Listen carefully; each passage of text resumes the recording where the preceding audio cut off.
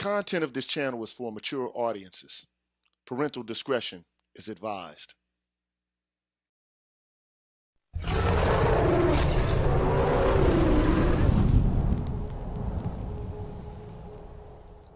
You're tuned in to the Green Gorilla channel. Please make sure to like the video, subscribe to the channel, and hit the bell notification button. And please, feel free to share the video. Thank you.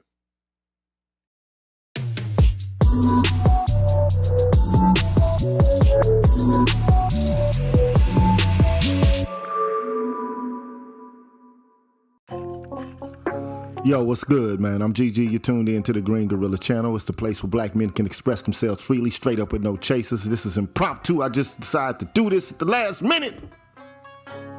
But shout out to all y'all out there, man. Before I get things started, man, I want to say what's good to the haters out there, as I always do, man. Hope y'all passing a good afternoon. And when you come in, could you please hit the like button and subscribe button and the bell notification button? Thank you. And let me get this out of the way because I want to kind of be quick about this. I want to give a shout out to all the members of the Green Gorilla channel and also all of the members who support me on Patreon. So let me get that out of the way and then I can move on to what I need to do. So shout out to Hootie of New Comet, Apex Prowler, Anthony Davis, I'm Just Jules, Brotherly Love, Michael Ross, Lee Ways, Black Swerve 404, and An Honest Look at the End. Big up to y'all. Big up to John J, Sherlin Woke, Ricky Dawson, Stefan, Julius Ferguson, Lord Hamal, True 7360, and Mr. Me Too. Big up. Big up for Carl for President, Broken Blade, Leading from the Back, J. Cleveland Green, Gold Professor, Seven Coast Dojo, AKs and Curtains, H-Town, Rogish the Billmonger, BD Main, Adrian Thomas, Electrician 480, Bingo, Cutting Up with the Jones, Zanko 1, and D Scott. Big up. Big up to Path Guy 74, Pete Rock 496, Aaron Peters, Barnolis, Dar, Vincent Lindsay, Michael Pierce, Beautiful Trauma, Quiz the Poet, and Black Quizzard 80OS. Big up. Big up to Jazz Tech, Shadow Observer, Sugar T, Artisan MC, Nasiana, Kyle J. Sura, Kareem, Troy Warren, Mrs. KP Bailey, and Alan Wiley. Big up. Big up to The Face, Mantis on Break, Life of Commerce, Dreamlit, A. Wilson's Ghost, Timothy Blewett, Jeffrey Speed, Marvin Battle Jr., and Mark Hope. Big up. Big up to Afro Troop TV, Adam, BGS Ibmore, Ignatz Mouse, Brian Peaks, Papa Dida, Scott Haywood, Black Uru Strikes, Dr. Tree 33, and Leroy Honeycutt. Big up. Big up to Supertech, 77 Base X, Brian McMurray, Karen S, Charles Rogers, Rick Ross, Sandra Jean, Charles Gilmore, Patricia Colley, Greg. Big up to y'all, man.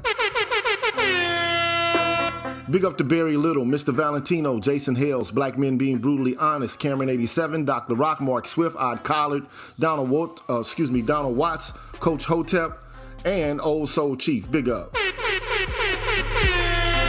Big up to Mr. Blue Collar, TD Hip Hop Media, Drew Main, Mr. Heat, Sir Anthony, MLR. Also, big up to Universal 178, Rasheed Barnes, Emma Smith, DH, The Revelator, Aaron Infinite, Dr. Tiasan Johnson, Kalan Jakala, Hostile Adept, and W. Pierre 1. Big up to y'all.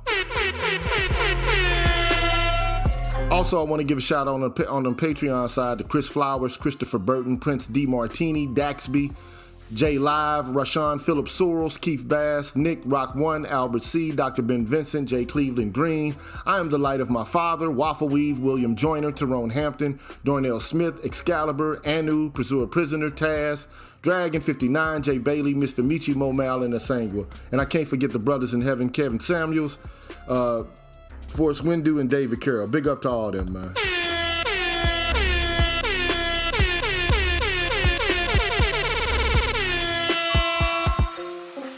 And I'm just going to get right into it with no fanfare, man, because it ain't a lot of people here, but that's cool. What I want to do is just kind of zip through this, and I'll be back in a jiffy. What's good, everybody? I'm the G with a PhD, and you're tuned in to the Green Gorilla channel, the place where black men can express themselves freely, straight up, no chaser. Today, I want to introduce you to my new membership program that consists of 5 levels where you can invest in the Green Gorilla channel on a monthly basis and receive level-specific perks. Memberships are special because they improve the quality of the content of the channel and will help me to be able to keep the channel going. Now, to participate in the Green Gorilla Channel membership program, all you have to do is hit the join button, which is located right next to the subscribe button on my channel page. Now, for all of my subscribers who decide not to participate in my membership program, nothing will change. The content will keep coming the way it always has. Thanks for watching, and be careful out here, people. Bless.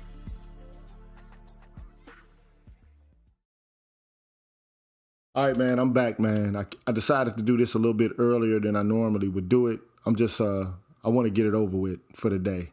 Didn't expect for a lot of people to come. It's all good, but I just still want to get through this. This is going to be the last part of chapter 1 of me covering this book. And of course, you know what the book is. It's called Dark Ghettos, Injustice, Dissent, and Reform. And I'm reading it. You know, it's a book basically written by a philosopher, a black philosopher, whose name is Tommy Shelby, okay? Now, you know, purchase the brother's book, man. You know, the book ain't no more than $25, man, on Amazon, bro. Real talk. So if you want to support, you know, your black academicians, man, there's more black academicians than Tommy Curry. No disrespect to Tommy Curry. I love his work, but he ain't the only black philosopher out there, man, that's writing and, making waves out here. So anyway, the book is called Dark Ghettos. It's written by Tommy Shelby, man, Harvard professor, okay? So, you know, I've been reading a lot from this text. And before I even go into anything, you know, picking up from where I left off, I want to go over some of the terms that he's already set out so that you can have some sort of understanding about, where we left off and, you know, where he's kind of going with this thus far. So, you know, I got some cliff notes, all right, which I've made myself, which I can describe to you so that when we move into the next section, you got a frame of reference, okay? So the first thing he says is, when interpreting, you know, what's going on in the hood, people often use a medical model. I hear this done in the manosphere over and over and over incessantly. So what is the medical model? You describe some feature of the ghetto, say, for example, single mother families, violence, you know, with young black men. You identify, you know, the linchpin that keeps the ghettos in place. You got joblessness or segregation. Then you propose some sort of cost-effective solution that would remove the linchpin, a jobs program, a school, some sort of initiative or something like that.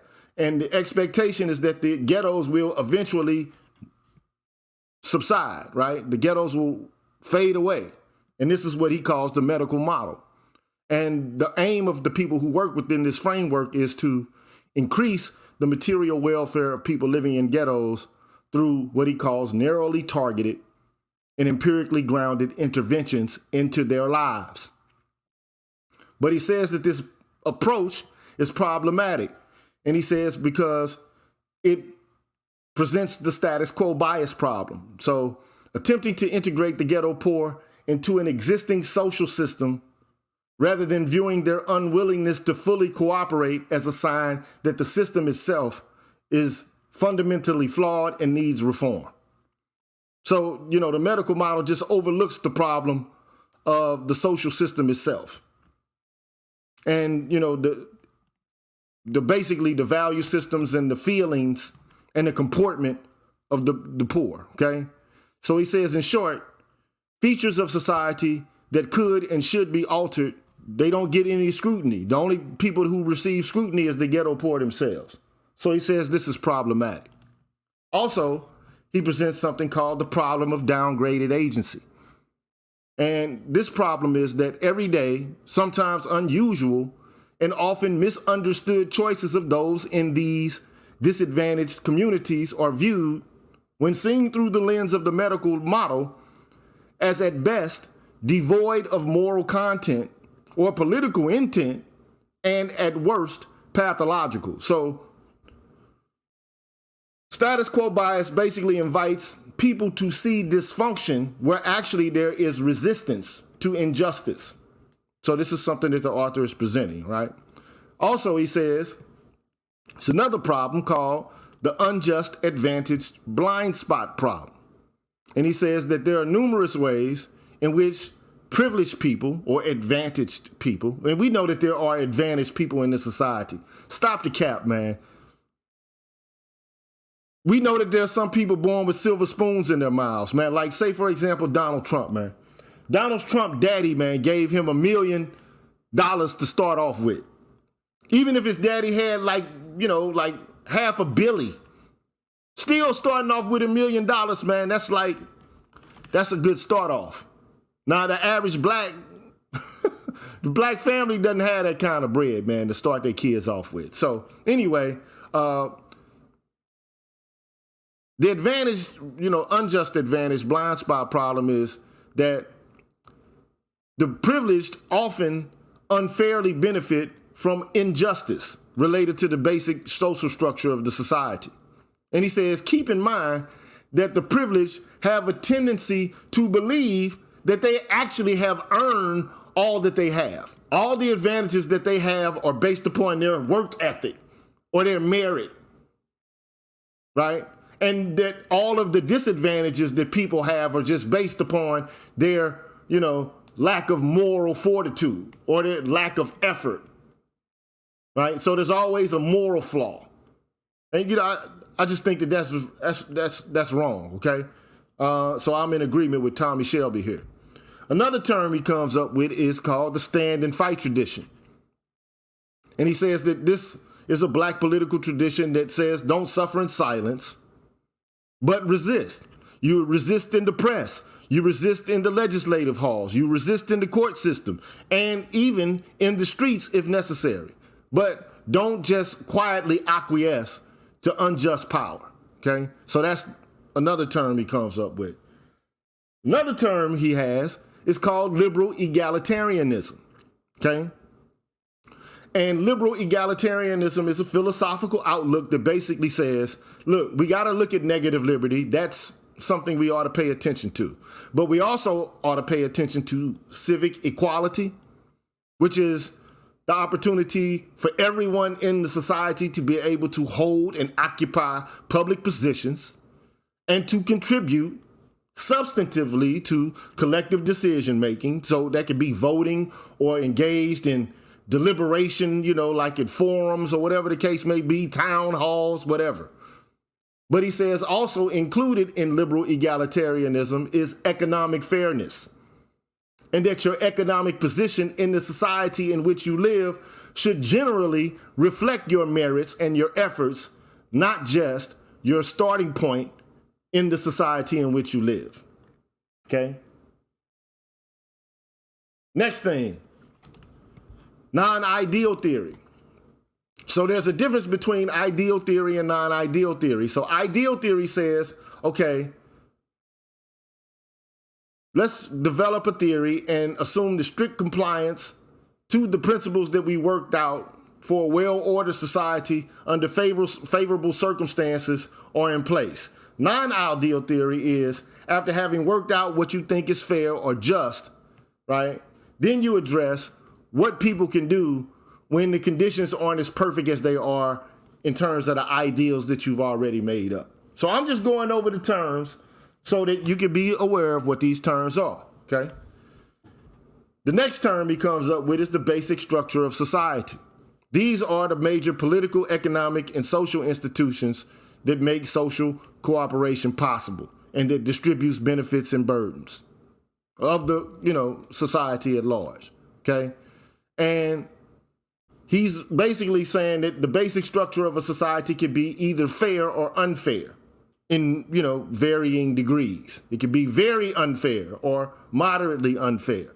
It can be somewhat just, or it can be very just. So you just have to look at the individual society in question and look at, the institutions, the economic, the political, and social institutions to make sure whether or not they're fair. Another idea he comes up with, or a term that you see, is reciprocity, okay? So what is reciprocity? Basically, in terms of, this theory he's developing, So basically he says society is a system of social cooperation over time, and that the distribution of benefits and burdens should be shared as much as possible by each citizen within the society, okay? So every citizen has a duty to do his or her fair share of taking on the burdens of social cooperation, such that the benefits that they enjoy are justifiable. And I think, some people say that this is not how society ought to work. It is not a system of social cooperation. It's just a system, where people are prevented from killing one another. I tend to think that that's just the bare minimum. I don't think that that's a well-ordered or just society at all. I think it's a bunch of bullshit predicated upon the social contract tradition. But hey, that's just, my view. I tend to think that society is a system of social cooperation over time. And if it's even in the social contract tradition, if the contract is not meeting the demands and the safety of the citizens, then the contract is null and void. You can destroy it. That's what they got the Second Amendment for. Like if the society isn't doing what it should to afford each citizen justice and fairness related to each other, then fuck it, revolt, destroy it. I mean, that's the thinking of the social contract tradition. Anyway, then the author goes on to talk about three kinds of racism. You got ideological racism, you have institutional racism, and you got structural racism. Now he says ideological racism is just a widely held set of beliefs and implicit judgments that misrepresent significant social realities that function through this distortion to bring about or perpetuate unjust social relations between people. And he says that ideological racism can be intentional or unintentional. Okay? Then he goes on to say there's something called institutional racism, which can be either extrinsic or intrinsic. So in extrinsic racism, when it's institutional, the institution can employ a policy that has nothing specifically to say about race, but nevertheless has a significant or disproportionate negative impact on an unfairly disadvantaged racial group. And he'll explain later on what he means by this. Then also there are intrinsic institutional racist, I think the best way to say that there is intrinsic institutional racism. And this happens when the goals of the institution themselves are, or the content of the rules or the applications of its procedures are racially biased. Then you have intrinsic institutional racism. Then he goes on to talk about structural racism, which he says is the accumulated negative effects of both institutional and ideological racism throughout time. And then he goes on to talk about something called laissez-faire racism. And I don't know why I didn't big this up. Let me big that up real quick. All right, so he says there's something called laissez-faire racism. And I hear this a lot in this space as well. Okay, so what is laissez-faire racism? Is propagating or embracing the viewpoint that blacks are where they are in this society because of their bad life choices and self-defeating attitudes. Right? So that's the general spin on it. But not only that, people promote this view because they have a thinly veiled racial hostility. They have a desire to want to hold on to their unjust privileges, or they don't give a damn about black suffering. Okay, so he says when its adherents promote this kind of stuff, they're blameworthy. Okay, and it's called laissez-faire racism. Okay, and lastly, he talks about what he perceives to be discrimination. Okay, so he says when a person or a group is denied an opportunity, a resource, or a public benefit, this constitutes unjust racial discrimination. If the unfavorable treatment is A, based on the presumption that one race has inferior moral status to another. B, is based on racial considerations when race is not a relevant principle of differentiation that would further a legitimate end. Or C, has been caused by a racially biased application of institutional rules. And he says race-based discrimination that takes any of those forms are fundamentally unjust and intrinsically wrong. Okay? So those are the terms that he's laid out thus far. All I want to do is read the end of chapter 1 so I can be done with this and I can move into other aspects of the book. Now, I know this is not titillating and exciting. It ain't a whole bunch of me going off on bitches and shit and talking crazy about this bitch this bitch that. And I'm, quite frankly, man, if that's what you want to do, man, you go ahead and do that shit. You can go ahead and engage and indulge in that incessantly. But my goal is, if you want to have an intelligent conversation about the ghetto, let's have an informed and intelligent conversation about the ghetto.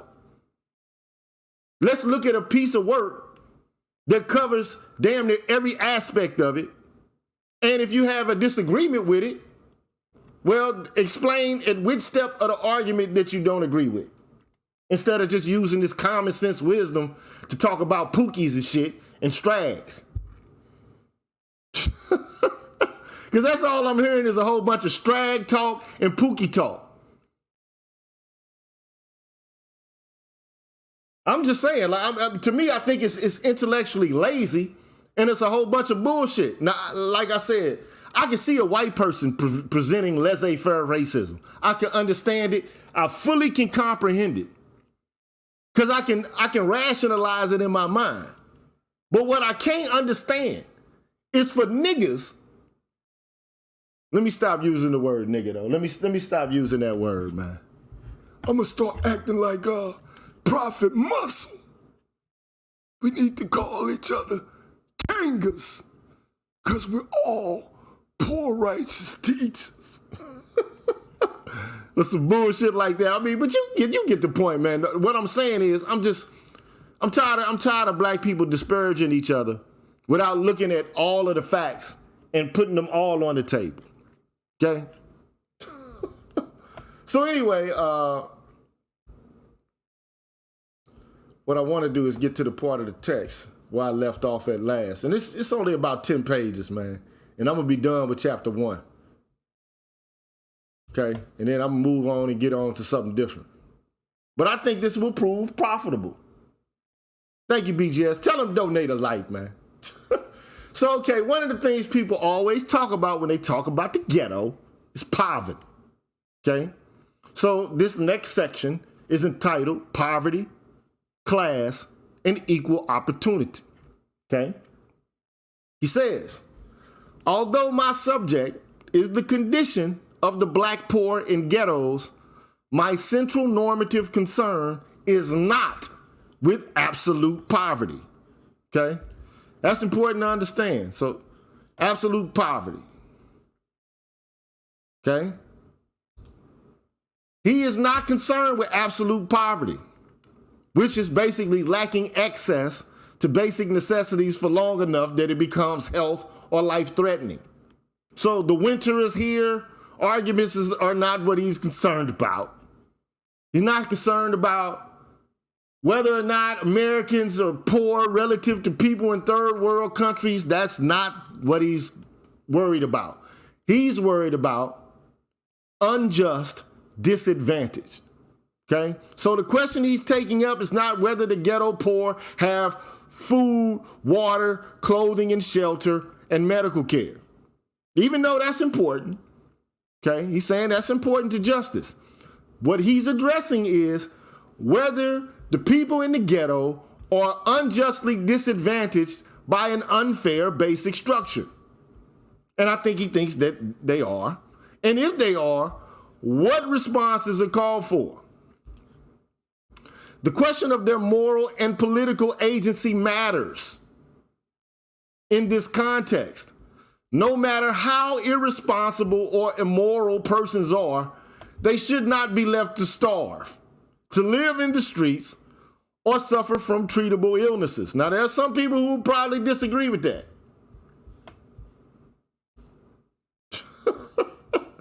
Okay? There's some people in this culture who would be like, man, fuck them, let them die. Which I think is absolutely absurd, okay?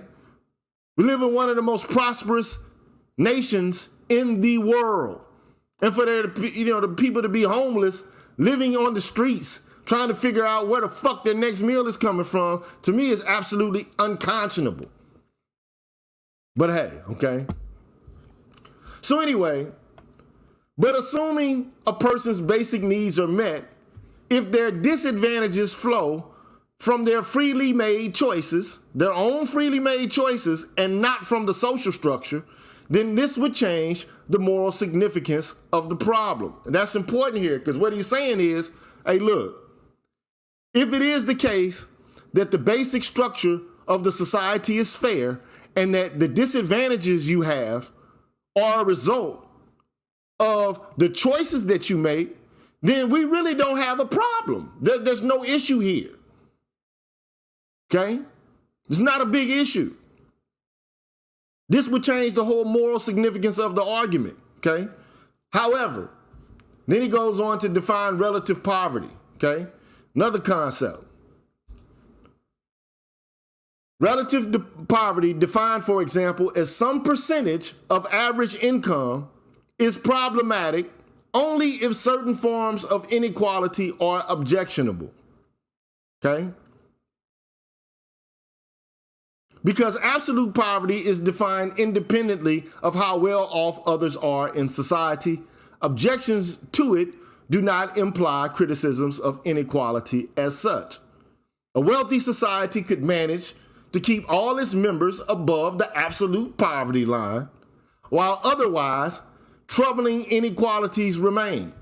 Okay, so that's important to know there. Okay, he says, look, even if everybody was above the absolute poverty line, you still could have economic injustices within the confines of that culture or that society. Okay? He goes on to say, some liberals are primarily concerned with the subject matter of absolute poverty and its negative effects on children. All they care about, and this is the pretext for the welfare state, if you don't know. Okay? Some liberals are primarily concerned with absolute poverty and its negative effects on children. This is the justification for the welfare state. Now, Tommy Shelby is not really actually interested in endorsing or finding a means by which to justify the welfare state. He already thinks, he's already said thus far, look, every society should at least do what it can to stem the tide of absolute poverty. But even in the context in which that's done, there still could be injustice, economic injustice within the society at large, okay?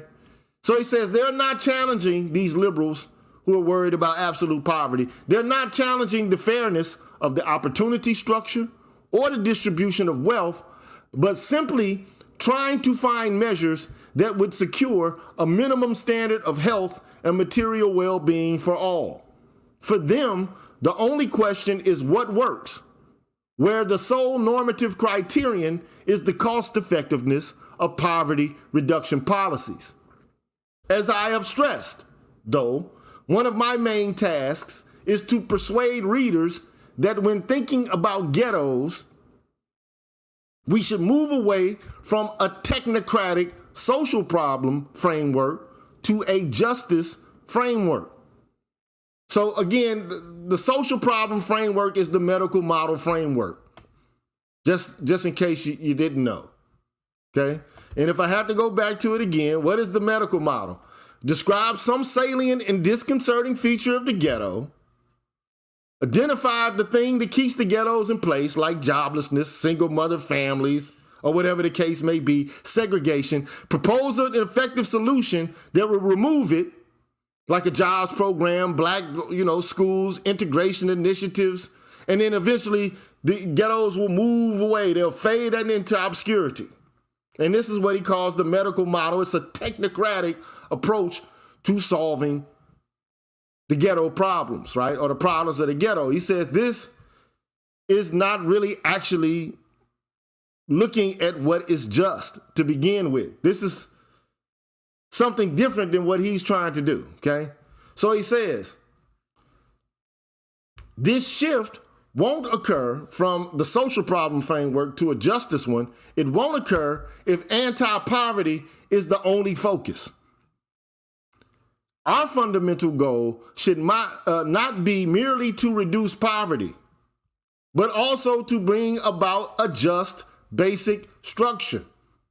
This objective won't be secured unless substantive equal opportunity is realized, okay? So notice he says substantive equal opportunity. Some people say America is just filled with opportunity. It's the land of milk and honey. Anybody can come in this bitch and succeed. That's what they say, right? Okay. Let me shout out to BGS, man. He say, man, pass the plate, man. Yeah, man, pass the plate. Stop being stingy out here, man. Shout out to Cutting Up with the Jones, man. Appreciate you. Appreciate your support, man. And also, shout out to K. Williams on the Cash App and Troy on the Cash App. Shout out to them, man. Okay?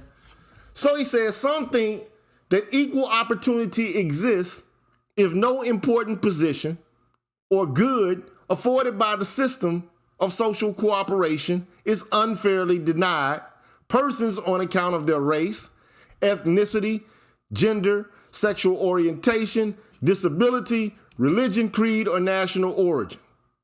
Okay? So some people say if there is nobody who's preventing you from cooperating based upon these things, right, that equal opportunity is there, right? So he says on this view, equal opportunity is merely the absence of unjust discrimination. However, within liberal egalitarian thought, and I defined it what it is, okay, I already went, here it is, if you must see it again. Liberal egalitarianism is a kind of liberalism that takes seriously not just individual liberty and civic equality, which is equal opportunity to hold and occupy public positions. It also takes seriously substantive economic fairness. And it basically puts forth the claim that your economic position should generally reflect your merits and your efforts, not merely your initial starting point in society. Okay? So going back.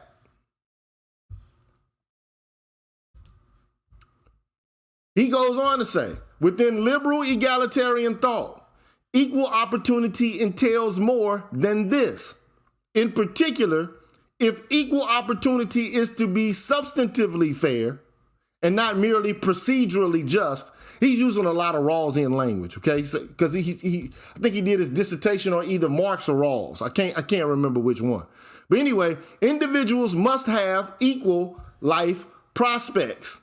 In other words, one should be able to expect that one's income and wealth over a lifetime will be similar to that of anyone else who has similar abilities and the same willingness to develop and use them, regardless as to the social class one has been born into.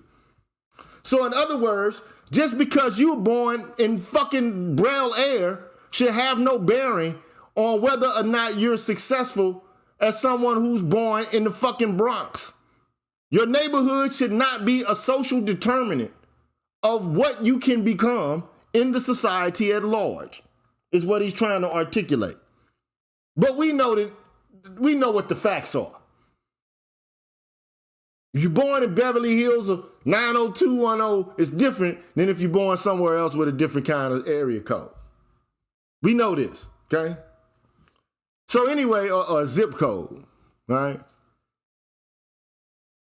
So he goes on to say there should be no class barriers to the acquisition of knowledge or education or the development of skills, which means that the educational system must be organized, administered, and funded so that each person has a similar chance to learn and cultivate his or her abilities regardless of their class origins. And I think he's right there. But then you have to ask yourself, is the educational system in America fair, such that wherever you come from, you all get the same kind of quality of education? We know not. We know that it's not like that, okay? He goes on to say, because many desirable jobs and valuable positions in public life require higher education, each person should have an adequate chance and opportunity to acquire the necessary preparation for college and should have access to the means to pay for a quality college education. At one point in time, college education was not as expensive as it now is. You used to be able to go to a state institution and pay little next to nothing to matriculate all the way through the school, and you won't come out, basically hamstrung by fucking debt that you got to pay off like a mortgage. This is a relatively new phenomenon. When my mother went to school, there was no conversation or talk about having to pay back fucking loans. She went to a fucking state school. Now it was an all-black school, but it still was a state institution. She paid little next to nothing in order to get her education. Anyway, lots of things affect our life chances. It is perhaps too much to ask that society arrange things so that only talent and effort determine which roles in life will be available to each. Now, I don't know if I necessarily agree with that, but, might want to come back to that. But certain unfair obstacles to the pursuit of our ambitions can and should be removed, particularly those created by alterable features of the basic structure.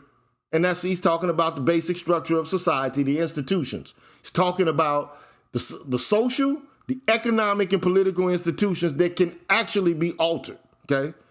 Says, among these obstacles are an inequitable distribution of income and wealth. That's A. Unjust discrimination in employment and inadequate opportunities to learn and develop one's talents. Fair equality of opportunity, then, is an anti-class principle. In a system of social cooperation where each has equal standing and all are entitled to share equitably in its benefits, those born into affluent families shouldn't have better life prospects than those born into families with more limited material means. The classless society is one with fluid mobility between income groups across generations. The family you were born into does not seal your fate or ensure your success. Now, the question is whether or not you agree with this.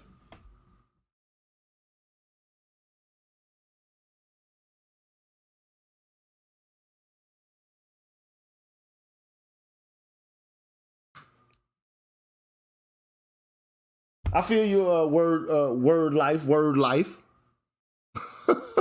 I'm putting the link out there because I want to know how you think about this. Like, if you disagree with the argument, but the funny thing is, if you're black, why would you be a proponent against, or an opponent of this view?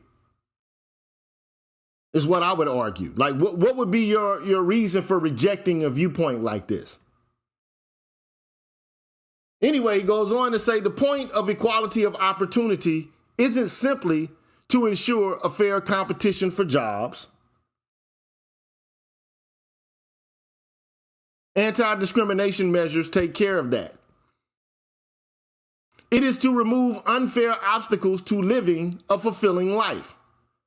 One shouldn't be disadvantaged in the pursuit of one's ambitions because of one's class background. What makes differences in class background unfair? Well, he says they are arbitrary handicaps or advantages that serve no moral purpose, that are created by the basic structure, which is the political, the economic, and the social institutions itself, so it cannot be justified to those on the losing end. And the reason that he's saying this is, think about it. If a society is fair, for the most part, the disadvantages or the advantages you have ought to come out of your agency.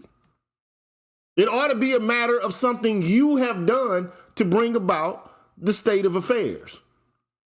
Namely, that you fucked up. You didn't do what you were supposed to do, or you did what you were supposed to do. You worked hard, or you didn't work hard. You passed the test, or you didn't pass the test. But you had an equal opportunity to pass the test because you had the opportunity to know the information. You had the books, the resources, and the whole nine. But you just decided you didn't want to do it. Now, one could argue, okay, if you fail the test and you lose the position or you don't get the position, well, that's on you. That's something you've done through your own agency. But why should you be hamstrung over factors over which you have no control? Nobody has control over the family that they're born into. Whether it's a single parent or a two-parent household, you don't get to fucking choose that as you swim through your daddy's nutsack. Or maybe some of you motherfuckers are boss babies or some shit, where y'all were in a preborn state and determined who your parents was gonna be and all that. Right? Maybe some of y'all are like that. That's on, hey, maybe you know some shit I don't know. Maybe you was there before you was born and decided like I was gonna be born with a 9-inch, 20-inch dick, 6'10", with an IQ of 220. Maybe you made them kind of choices. But most of us, we don't get to make those kind of choices. And because we haven't made those choices, he's basically saying that they shouldn't have the ability to impact how we fare in the society at large if we haven't chosen them. Okay? So anyway, he says that these differences in class background are unfair. They're arbitrary handicaps, right? And this structure is not an unchangeable fact of nature, but the products of social practices that can actually be altered. We can actually change these things, he's saying, okay? So we can contrast this interpretation of the content of equal opportunity with a more radical vision, one rooted in dun dun dun dun socialist principles, which many people don't agree with in America. This is the funny thing to me. Like, I'm not saying that I'm a socialist Marxist, but at least I've read socialist Marxist literature. And I know the philosophical underpinnings of socialism and Marxism. Some of you motherfuckers ain't even read it, but hate the shit. And that just confuses me, man. I'm like, that's like a motherfucker telling me, I don't like that. Have you tried it? Have you tried to eat it? No, I know I ain't gonna like it. Well, how the fuck you know you ain't gonna like it if you ain't even tried to eat it, bruh? How you gonna know if you like it or not? But anyway, on this more strongly egalitarian interpretation, we can call socialist equality of opportunity socioeconomic inequalities that arise solely from differences in native talent are unjust, okay? The fact that some are endowed with socially useful talents is not a sufficient ground to expect greater economic rewards from the system of social cooperation. I don't buy that. I do buy it, but I don't buy it. This is an argument that, in philosophy, they call the natural lottery, okay? And I don't think he agrees with this either, okay? Anyway, he's just outlining a position, okay? One should be willing to use one's scarce abilities to improve the life prospects and welfare of others without demanding higher pay than others who work just as hard and long. No one can claim to be entitled to greater benefits from the social system simply on the basis of their native capacities, as these are gifts from nature which no one deserves or is responsible for having. Okay, so this argument is a basic argument in philosophy. It's called the natural lottery argument. Okay, according to socialists, socialist equal opportunity means that each, regardless of ability, has the option to work for similar economic rewards, provided they're willing to work the same number of hours. This would still allow some economic inequality, as individuals differ in their preferences for money and leisure. Yet, this inequality is not unjust, as everyone is free to work for more greater rewards. And he says, I am not convinced that justice demands socialist equality of opportunity. And I didn't think he did, knowing what I know about his thought. He said, I'm not convinced that, justice requires this demand that, regardless of what your ability is, everybody should pretty much earn the same kind of money. So, I mean, this argument is the kind of argument that WNBA players make all the time. If you don't know, they say, okay, we're playing the same sport. We play the game for the same amount of time. We pretty much, I don't know how many games they play in the WNBA. I really don't know. I don't think it's as many as the men. But still the argument that they're making is look, we didn't choose to be women. So, this is unfair that these men, are getting paid all of this money and we're getting a fraction of it. So, this is the argument they make, right? So their argument is like the socialist equality of opportunity argument. And he says, I certainly agree that there's no natural division of income and wealth. And I don't either. So I'm in agreement with him there. They only played 36 games, bro? Come on, bro. That can't be true, bro. Shout out to McCazel McCullen. Shout out to that guy right there, man. Appreciate that.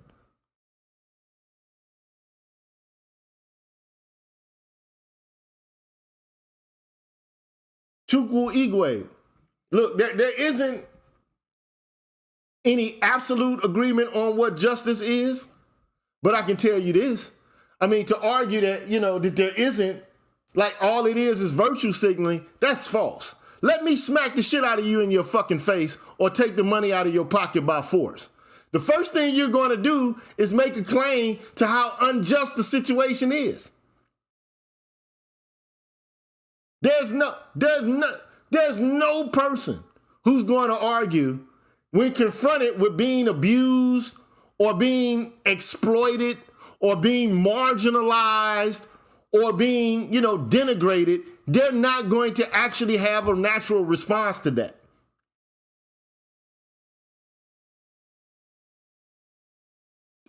People act as if, even if they, like, say, for example, you're a moral nihilist, which I don't think that there's a such thing as. Because as soon as you do something to one of them, the first thing they're going to do is make a justice or a moral claim against you. Even if you're a moral skeptic or a moral subjectivist, you're still going to make a moral argument if somebody violates you.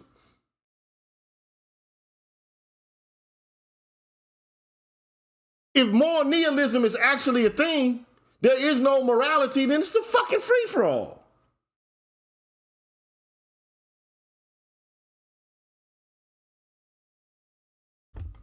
It's a fucking free-for-all, okay?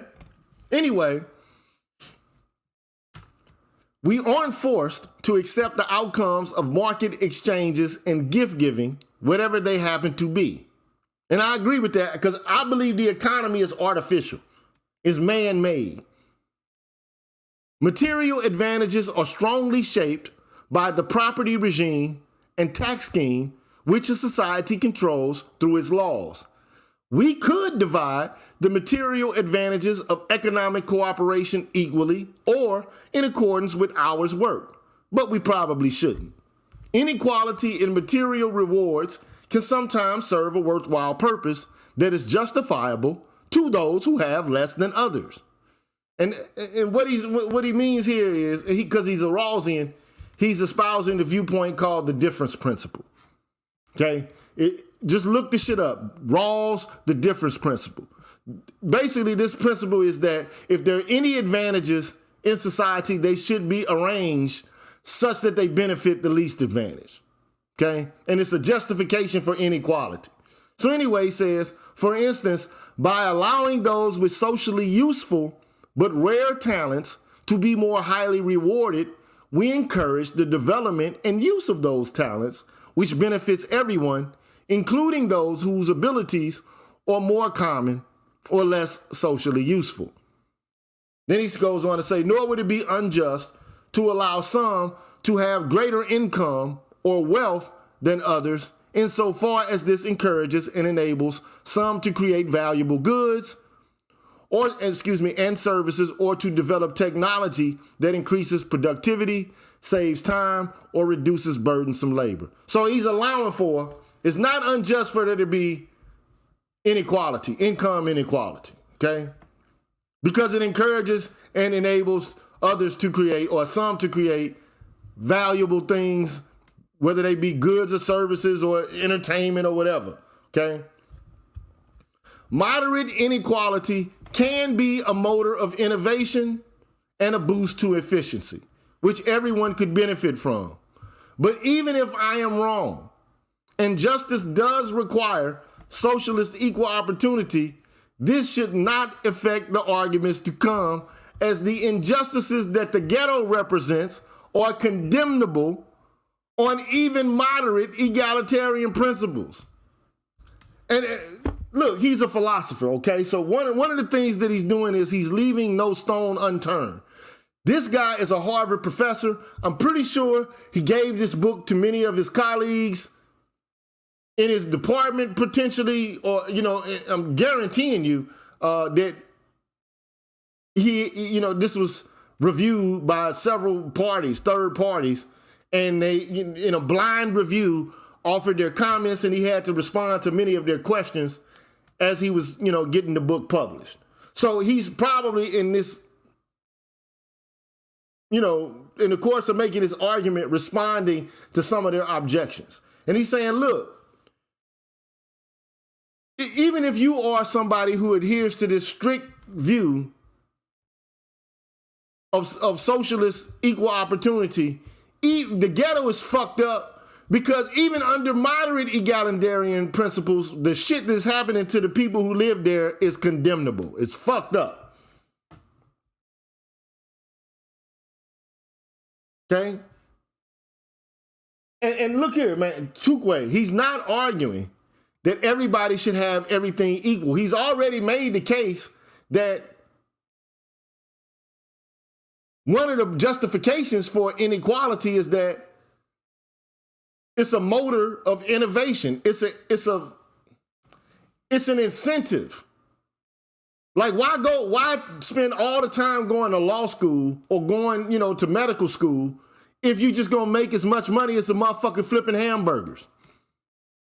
Then you're not gonna have, if everybody makes the same amount of money, regardless as to what the fuck it is, kind of job that they have, nobody is going to be compelled to do what's difficult, because there's not going to be a reward for the greater difficulty. It's not going to be some sort of remunerative reward. So why do it? So that's the kind of argument he's making. He's saying, look, there can be social inequality because it advantages everybody. He's not saying that. So he's not saying that everybody has the same amount of money. But he is saying that in terms of relative fairness and justice, just because if you were born to a wealthy family, you should still have the same chances. If you're not born to a wealthy family, you should still have the same chance to move up the economic ladder as somebody who was born as an aristocrat, or somebody who was born from people who went to Harvard, their parents. You should still have the same kind of opportunities. You should not be condemned by your birth. is the point. You shouldn't be condemned by things over which you have no control. Right? That's what he's saying. He's saying society in and of itself is a form of, it's a place of social cooperation over time in which benefits and burdens have to be somewhat fairly distributed amongst the population. What do you think motherfuckers revolted for during the French Revolution and shit? Because there was a certain class of persons who basically held on to power based upon birth. And they was like, fuck that shit. Fuck that. They resisted. They revolted. So the question is, like in terms of how should you fare, it should be based upon or predicated upon something that you have done with your own agency. That's the point.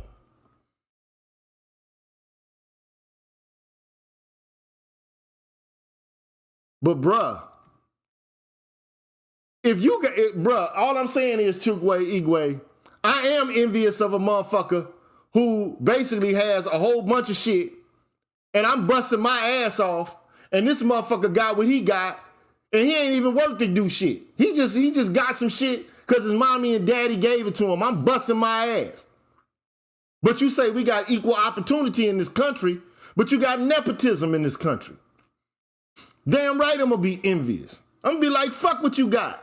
Because what you have is predicated upon me being complicit with the system. But if the system don't benefit me and it only benefits you and your family because of some shit that happened 200-300 years ago, then fuck that. Damn right I'm envious. I don't know about you, but I'm envious. If I told you, hey, look, you ain't, based on something you had no control over, you're gonna be richer than the motherfucker somebody else. That's birth, race, sex, whatever the case it may be.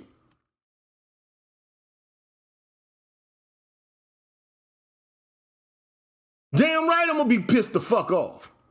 Fuck your wealth then. Ain't none of us gonna have it then. Fuck it all then. I'm burning everything down. Ain't nobody gonna have shit then.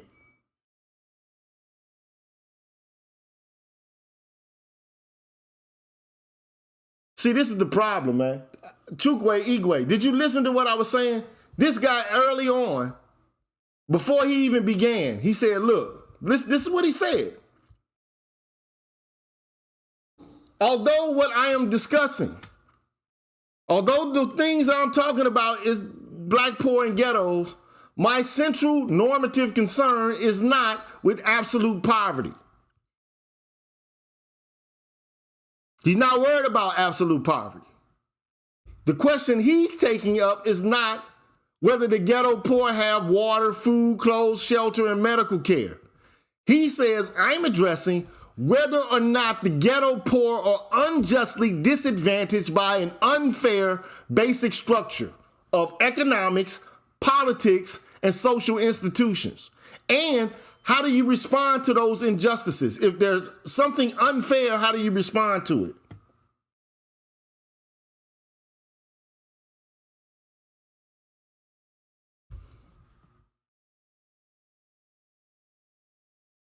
Okay?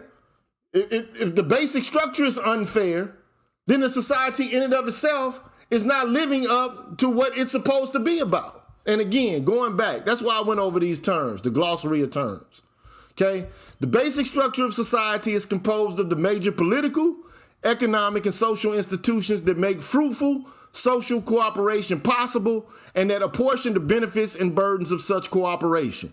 The basic structure of a society can be either fair or unfair in varying degrees. It can be very unjust. It can be somewhat unjust. It can be very fair. It can be somewhat fair, okay? So basically, he says society is basically predicated upon the norm of reciprocity. Society is a system of social cooperation over time, and the distribution of benefits of social cooperation should be shared as much, the benefits and the burden should be shared as much as possible by each citizen. Each citizen has a duty to do his or her fair share of taking on the burdens of social cooperation such that their benefits, the things they enjoy, are justifiable. So this is the reason, like, people were like abolitionists. Slaves were abolitionists. They were like, what the fuck interest do I have to keep working for another motherfucker into perpetuity for?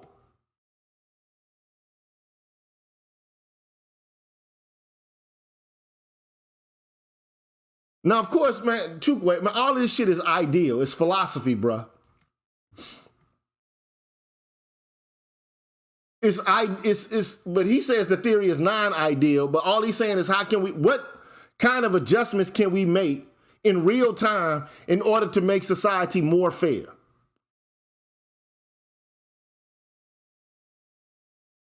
Okay? And I mean, to some degree, it has worked in society because people rebel. When the society becomes too unjust and too stifling, they will rebel. This is a feature and a function of human societies from time immemorial. People rebel.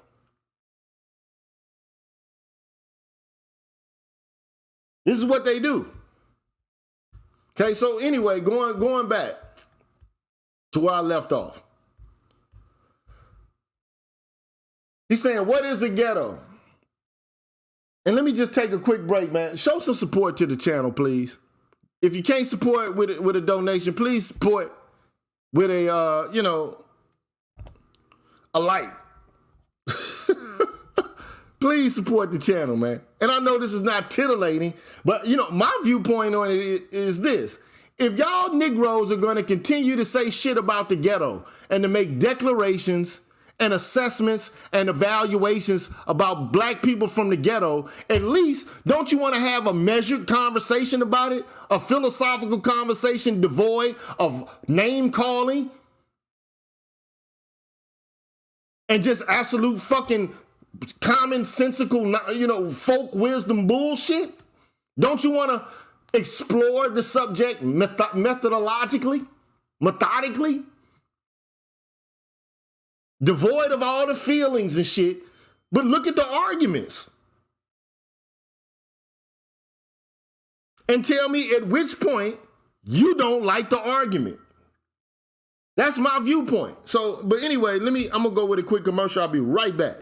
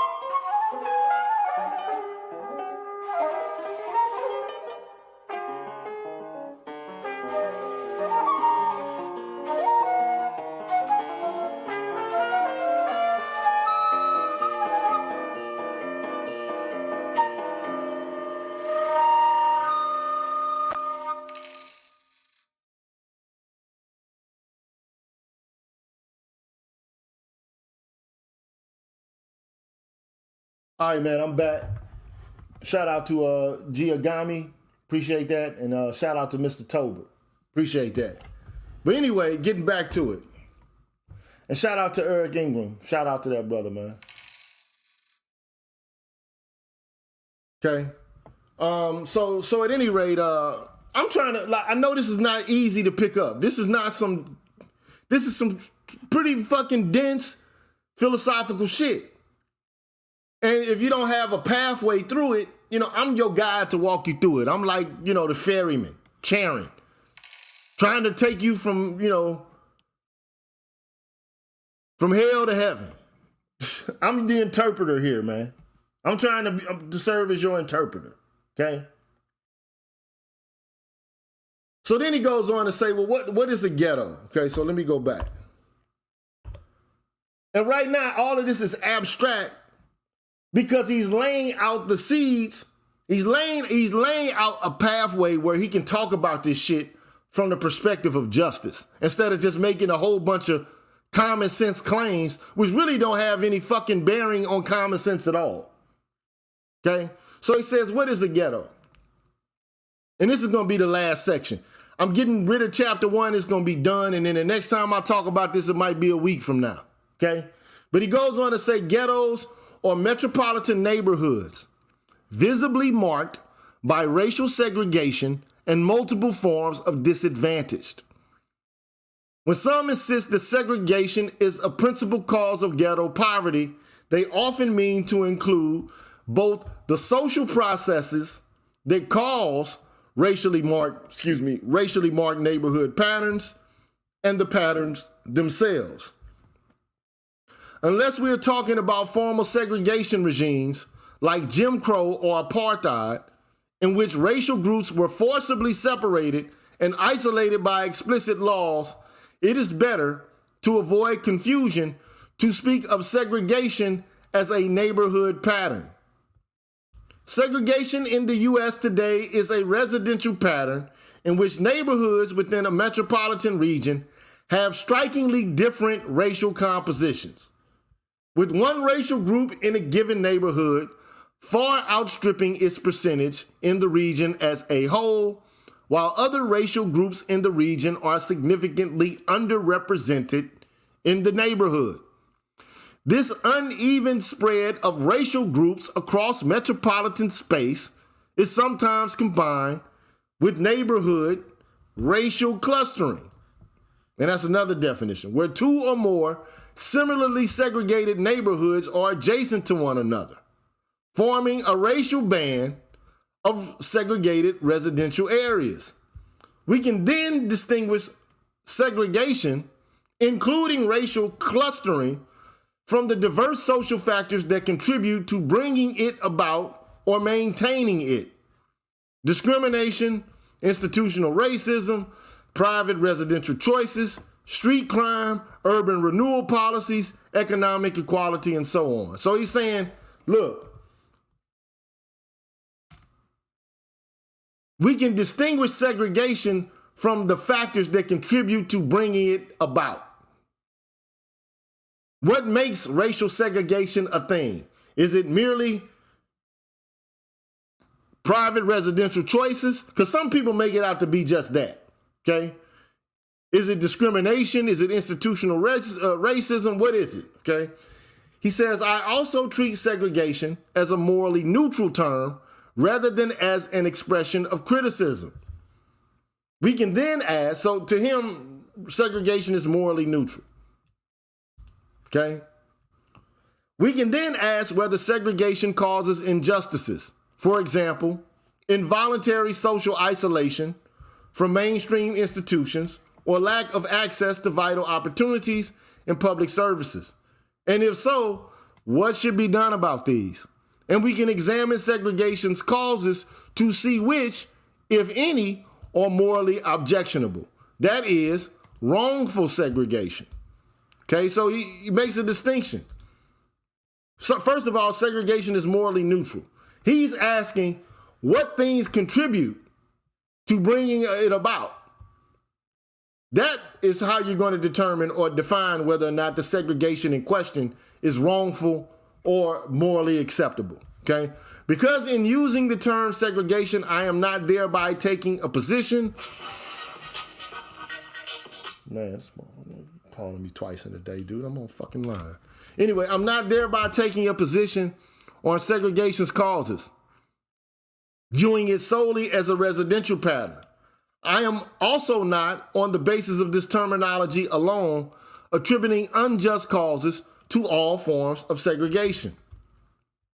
Racial segregation is often discussed as if it were in itself a form of unjust disadvantage. It might be thought, for example, that segregated groups are, as such, stigmatized, and so segregation should be viewed as itself an unjust disadvantage. There remains an informal racial status hierarchy with whites on top and blacks on or near the bottom. If blacks as a group are stigmatized as inferior, then a black majority neighborhood will also be stigmatized, tainted by the debasing black presence. In this status hierarchy, the blacker the neighborhood, everything being equal, the lower its social status.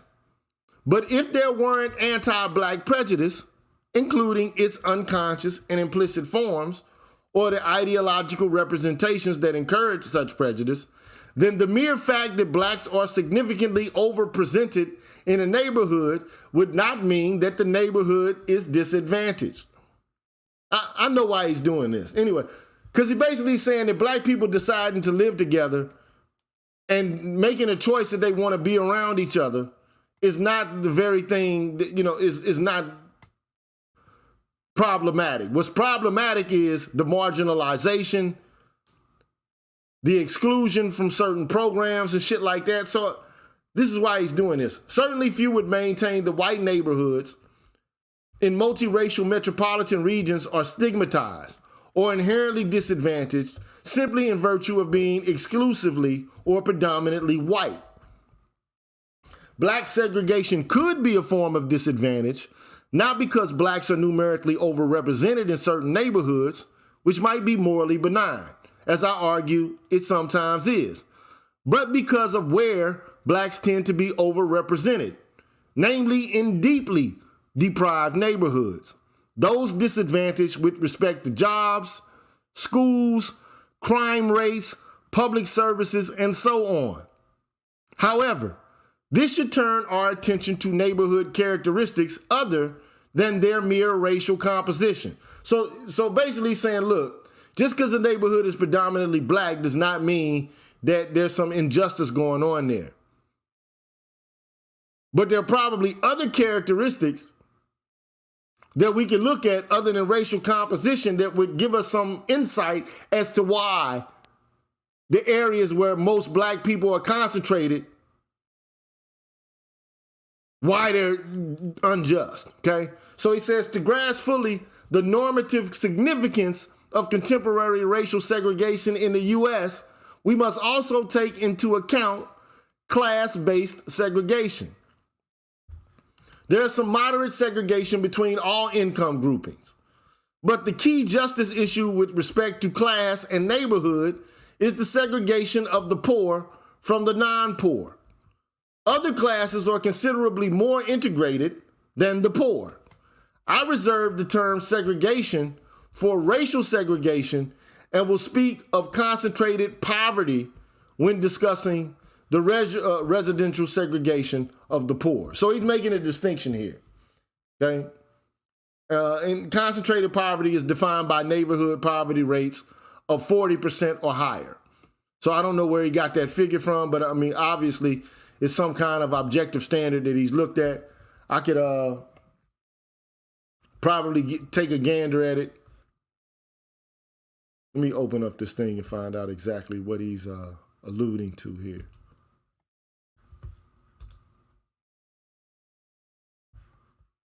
I want to see what that quote is talking about. 31, chapter 1.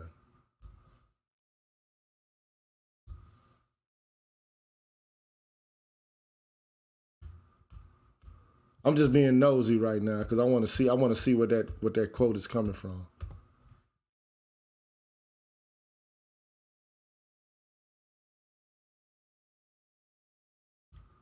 (31) chapter 1.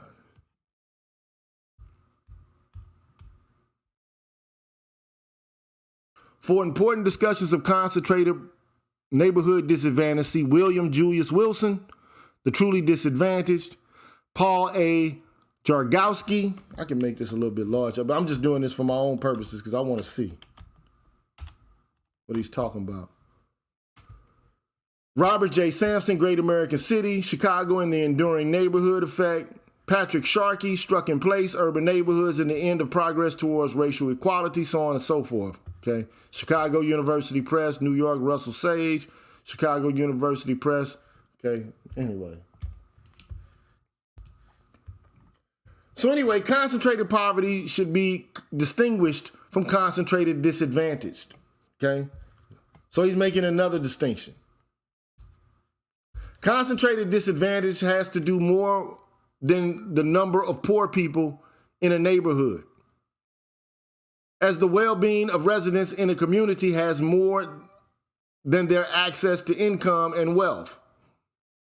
Other relevant indices of disadvantage include low birth weight, abnormally low life expectancy, enduring physical and mental illness, disability, alcohol and drug addiction, homelessness, inadequate shelter, low educational attainment, dysfunctional family life, social isolation and unhealthy ties of affiliation, lack of self-esteem, unemployment and underemployment, chronic fatigue, inability to participate fully in public life, and high incarceration and felony conviction rates. So those are some relevant indices of disadvantage, okay? Such disadvantages tend to cluster together and accumulate so that the ghetto poor often suffer from multiple forms of deprivation, generally placing them at or near the bottom of the social order, sometimes extending across generations. Some sociologists maintain that concentrated poverty is highly correlated with concentrated disadvantage.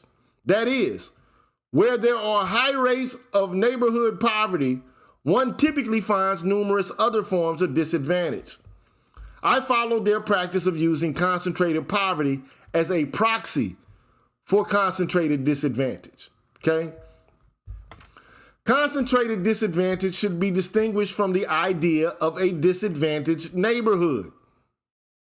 Concentrated disadvantage has to do with the percentage of people in a neighborhood who suffer from multiple deficits in well-being. It's another distinction. A disadvantaged neighborhood is a place that suffers from a relative lack of nearby or readily accessible goods, services, and opportunities that are needed for human flourishing. Disadvantaged neighborhoods are ones with, for example, low-performing schools, high rates of crime and violence, dilapidated and insufficient housing stock, low property values, exposure to environmental toxins, limited employment opportunities, few good local grocery stores, visible signs of disorder, few recreational sites, and inefficient or expensive public transportation. Of course, neighborhoods with concentrated disadvantage also tend to be disadvantaged neighborhoods. And many would explain high concentrations of disadvantaged residents by pointing to the fact that these neighborhoods are severely disadvantaged. But as I will employ it, the concept of concentrated disadvantage, like the concept of segregation, is neutral with respect to the causes of such disadvantage. Use of the concept is, for example, consistent with the view that concentrated disadvantage is caused not by the unavailability of opportunities, but by the moral failings and improvidence of the disadvantaged. Right?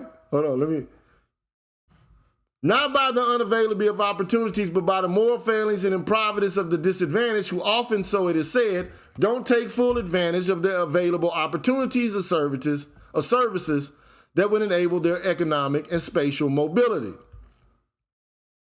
One troubling fact about today's segregation patterns is that black segregation is strongly correlated with concentrated disadvantage. Blacks are, in fact, the only social group in the United States that experiences both high levels of metropolitan segregation and high levels of concentrated disadvantage. The only group.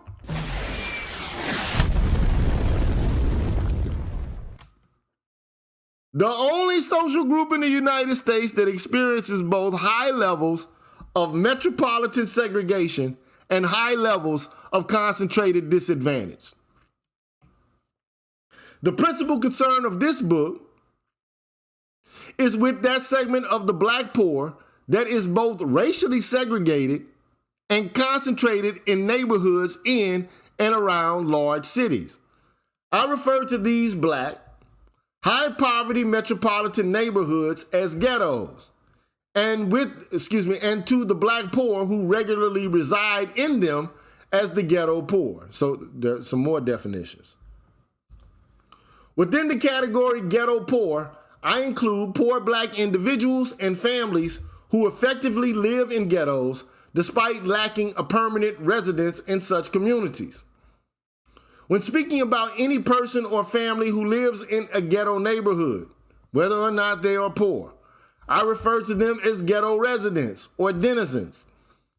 I should also emphasize that many segregated blacks live in neighborhoods that have moderate levels of poverty, 20 to 30%. Again, the threshold is 40%, all right, based upon, the authors that he's identified. A lot of this shit was published in Chicago University Press, so I have to see why that is. But anyway, and yet their concentrated disadvantage is almost as severe as in ghetto neighborhoods.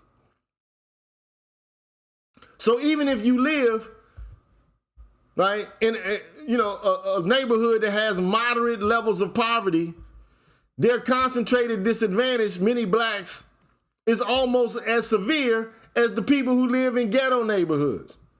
We might think of these ghetto neighborhoods or black neighborhoods as type 2 ghettos, because much of what I go on to say applies equally to these neighborhoods.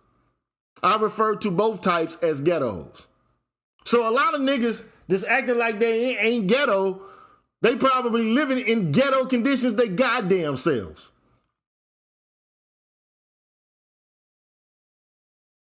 That's for all the Pookie language users and shit. Anyway, the conception of ghetto relied on here contrasts with more theory-laden and thickly normative conceptions. For instance, low equal quant. I even use low equal quant in my own dissertation. Invoking a structural functionalist framework conceives as a ghetto as a social organizational device that employs a space to reconcile two antinomic purposes: to maximize the material profits extracted out of a group deemed defiled and defiling, and to minimize intimate contact with its members so as to avert the threat of symbolic corrosion and contagion they carry.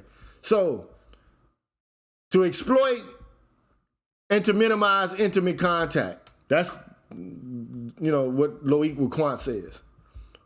Though sympathetic to his analysis, I am not so sure and so do not assert that ghettos serve the same social function wherever and whenever they exist. Indeed, I'm not certain that ghettos always serve a purpose or a function, as opposed to sometimes being the largely unintended product of complex and changing sets of social practices, which might have different normative implications depending on the socio-historical context. Moreover, given that my ultimate concerns are normative and not explanatory, and that I don't want to beg any questions through my initial analytical choices, I have selected a more descriptive conception of ghettos. Contemporary American ghettos could, of course, be rooted in labor exploitation and racial stigmatization, as I believe they sometimes are, but they might reflect systemic injustice in ways other than through exploitation and stigma, as I shall attempt to show. However, such normative claims should be conclusions of social theorizing and normative analysis and not assumed from the start. Okay? So I got like maybe 5 or 6 more pages to go. I want to be done with this chapter. Basically, he's laying out a whole bunch of definitions. Okay? And I'll go over these definitions because I believe this book is necessary for the manosphere. Just my opinion. So then the next section is injustice in ghettos. Okay? From the standpoint of corrective justice, contemporary black segregation and concentrated disadvantage are best understood against the background of the 100-year struggle to abolish Jim Crow and the near 50-year effort to secure the equal civic status of blacks and to remove the group's disadvantages caused by the segregation regime. Under Jim Crow, law and custom prescribed racial segregation, thus violating the rights of blacks to equal liberty. Blacks were not permitted to live wherever they could afford, as they faced severe housing and mortgage discrimination. Their rights to freedom of association were also violated, as the segregation regime restricted the liberty of individuals to form and sustain interracial relationships. Being morally concerned about barriers to interracial relationships needn't be rooted in a particular conception of the good life or valorization of interracial community over intraracial community. The concern can be solely with individual liberty. Laws should not impede individuals' pursuit of interracial association and intimacy.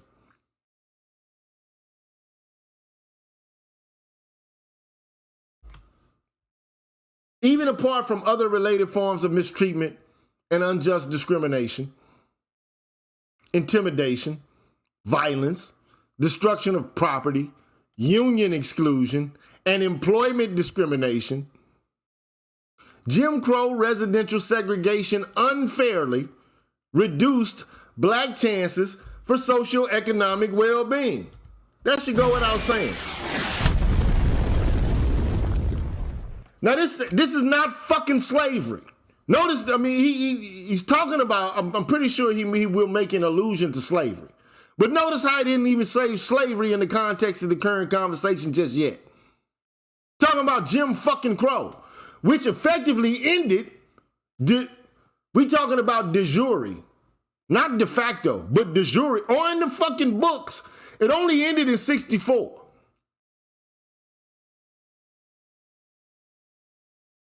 Anyway, he says, because they were segregated in the same disadvantaged neighborhoods with few avenues of escape, blacks were vulnerable to economic exploitation and had limited access to quality schools. They were also severely hindered in acquiring property in neighborhoods with high and stable property values. Thus, it is important to remember that the segregation regime's violation of liberty had far-reaching consequences for black socio-economic opportunity and black-white wealth inequality. Should be academic at this point. Jim Crow segregation laws also stigmatized blacks as social inferiors, unworthy to associate with whites on equal terms. This should be fucking like academic at this point. This should be like academic at this point. And here's why. I'll show you this. If it'll fucking come up. No, I don't want to come up, man. That's some shit.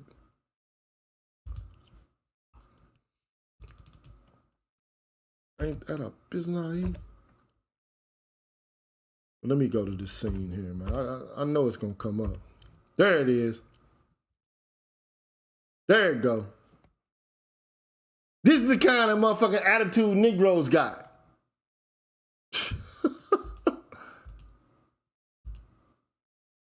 This is the kind of shit that black people were faced with.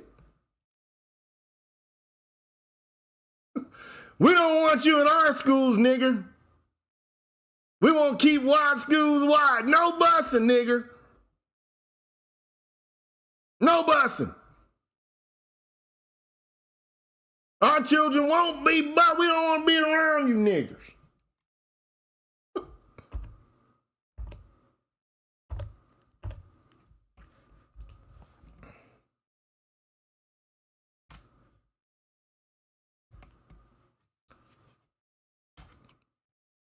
So Jim Crow segregation laws stigmatize blacks as social inferiors unworthy to associate with whites on equal terms. Communicating this sentiment through the voice of law was a grave insult to blacks, as it effectively denied that blacks should have equal moral and civic standing. That's the basic requirement of liberal egalitarianism, which the United States itself says it is. Blacks were not only forced to live without the secure conviction that their government regarded their interest as meriting equal concern, they were also subjected to explicit public dishonor and humiliation by de jure rules of segregation, by law. This degradation was buttressed and exacerbated by the everyday informal disrespect and contempt that blacks endured at the hands of their white fellow citizens. With segregation laws now abolished, separate but equal schooling ruled unconstitutional, and employment and housing discrimination illegal, it might be thought that the remaining task of corrective justice with respect to Jim Crow or the Jim Crow regime are to repair the damage done to the victims. For example, to put them on an equal footing with their fellows in terms of resources and opportunities, and to contain and ultimately defeat any lingering racist attitudes so that they don't prevent blacks from taking full advantage of the resources and opportunities to which they are entitled. So it might be thought, right? Let's see what he has to say in response to this, okay? But this picture of post-Jim Crow racial realities is too rosy, clearly. As many of the same wrongs perpetrated by the Jim Crow regime continued into the post-civil rights era.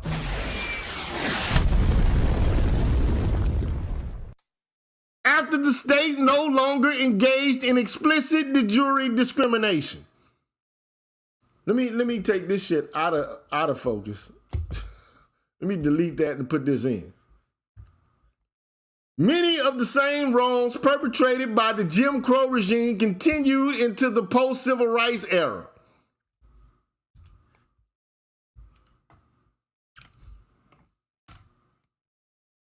There have been housing policies that were race neutral in their explicit content and in their proffered public justification, but that have had a disproportionately negative impact on blacks. An example of extrinsic institutional racism. These policies contributed to the segregation of blacks, particularly the black urban poor. And then he goes on to give examples, right?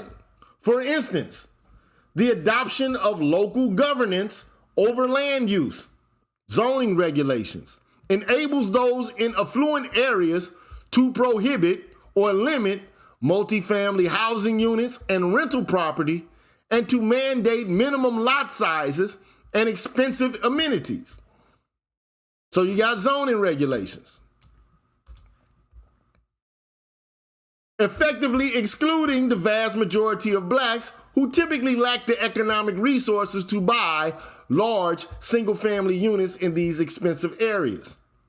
For a time, the Federal Housing Authority underwrote mortgages only in single-family, predominantly white neighborhoods, redlining on the premise that neighborhood homogeneity was necessary to maintain stable housing values. Talked about that on many occasions. Many times. Urban renewal projects displaced low-income residents in central cities. We call that what we call gentrification. Urban renewal displaced low-income residents in central cities without enabling their access to affordable housing in non-disadvantaged neighborhoods. The Interstate Highway Program empowered whites to leave the cities for the suburbs and demolished housing units in low-income neighborhoods. And it effectively created a freeway wall between white and black neighborhoods in many large metropolitan areas. New government housing projects for low-income persons were located in black neighborhoods that already had high rates of poverty. So God bless your new fucking projects. Some have argued that these and similar policies, whatever public justifications were offered in their defense, were actually adopted. At least in part because of bias in favor of white interest, hostility toward or indifference to black interest, or both. One might interpret these policies as surreptitious attempts by advantaged whites to exclude blacks from gaining access to goods, resources, and opportunities so that these whites could hold on to and monopolize these advantages.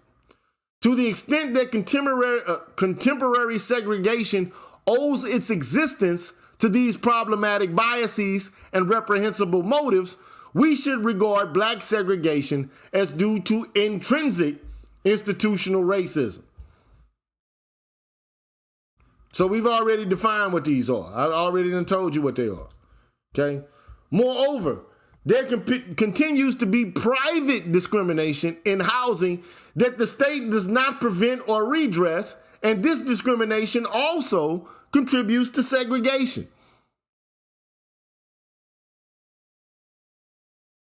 Like, how do you even defend against private discrimination? How do you even do it? Anyway, perhaps the discrimination continues despite the relevant governmental agencies and courts doing everything they reasonably can to prevent it.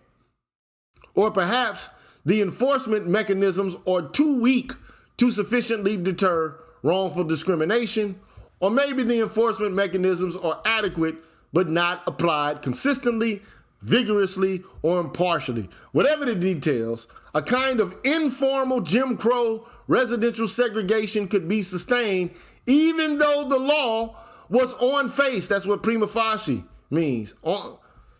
Race neutral and non-discrimination laws were given more than lip service.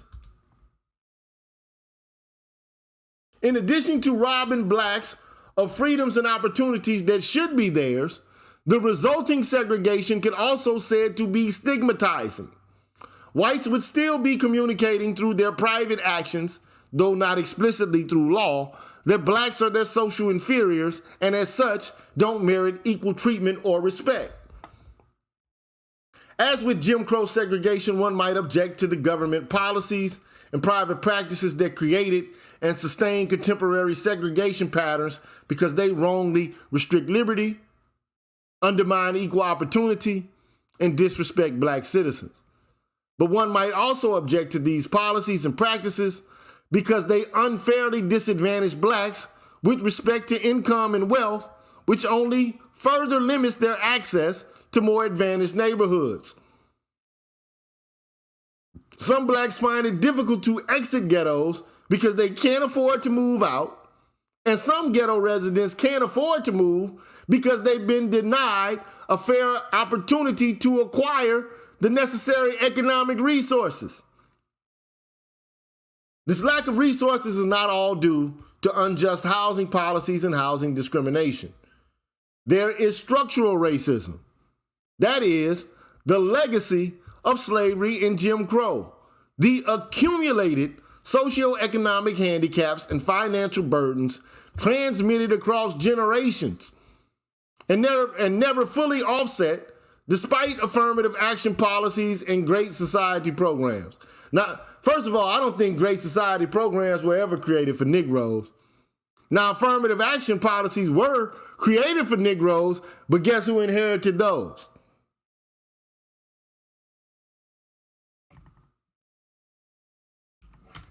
Guess who took all of that? There's employment discrimination, which inhibits blacks' ability to make a decent living and to acquire assets. And the funny thing is, when it comes to employment discrimination, black men are the most discriminated against. But then you'll have niggas themselves, who will perpetuate this pookie shit.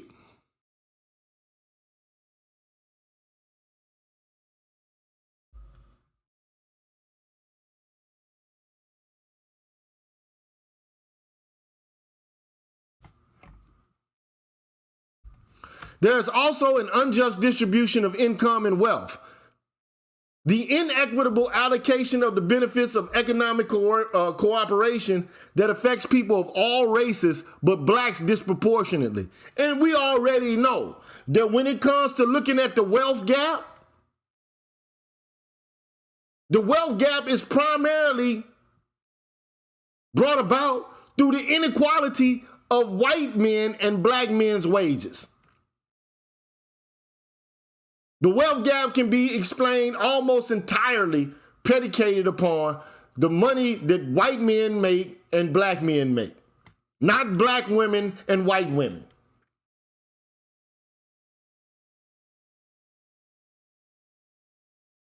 This last consideration highlights one of the ways that racial injustice and economic injustice can combine to create and perpetuate ghetto poverty. I've mainly focused on race-based injustices that contribute to segregation, but class-based injustices are also important. Given black, white differences in socioeconomic status, whatever their causes, a higher percentage of whites than blacks are able to translate their higher incomes into better neighborhoods for themselves and their children. There are massive wealth inequalities between blacks and whites, which lead to home ownership differences. And because the black poverty rate is more than 2.5 times the white Hispanic poverty rate, blacks as a group have more limited spatial mobility. Thus, rising economic inequality and other politico-economic dynamics that advantage the affluent over low-income people can exacerbate racial inequality and consequently limit the ability of blacks to improve or leave disadvantaged neighborhoods. In the U.S., economic mobility is often expressed as spatial mobility, where the affluent outbid others for neighborhoods with the best schools, best amenities, lowest crime rates, lowest taxes, and most stable property values. In any major metropolitan area, there's a widely known hierarchy of neighborhoods that reflect economic inequality in America. Given black-white economic inequality, blacks are at a serious disadvantage in these bidding wars, even setting aside ongoing institutional racism and housing discrimination. So even if there weren't any racial discrimination, the offset predicated upon the historical disadvantages black people have, and even contemporary disadvantages black people have economically, are going to have an impact on their ability to either matriculate out of these neighborhoods or to create better ones where they live at the current moment. In fact, in addition to the possible racial prejudice lurking behind the urban housing policies, these prima facie race-neutral policies might reflect class prejudice against low-income families. It's a lot of class-based snobbery in this motherfucking space.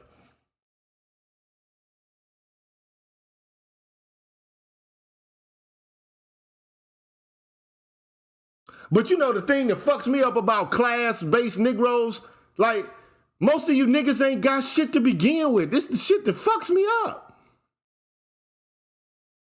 You got class-based snobbery amongst niggas who really ain't even in no different tax bracket for real.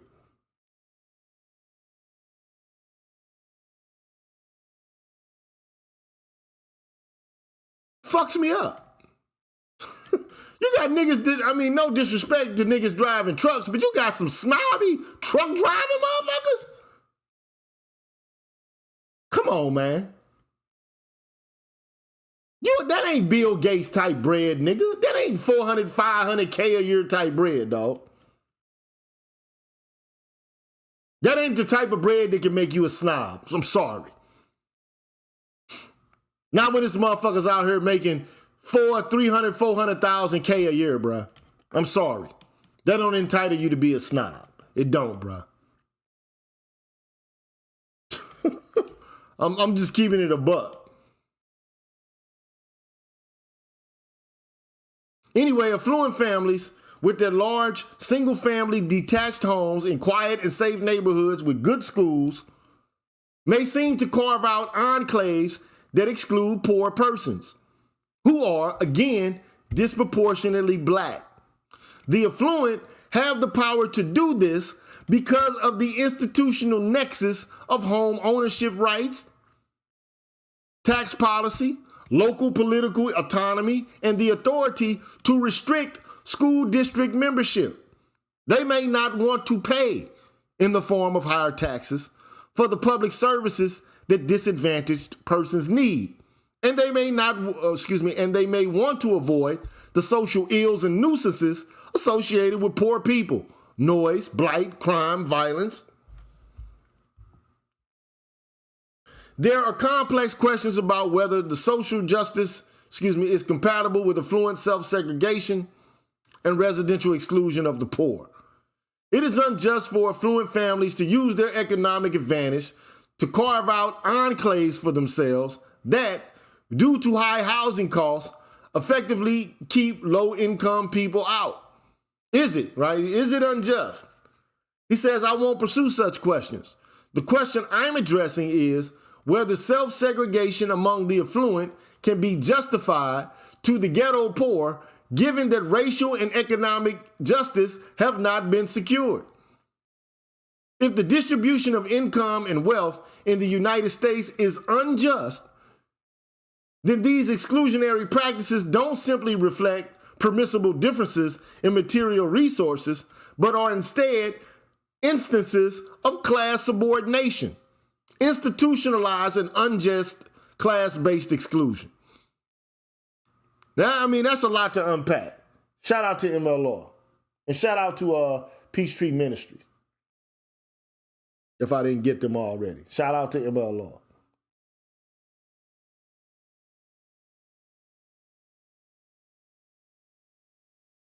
The underlying economic inequality that enables such exclusion should, at a minimum, be addressed through redistributive policies and the creation of greater educational and employment opportunity for the economically disadvantaged.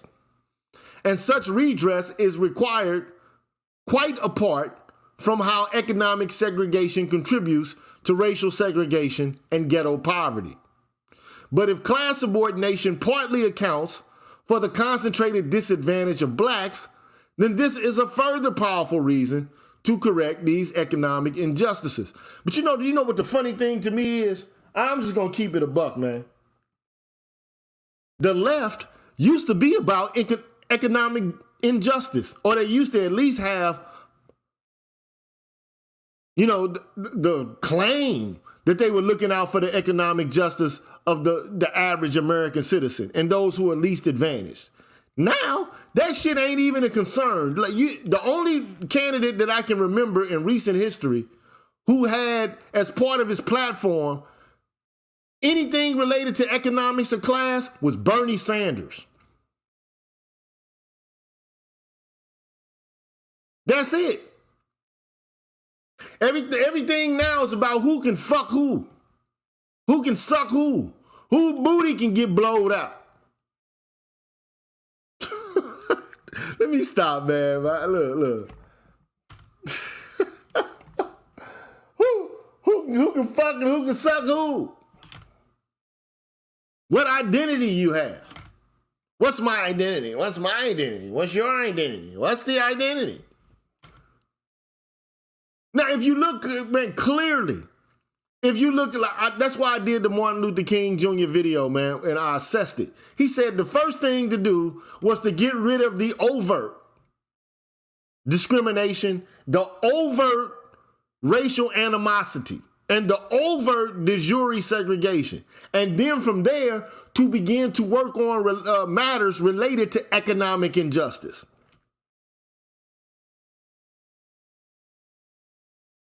But now, you got niggas who ain't even got a pot to piss in or a window to throw it out of, talking about they don't want nobody to fucking take their money.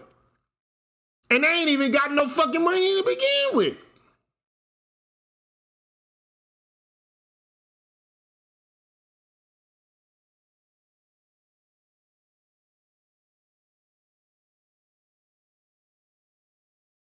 You got $50,000, $60,000 niggas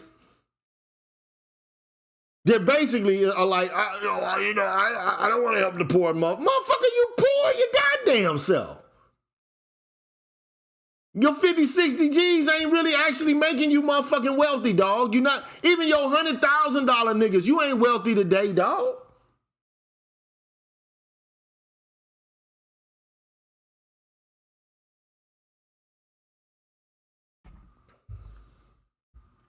Anyway, the racial and economic injustices that disfigure the basic structure of U.S. society not only create and perpetuate black urban poverty, but also have other far-reaching and troubling effects. For example, because the segregated neighborhoods that the black poor inhabit are so often loci of concentrated disadvantage, whole communities become stigmatized. The stigma of disadvantage is worsened through its association with familiar negative black stereotypes, the supposedly lazy, the criminally violent, irresponsible, and imprudent tendencies of blacks, which rationalizes blaming the black poor for their plight. This is what I see the manosphere doing.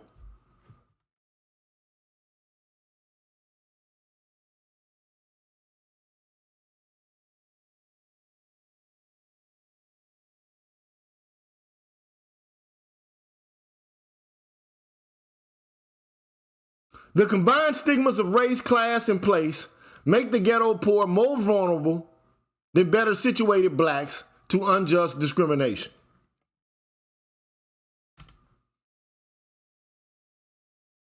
Political marginalization, public neglect, police surveillance, and violence and punitive action. So he's comparing and contrasting to the ghetto poor and better situated blacks.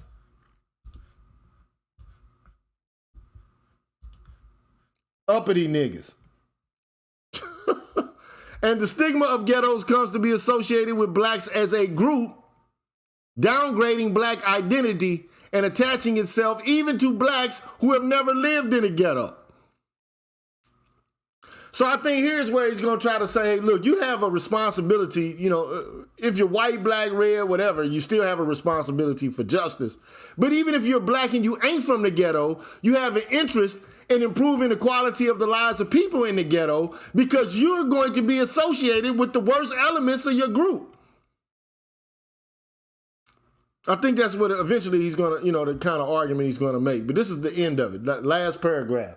And it's been a long fucking goddamn chapter, I swear to God. It's a 50-page chapter. I think this is the longest chapter in the book because he's laying out the terms by which he's going to try to explain everything else. And, like anybody can feel free to come up here and express their opinion at this time. When I get through reading this paragraph.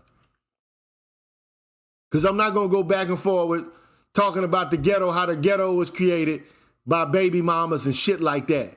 Because it's more to the ghetto than just motherfucking like single women making the ghetto the way that it is. It ain't just that. It ain't just, like strags fucking and that's how the ghetto came to be.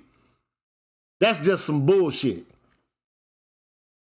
I gotta keep it real. Like that's just some fucking bullshit.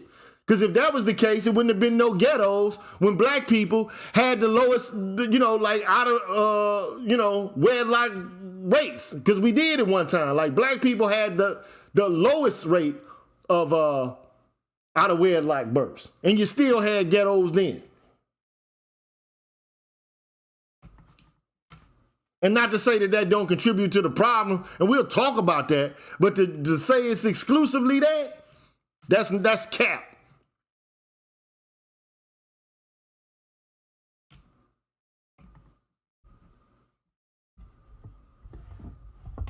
And, just in keeping it a buck, bitches don't have babies by fucking divine conception. Niggas sticks they dicks in women and give birth to babies. They ain't going to the sperm. We know they ain't going to the sperm bank because niggas ain't giving sperm in sperm banks.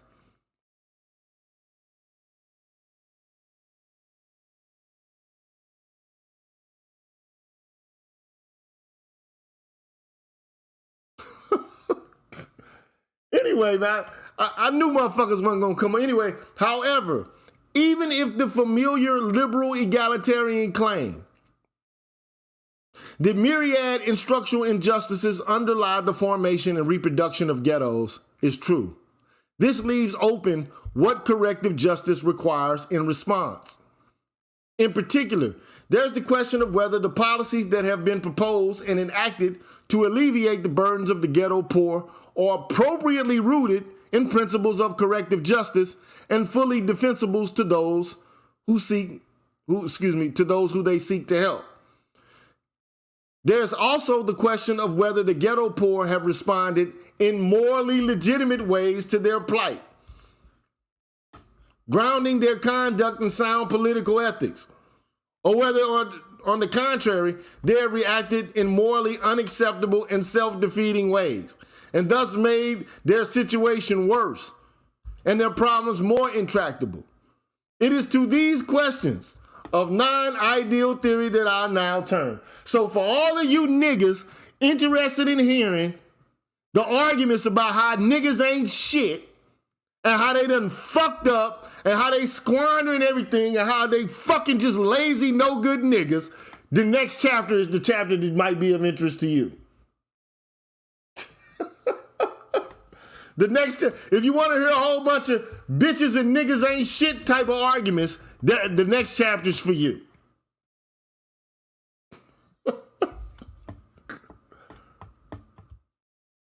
And I'm definitely not about to talk about this shit right now, but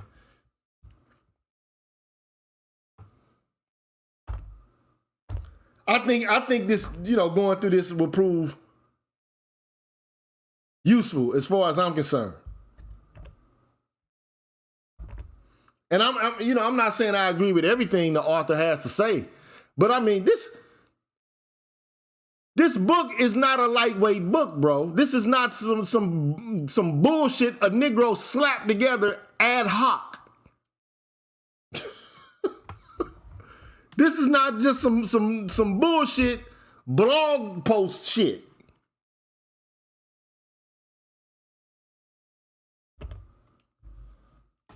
It's not what this is. Again, the name of the book, Dark Ghettos, Tommy Shelby. What's the press, man? The Harvard University Press, man. Okay, the Belknap Press of Harvard University Press.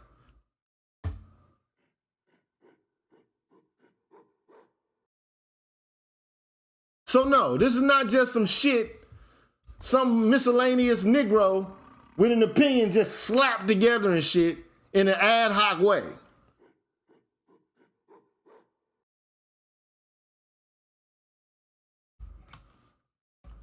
Hey, Firefight, man, you had the opportunity to come up here and speak to me, man, straight up. You don't have to keep going back and forth in the chat. You can step right on in. The only thing I'm saying is you can't just say, you can talk about black women being a problem. That's part of the problem. That's part of the problem. It's part of it.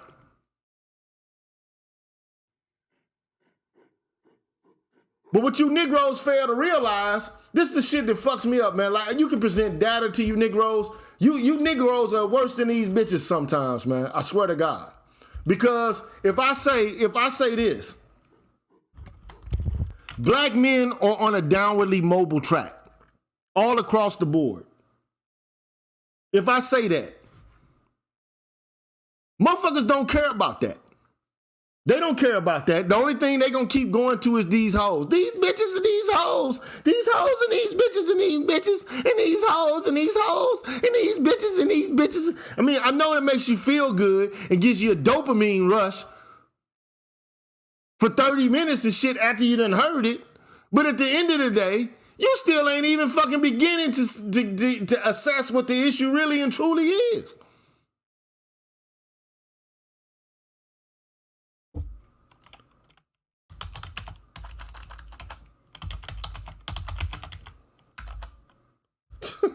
I keep saying the shit, but it doesn't matter, man. It really doesn't matter to a lot of these guys. They just don't give a fuck. They don't care. Chaos, you on the show, man. What's happening? What's good? What's good? So the book sounds good so far, man. I made my download with the help of BGS. It makes me want to go look into it now after you read so much up to this point. But look, the book costs $24, man, on Amazon.com, bro. It's just, you know, it's just like $200. I thought it was $240. Man, $24, bro. Look. Okay.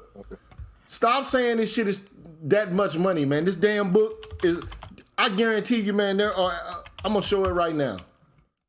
I guarantee you, there are places.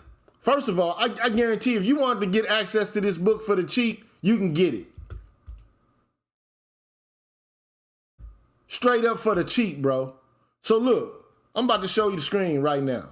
I don't know why people are saying that this book costs this much goddamn money. That's a lie.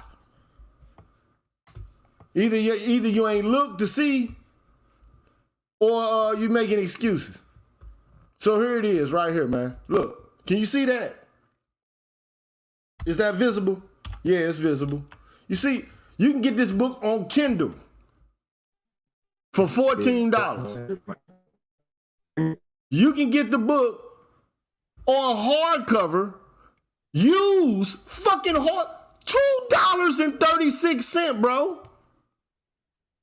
What? You can get a fucking hardcover of the book for $2, bro. You can get a brand new one for $24. So it's in stock, and it's 20.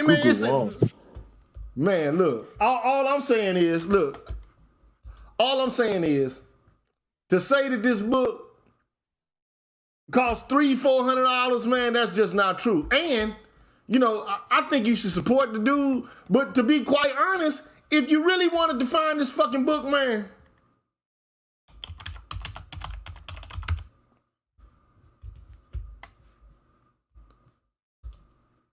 maybe one time when if you really are dead set on finding this fucking book, man, this book is out here, bruh.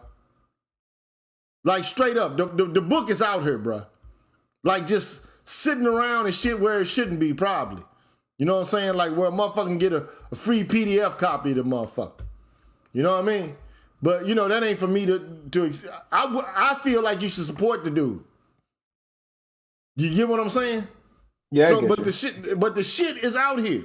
But personally, the dude is, man, he already fucking a Harvard professor. He ain't fucking hurting for cash. But at the same time, I think his ideas need to be explored so we can continue to have a conversation. If we're going to have one, at least let the conversation be informed by scholarship other than just some nigga shit. Yeah, I feel it. You get what I'm saying? But here's the thing. But see, at the end of the day,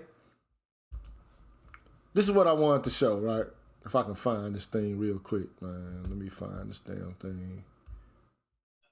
All right, I'm gonna jump down, GD. Come on the cloud.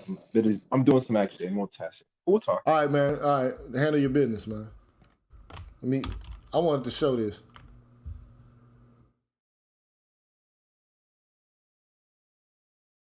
So this is what I wanted to show, man. Like it's. Thank you, Troy West. Appreciate the donation, bro. And I'm inviting people to come in. If you object to it, tell me where does the argument break down? That's all I'm asking for. Tell me at what point the argument breaks down. If you don't agree with it, which point don't you agree with it? At which point?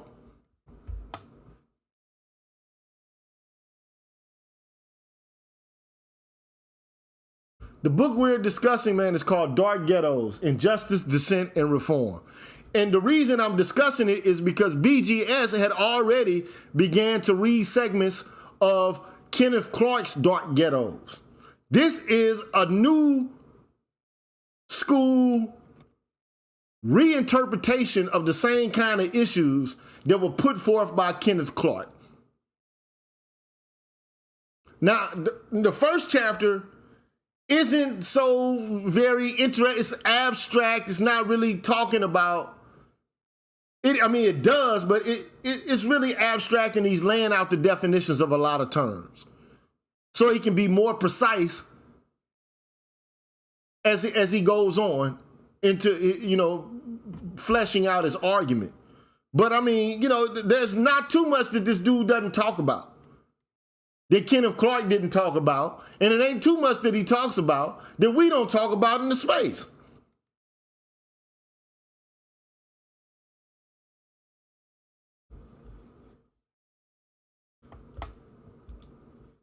And I said I was gonna read it at first.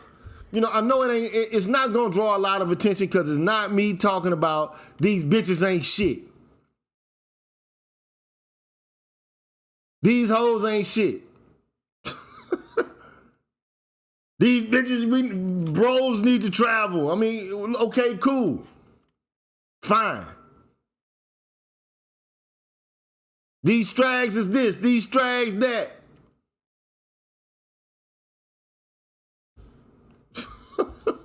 I get it, man. But here's the thing. And this is what Negroes are not picking up on. They just refuse to fucking pick up on it, right?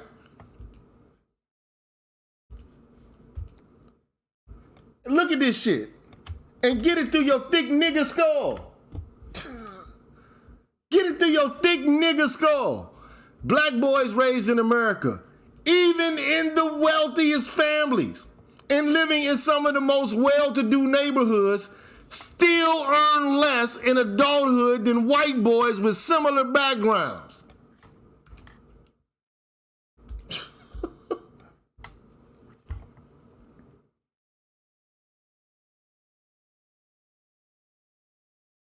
Let me repeat that shit. Black boys raised in America, even in the wealthiest families and living in some of the most well-to-do neighborhoods, still earn less in adulthood than white boys with similar backgrounds.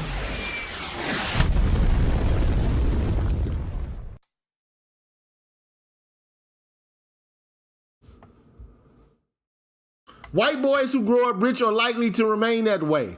Black boys raised at the top are more likely to become poor than to stay wealthy in their own adult households.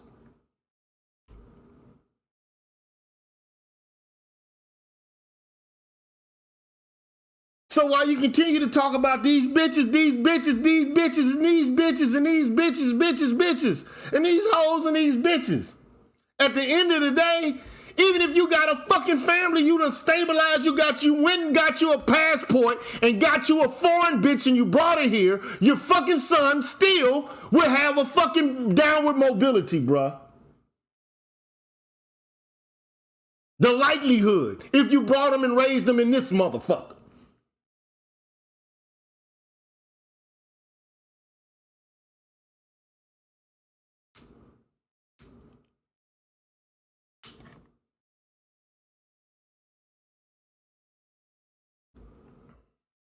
Bruh,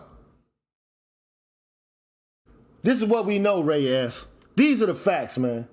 If you are a black man with a fucking college degree in the United States of America, you probably will end up earning less than a fucking white boy and having more wealth at the end of your life than a white boy with a fucking high school degree.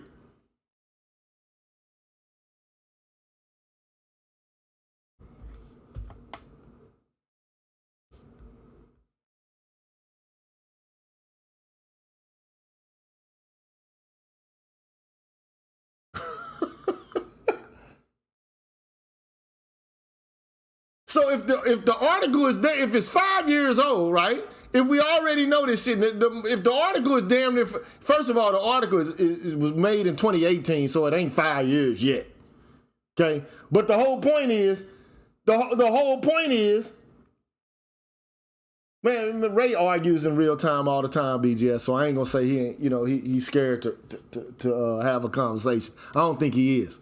But the whole point, the only point I'm trying to make is that the Strag argument is part of the problem, but it ain't the entirety of the fucking problem.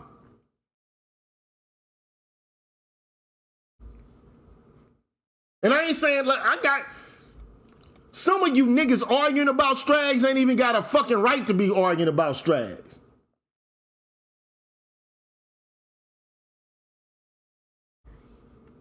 You ain't had no Strag problems. I'm like Jeezy on this shit. I went to old school Chevy to drop top port. You couldn't walk a mile inside my Air Forces. You ain't never seen what I seen. Talk about the treachery of women. I done been there and back. So I know what red pill rage is.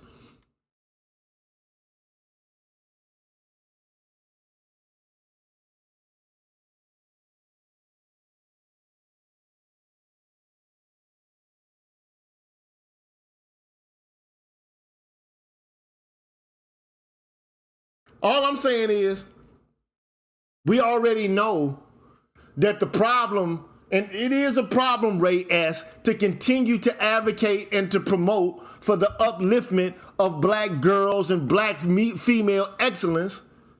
But we already know that they're doing it precisely because it makes white women feel comfortable. We have the ethos in American culture that's predominantly the ethos that's espoused by white women. That's just what the fuck it is.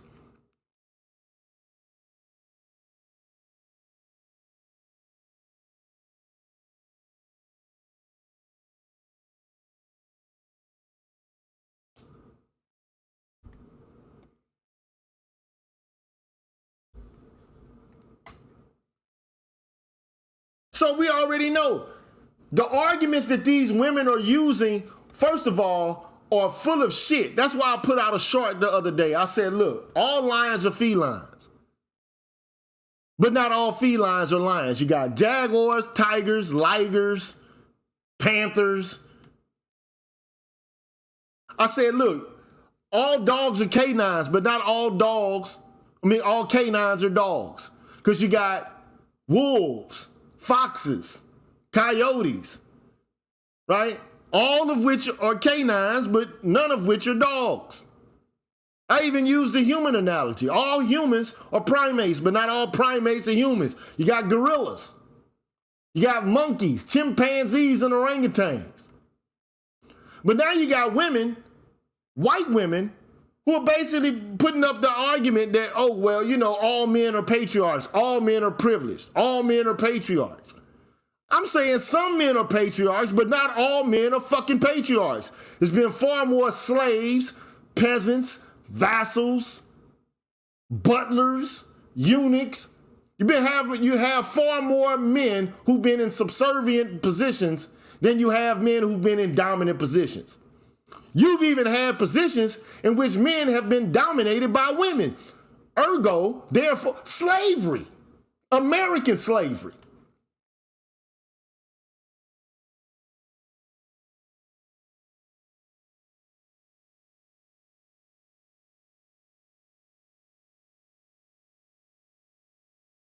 Now, if you think that a black man had more juice than the average white woman doing slavery, then you're a goddamn fool.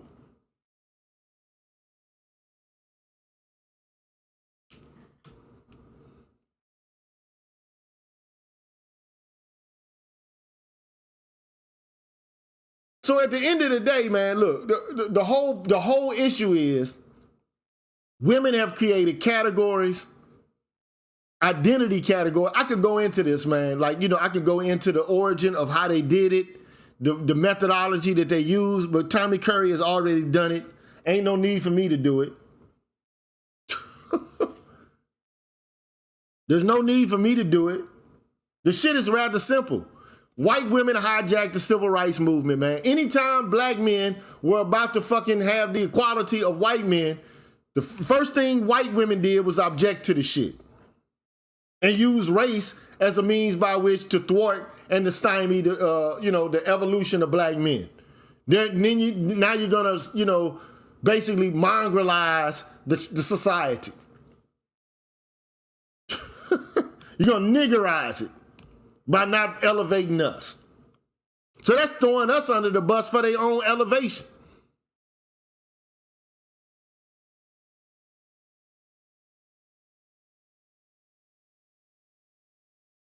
And while these black women use the categories of womanhood created by white women in order to advance themselves, they basically are keeping us stuck in the same rut. We'll never get out of this shit.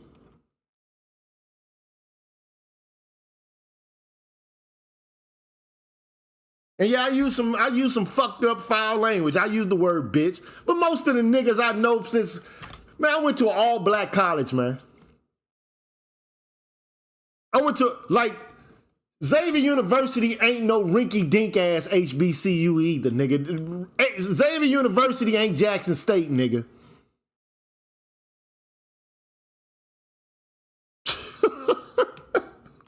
It's up. Xavier University is uppity as a motherfucker, bruh.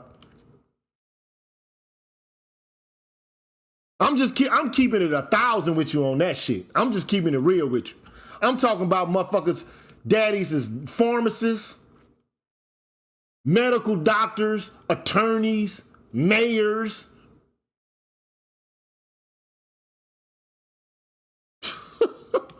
And all these kids use the same language that I'm using right now.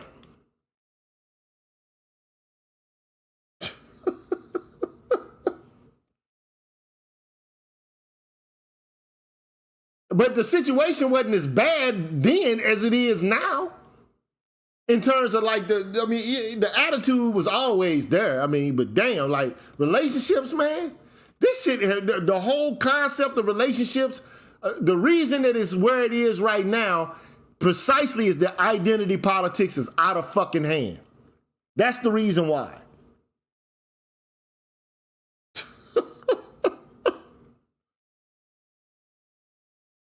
What Troy said. Bro, if I'm lying, I'm dying. I know how Negroes talk, bro. I don't give a fuck if they daddies is lawyers, attorneys, pharmacists, gynecologists, whatever the fuck, whatever. I know what kind of language these niggas use. None different than the language I'm using right now. So sorry for me being vulgar, man. I'm trying to be real without trying to put on all of these fake ass pretenses.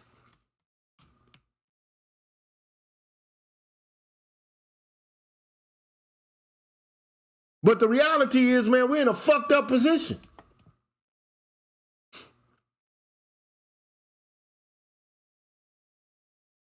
And but like I said before, if all you're interested in is, the niggas ain't responsible type arguments and shit like that.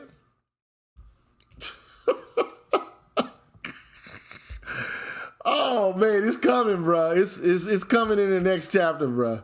You're gonna start seeing the community, because the name of the chapter is entitled Community.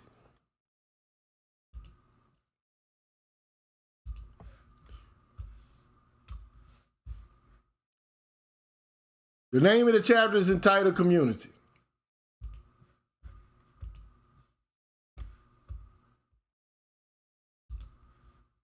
Let me see if I can get this thing going. Let me see. That's the man, go buy this dude book, man. Shit, go. Even if you don't like the arguments, at least you'll know the arguments.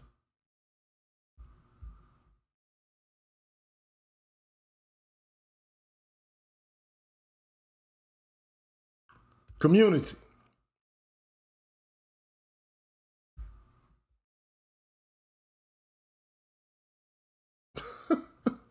There you go. He says, anyway, look. There's also the question of whether the ghetto poor have responded in morally legitimate ways to their plight, grounding their conduct in sound political ethics, or whether, on the contrary, they have reacted in morally unacceptable and self-defeating ways, and thus made their situation worse and their problems more intractable.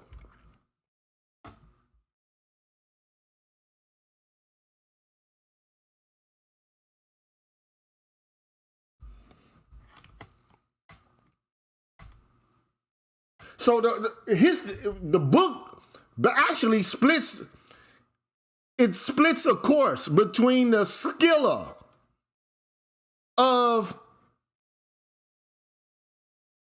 injustice and morality. The Charybdis of morality.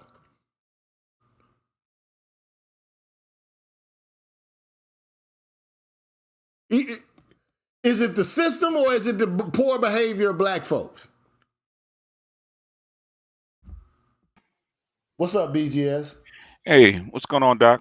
Hey, man, I'm going to need you for some of this shit. But I haven't called on you yet, precisely because I don't want to bring you into all of this abstract bullshit. This is abstract bullshit. I mean, not saying it's bullshit. I understand what I know. There's a reason he's defining all these terms, because he wants to be precise. So exactly. He's really defining his art. He hasn't really defined his argument yet. He's really just going through definitions. So I mean, he's outlined it. I mean, he's basically telling you where he's going with this. I mean, but this is the scheme. The first chapter is the schema that he's going to utilize in order to do it. I mean, basically, if you knew anything about philosophy, you know about political philosophy anyway, you know about John Rawls and the theory of justice. Okay. I don't expect for people in this space to be aware of John Rawls and the theory of justice, but to some degree they can if they want to be, because I did a whole fucking show on it. Yeah, you did. So if you want to know about John Rawls and the theory of justice, go back and look at the show. I talked about the first and the second principle of justice that he outlined in that text. And basically there's the liberty principle, and then there's the difference principle. And I talked about the basic structure of society, economic, social, and political institutions. I talked about the original position and the cake analogy, the veil of ignorance. I went over all that shit. Because I'm trying to give you all the information I know I want everybody else in this space to know, without having to go to school or none of that. Now, you can agree with it or... Yeah, go ahead. I'm sorry to over. No, I was going to, no, it's okay. No, we're here to hear what you got to say, not what I have to say. But the thing is, yes, because this is the language that they speak in. Whereas he comes at it from a different angle than Clark did, because Clark was a sociologist and psychiatrist, so he comes at it from a different angle. For sure. So, and I mean, that's to be expected. I mean, disciplinarily, he's got a different methodology. Okay. Yeah. But I guarantee you, at some point, like if anybody really wanted to find this book, man, man, there's a free version of this book online. Yeah, they can find it if they want to. There most certainly is. Yeah. I mean, this book, but I would suggest that you pay the man. You know what I'm saying? Like, I got a hard copy of this motherfucking book in my room right now. I'm looking at. Well, you understand what I'm saying? Like a hard copy that I bought like fucking 5 years ago. Well, you know what, Professor GG? I did the same thing. I bought my book about 5 years ago, and I bought it on a lark because I was over here in the academic bookstore, and I was looking for other books that I want to buy. When I saw that and I saw the cover, and especially when I saw the title, Dark Ghettos, I said, yeah, okay, I'm gonna take the risk. I'm gonna read this book and see what this man's about. And I've got highlighter markings. I got ink. I got damn ink pen underlinings and shit all throughout that book, man. He goes deep. Mm-hmm. Yeah. And I want people to understand the deepness of the arguments being made. I mean, look, I'm not knocking the manosphere. All I'm saying is, let's look at this shit from a sophisticated angle, man. Let's stop talking about what our feelings compel us to, to say. Let's just be objective, try to stand back from or pull ourselves back away from it emotively, and to use, like analysis as deeply as we can to understand what the fuck is going on with these issues. Because you go ahead. No, go ahead. Go ahead, Doc. No, you go ahead. No, go ahead, Doc. I was going to say because what goes on in the manosphere. I know we have to teach people how to actually deal with the effects of the structure. Right. The thing is, okay, at some point we got to understand why this stuff happens. It's the only way you're going to stop it from happening. Right. Yeah. Right. Yeah, But you know what, Professor G? Yeah, go ahead, Eric. If I may, Professor Gigi, I do like Brother Steele's Rawlsian take, because I remember reading, before I read him, I read Rawls, The Law of Peoples. Man, right. Damn. I mean, you talk about a slow read, man. Yeah, I mean, Rawls is an analytic philosopher, so analytic philosophy is just about hair splitting, defining terms, being clear, making sure that the argument is consistent throughout. It's kind of like a cumulative effect, when you read the work of analytical philosophers. And so, he's one of the best, like Tommy Shelby is one of the best black men to do analytic philosophy. I mean, Tommy, he's up there with Curry, man. Like, I mean, they're in the same kind of level of genius as far as I'm concerned. Okay, but you know what, though? I have to say with Rawls, though, I'm still not quite clear on the veil of ignorance writing there. You don't understand what the veil of ignorance is? So yeah, go ahead. Okay, so look, I like to break shit down like I feel like I'm Buddy Love of the philosophy game. I can break this shit down where anybody can understand. Okay? Okay, cool. The veil of ignorance ain't nothing other than saying you don't know who you're going to be in society before you develop the rules that are going to apply to society itself. So you don't know if you're going to be black. You don't know if you're going to be white. You don't know if you're going to be handicapped or if you're going to be able-bodied. You don't know if you're going to be rich or poor. You don't know if you're going to be male or female, straight or gay, right? You don't know any of this shit about yourself before you make up the rules or in the basic structure that you're going to abide by. So it's like, let's develop a constitution for society. But as an ideal, we're going to have you adopt the normative concept of the veil of ignorance so that you don't make the rules that only favor you. Like currently, it ain't no strange secret. Wealthy people are going to lobby for policies that benefit them. Of course. Corporations are going to lobby for policies that benefit them. Feminists are lobbying for policies that benefit them. Okay? But what a lot of people don't also know is like Rawls, his political philosophy is undergirded by Kant's moral philosophy. Now, if you know about So I know about Kant. If you understand Kant's moral philosophy, all Kant's moral philosophy is you can't just make a law or a maxim that's good for you that can't be applied to everybody else. It's the Christian golden rule applied philosophically without making reference to religion. Yeah, right. That's all this shit is. You can't make a policy. You can't say it's cool for me to go out here and fuck 1 million different bitches and then say that, your wife can't do the same. Yeah. That's just right. To the Ten Commandments. Yeah. But you know what though? Go ahead. When I think about Rawls, right, I'm thinking from what he says. Make sure that the least, the lowest rung of society, are able to live, not merely survive. I think that's a consummate argument of the mixture of socialism and capitalism together, rather than separately. It's in any society, okay? What Yeah. it's not the upper society that defines your society. It's the lowest, okay? Where's your Right. floor, right? What's the difference Right. between a third world country? Because you got fabulously wealthy people in ab in poor countries, in abject poor country. Look at Congo, right? Uh, with Idi Amin, right? When he was there, right? He had Well, palaces, yeah. he had cars, he had all kinds of stuff, right? The thing is, what Yeah. is society defined by? Defined by your lowest. Okay, Yeah. even the poorest person in the United States is probably better off in most respects than the average person in a third world country. Okay, how what defines a first world country is by your lowest denominator.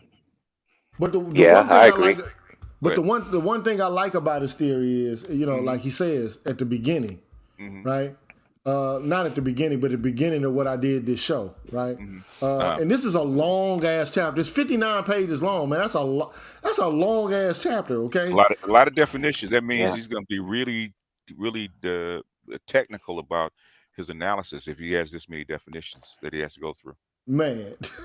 He's a Rawlsian hmm systematic philosopher. So Okay. he says at the beginning, and I'm showing you here, I don't care about absolute poverty.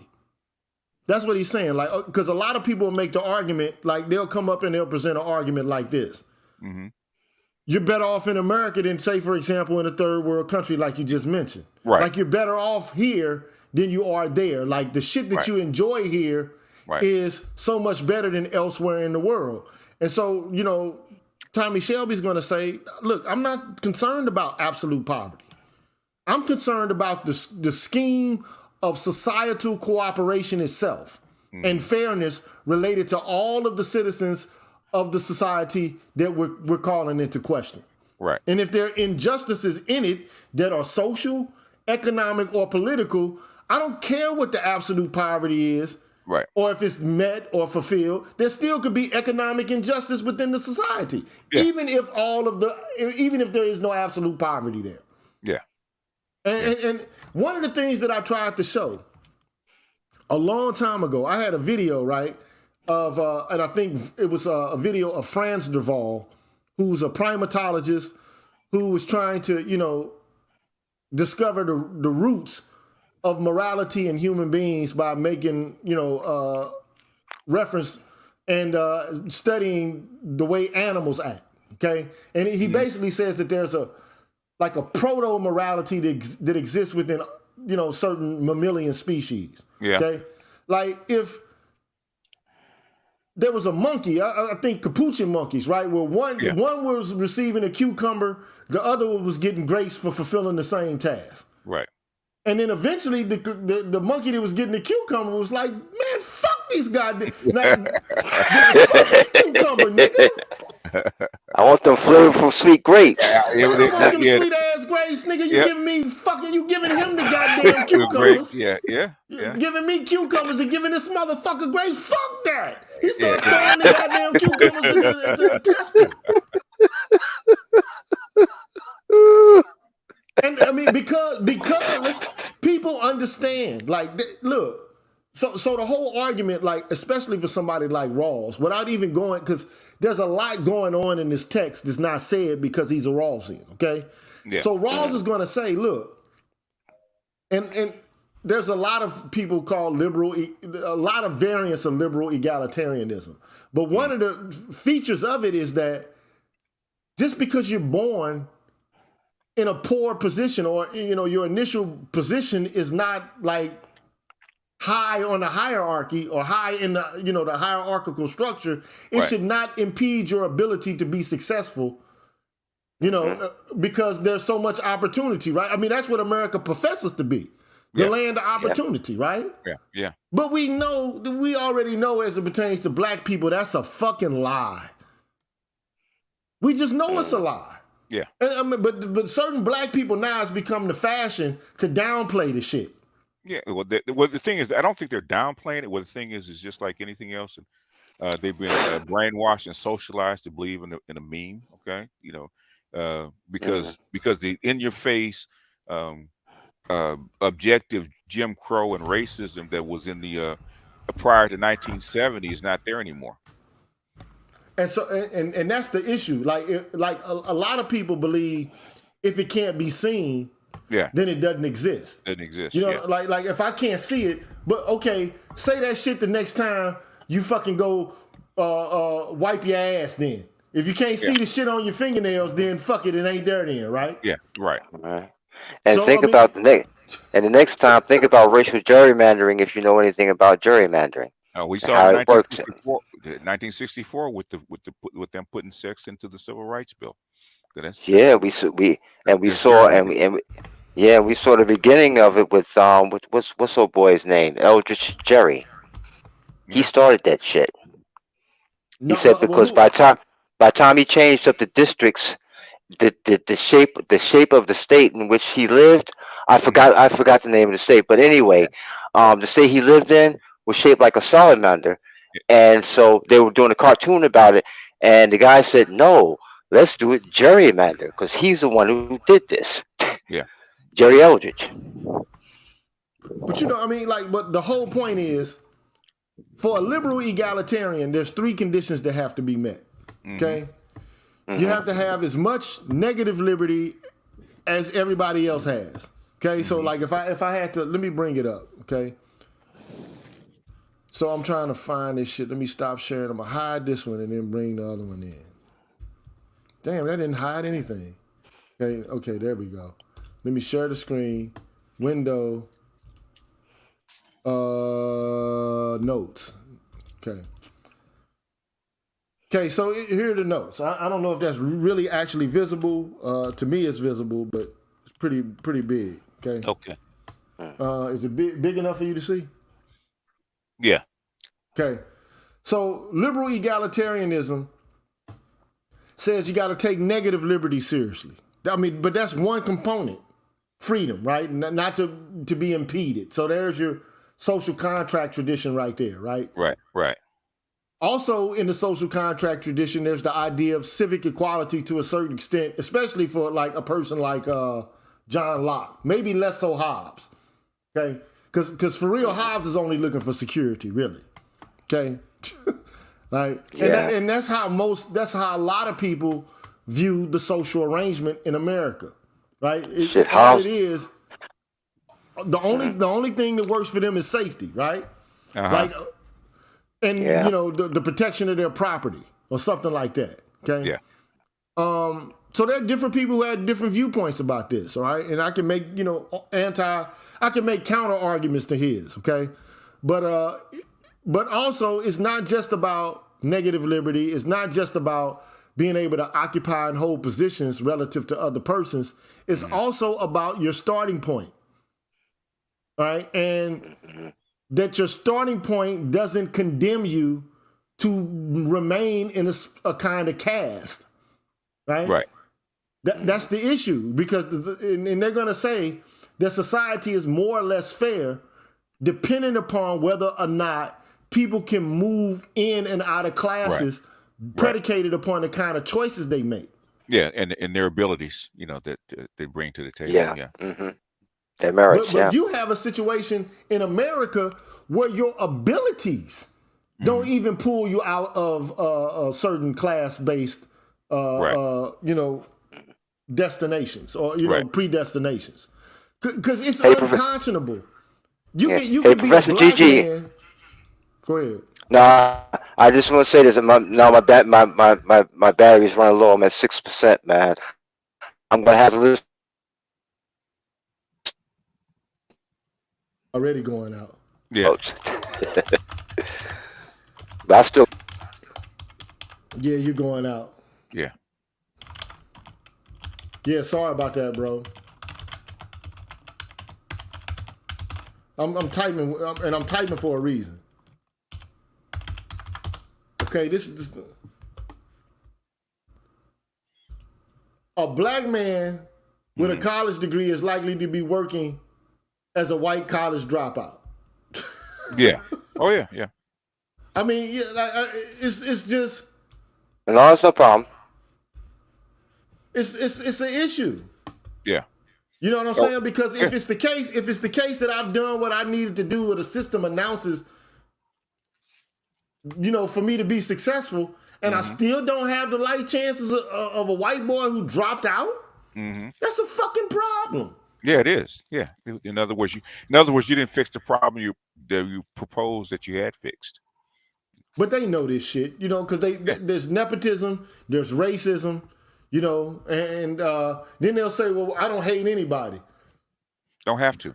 You don't have to hate anybody. And this is one of the clever, features of Rawlsian, kind of theories is that, and especially the one presented by Tommy Shelby is that, look, you don't need it. You don't have to have animus in order for the ideology of race to work through you. Right. The institution doesn't have to be intrinsically racist. It can be extrinsically racist. Meaning that it has a disproportionate, the policies have a disproportionate impact on black folks. Yeah. So, although it could be, implicit, or it could be intentional, but it doesn't have to be. No. And so, like white people are making racism to be something that's purely ideological. They want to get away from the whole concept of institutional and systemic racism. They don't like to talk about the shit, like especially on the right. Because they would give up their advantage. And they know there's inequalities built into the system, but but they don't want it. They really don't want it known because because it'll actually mess up the brainwashing that kids get about the system. That's like a black men in this society, in this space, thinks the harder you work, the better off you're going to be, and that's not necessarily so. And that's the issue that brothers need to come to terms with. But they can't. Yeah. Because they're on a quest to exhibit manhood by means of the market. Yeah, well, that's how come I used I did those 2 videos about actually it was in black demographics about single black men and the percentage of them that make that vaunt the 6-figure mark. Okay, and that's why I said the math ain't mathing. Okay, you want them to achieve something that is only achieved by maybe 10% of society in total, only by 5% of black men.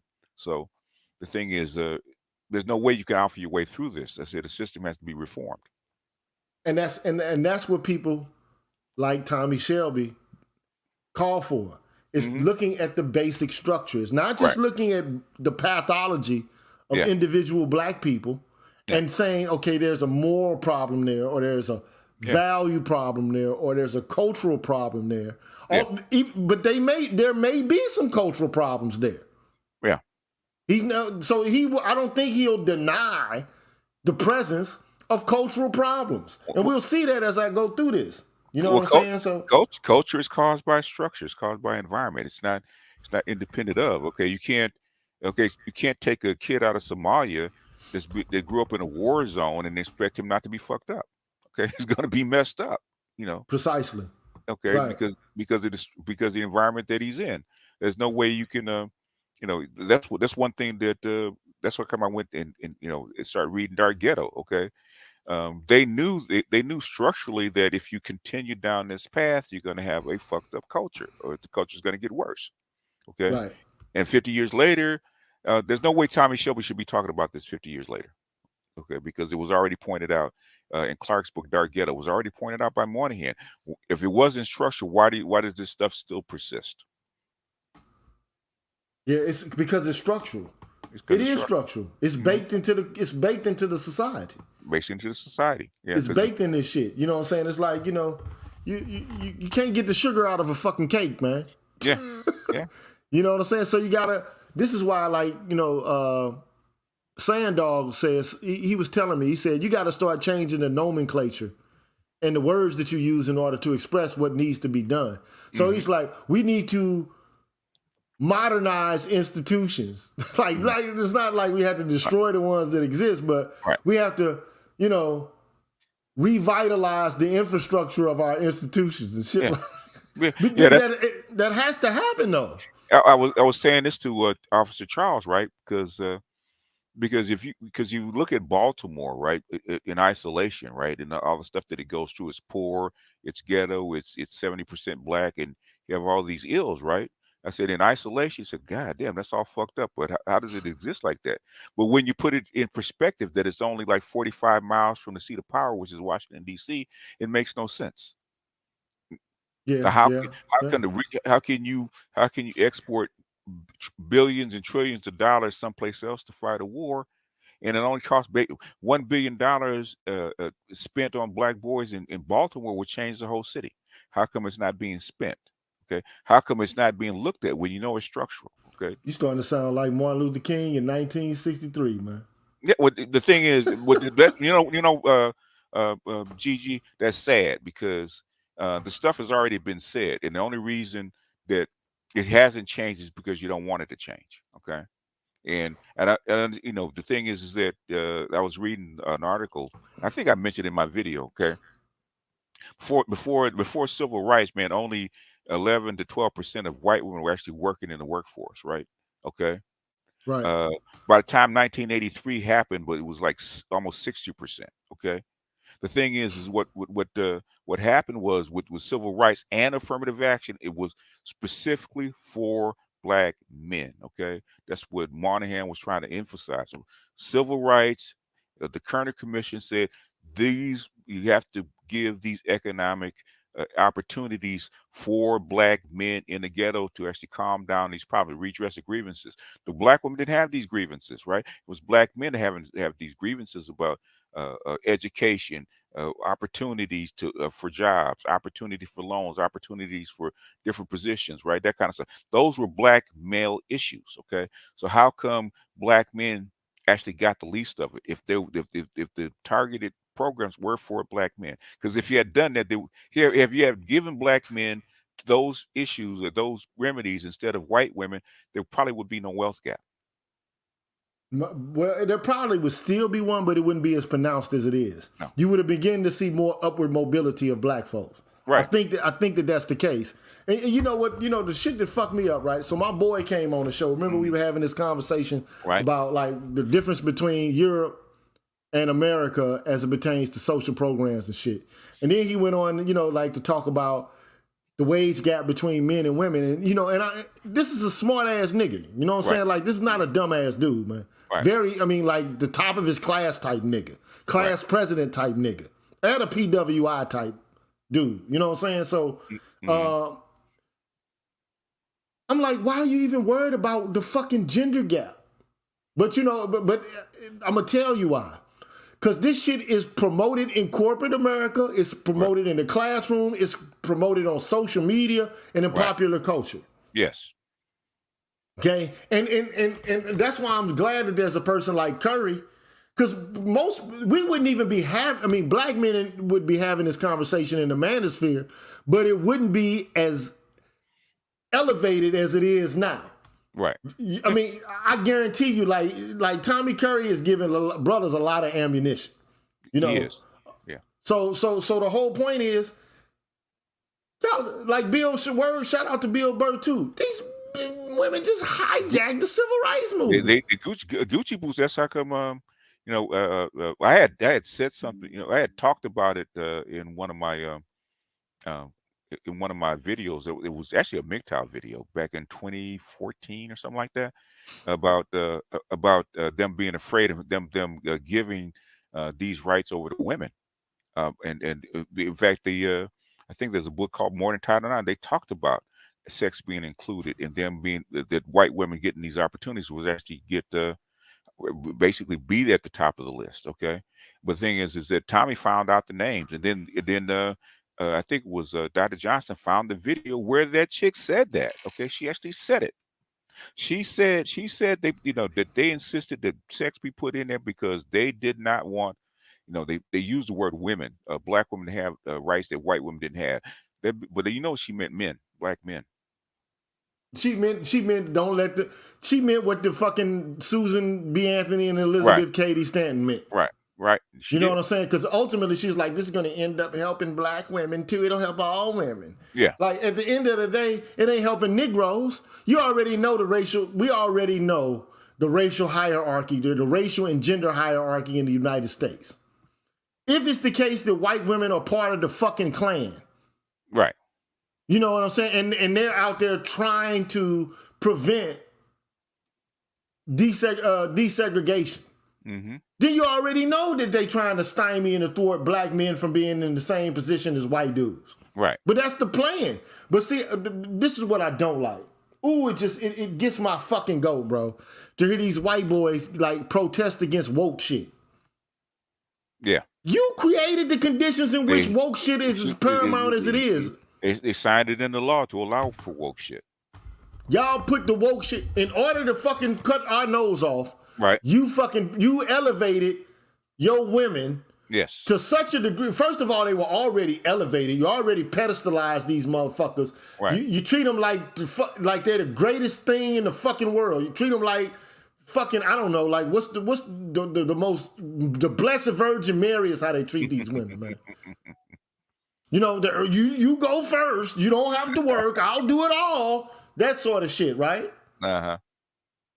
So, you know, they are the simps, man. They are the biggest fucking simps out there, bro. Yeah. Whatever these bitches ask for, they get. Yeah. Yeah. No hesitation, bro. Yeah. None whatsoever. Yeah. Now they got an issue with these women being out of fucking control. You put the battery in their backs, bro. Mm-hmm. And so I got to do a show about that shit, man. So now that the chickens have come home to roost, and they basically, their women have niggerized them just like they did black men. Now they have a problem with it. Well, shit, get used to it. Y'all create. I mean, not to say that women don't deserve. See, here's the thing. Here's my issue with women, right? Mm-hmm. They think that fucking gender is like a cafeteria. Like, it's like, you know, you can walk in, it's like a la carte gender and shit. Like, I want that one, and I want to pick that aspect of that gender, and I want this aspect of it, and I want that aspect of it. I don't want any of the dirty shit associated with either one of them, but I want the good stuff from all of it. It sounds like Phyllis Schlafly's a version of feminism. It's like, bitch, you don't get to fucking pick and choose. Like, this is a fucking cafeteria a la carte. Like, this is you at the car dealership and you get to pick the amenities and shit. Mm-hmm. No, like if you shout out to liberal egalitarianism. Mm-hmm. You got to share the benefits and the burdens. Right. Their argument was that they had all of the burdens, but like if you reflect on it, y'all never had all of the burdens. No, they didn't. You acting as if you had all of these fucking burdens. But you didn't have all of these goddamn burdens, okay? Especially wealthy. Now, they might not have been equal to men in every way. They might not have had all of the benefits of men in every fucking way. Mm-hmm. But come on, bro. Like, you don't have to go to war. You don't have to, risk your life if there's danger present. Right. Now to some women, this might be debilitating and infantilizing. Right. But some women like this shit. Yeah, yeah. I mean, you know, like, and being able to fucking pull at men's strings and make them do weird shit, like Jada Pinkett Smith, and, you got the nigga on, on remote control. You know what I'm saying? You got the hand in his back. You the puppet master. To say that women don't have this ability over certain men is a lie. Yeah, they do. Okay, so at the end of the day, I'm looking at this shit, man, like from a perspective of a black guy who never had the institutional, the political, or the social power of white men, let alone even white women, let alone white men. Now to lump us all into this fucking category and then to get a chorus of black women to support that bullshit? Yeah. Oh, yeah. Yeah, yeah. They always did. It's the biggest slap in the fucking face. And it'd be different if it wasn't our mothers doing it. It'd be different if it wasn't our daughters doing it. Yeah. Can you imagine your daughter being a part of the fucking sisterhood and picking the sisterhood over your flesh and blood? They do it all the time. They do it all the time. Man. You see it. I mean, I don't have to tell you. You see it. I've experienced it. I know. Yeah. I've experienced it. I'm talking about, now, I'll say this. My mother wasn't like that.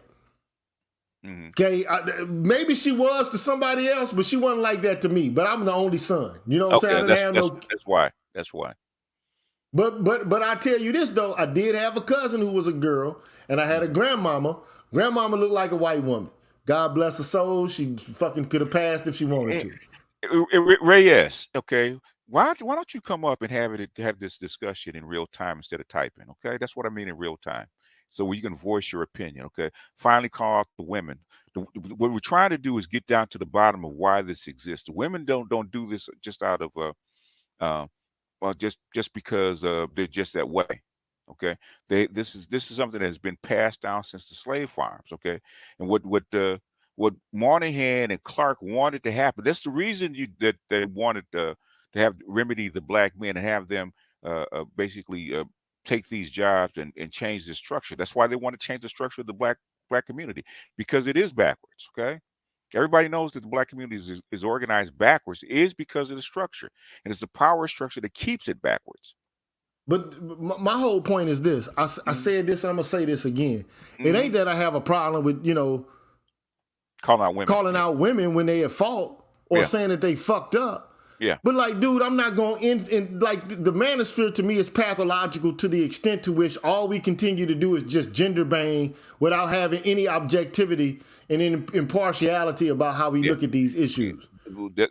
I'm not about to continue to be engaged in, fuck these hoes, fuck that bitch, fuck these hoes, these bitches. Like, But that's the veil of ignorance. That's the whole thing. That's the whole reason I wanted you and Dr. Johnson in here, because I was doing it by myself. Okay, that's the veil of ignorance. That's all they know. They don't know. They don't know why black women do this shit. They don't. They just don't. This is their experience. They have no clue. Okay, that's like when I pull out books. Pull out the Mining Report. It's like when I pull out books like Fraser and pull out books like Clark. And this one is probably going to be a good one too. It's not if there's a reason why black women do things. Okay, they don't just do stuff because they're evil. They do stuff because this behavior has been passed down. The thing is why and how can you correct it? You can by calling them bitches and saying these hoes and stuff like that. That's not a way to correct the thing. You can't correct it that way. Yeah, I can be pissed off about these bitches until the cows come home. Right. What's the way to counteract the shit? You know what I'm saying? Like, but you can't even counteract some shit. It's like, let's say for example, to use like some arcane bullshit. But like, if I'm a magician, and I don't know the spell that the motherfucker cast, that's my opponent. Right. Like if I'm fucking Doctor Strange and I got an opponent that I'm trying to battle against. Like what Dormammu. I don't even know how to fight Dormammu. Right. Unless I know what the fuck strategy Dormammu is using so I can break his spell. Yeah. Okay? So like we don't even want to learn what the fuck is happening so we can break the spell. Yeah. And it ain't just black women casting spells. It's a whole bunch of motherfuckers in this culture that are casting spells and putting up little charms and shit everywhere. Right. And we don't even know what the fuck is going on. So hermeneutically challenged. The only thing we know how to do is to respond viscerally to our pain. And reactively. You know, and I get it. Like, look, I'm pissed off at women for doing a whole bunch of shit. Mm-hmm. You know what I'm saying? But I still love my daughter. I wanted to, be successful. Yeah. You know what I'm saying? Like, you got daughters too and shit. You know what I'm saying? Yeah. Like. But I will cut one of them motherfuckers off if they on some bullshit. And they're grown up to be they're gynocrats too. So, but that's the system that they're in. And so, I try to tell my daughter, I'm like I've been giving my daughter no slack from the beginning. Because I really actually bought into the feminist rhetoric. I'm like, everybody should be treated fucking equally. Yeah. Well, so when she went to the dojo, she saw me fucking doing jujitsu. Okay, you say you want to do this shit?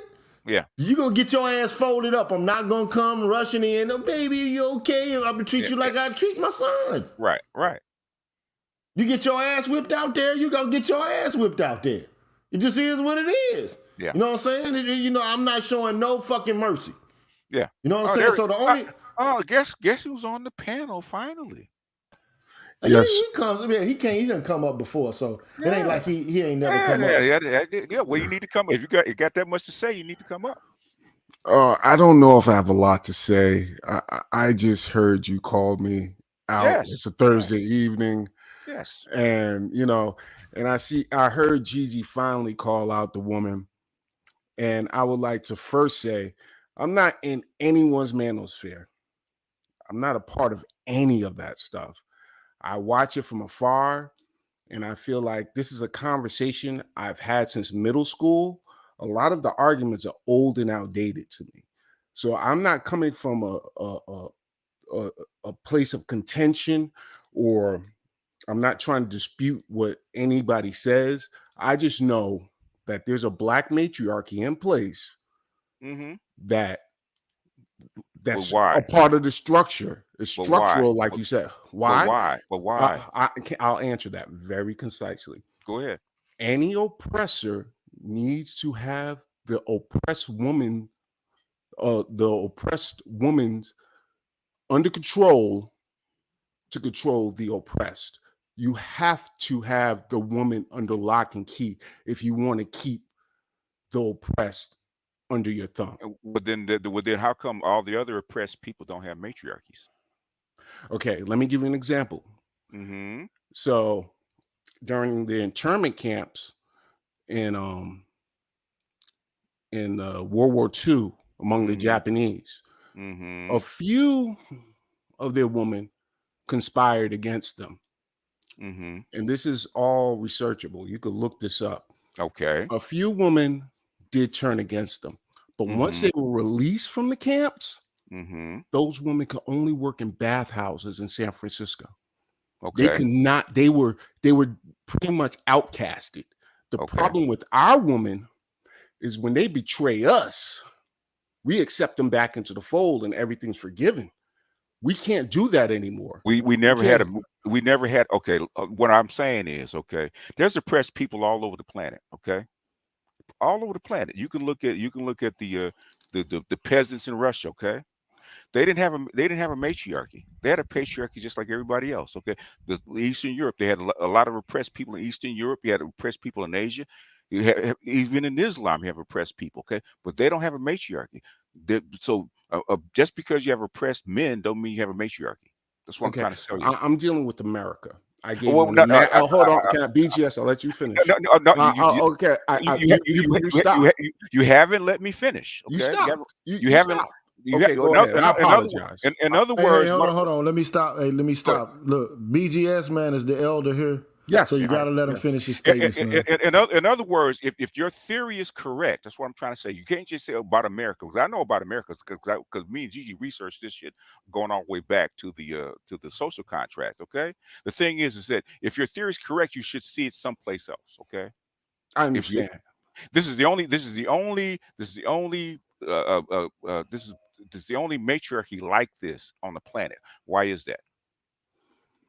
Again, we do not outcast our women for their betrayal. We welcome them back into the fold. There's no reason Oprah should be in our face well into her fourth decade of popularity. There's just no way. Okay. Tina Turner shouldn't have posts all over Facebook celebrating her birthday. There's just no way. That's why I think it stays in place. Basically, okay, this is the reason. This is something. That's why sometimes I just want to leave. 'Cause I've been talking about this since for the last 5 years, right?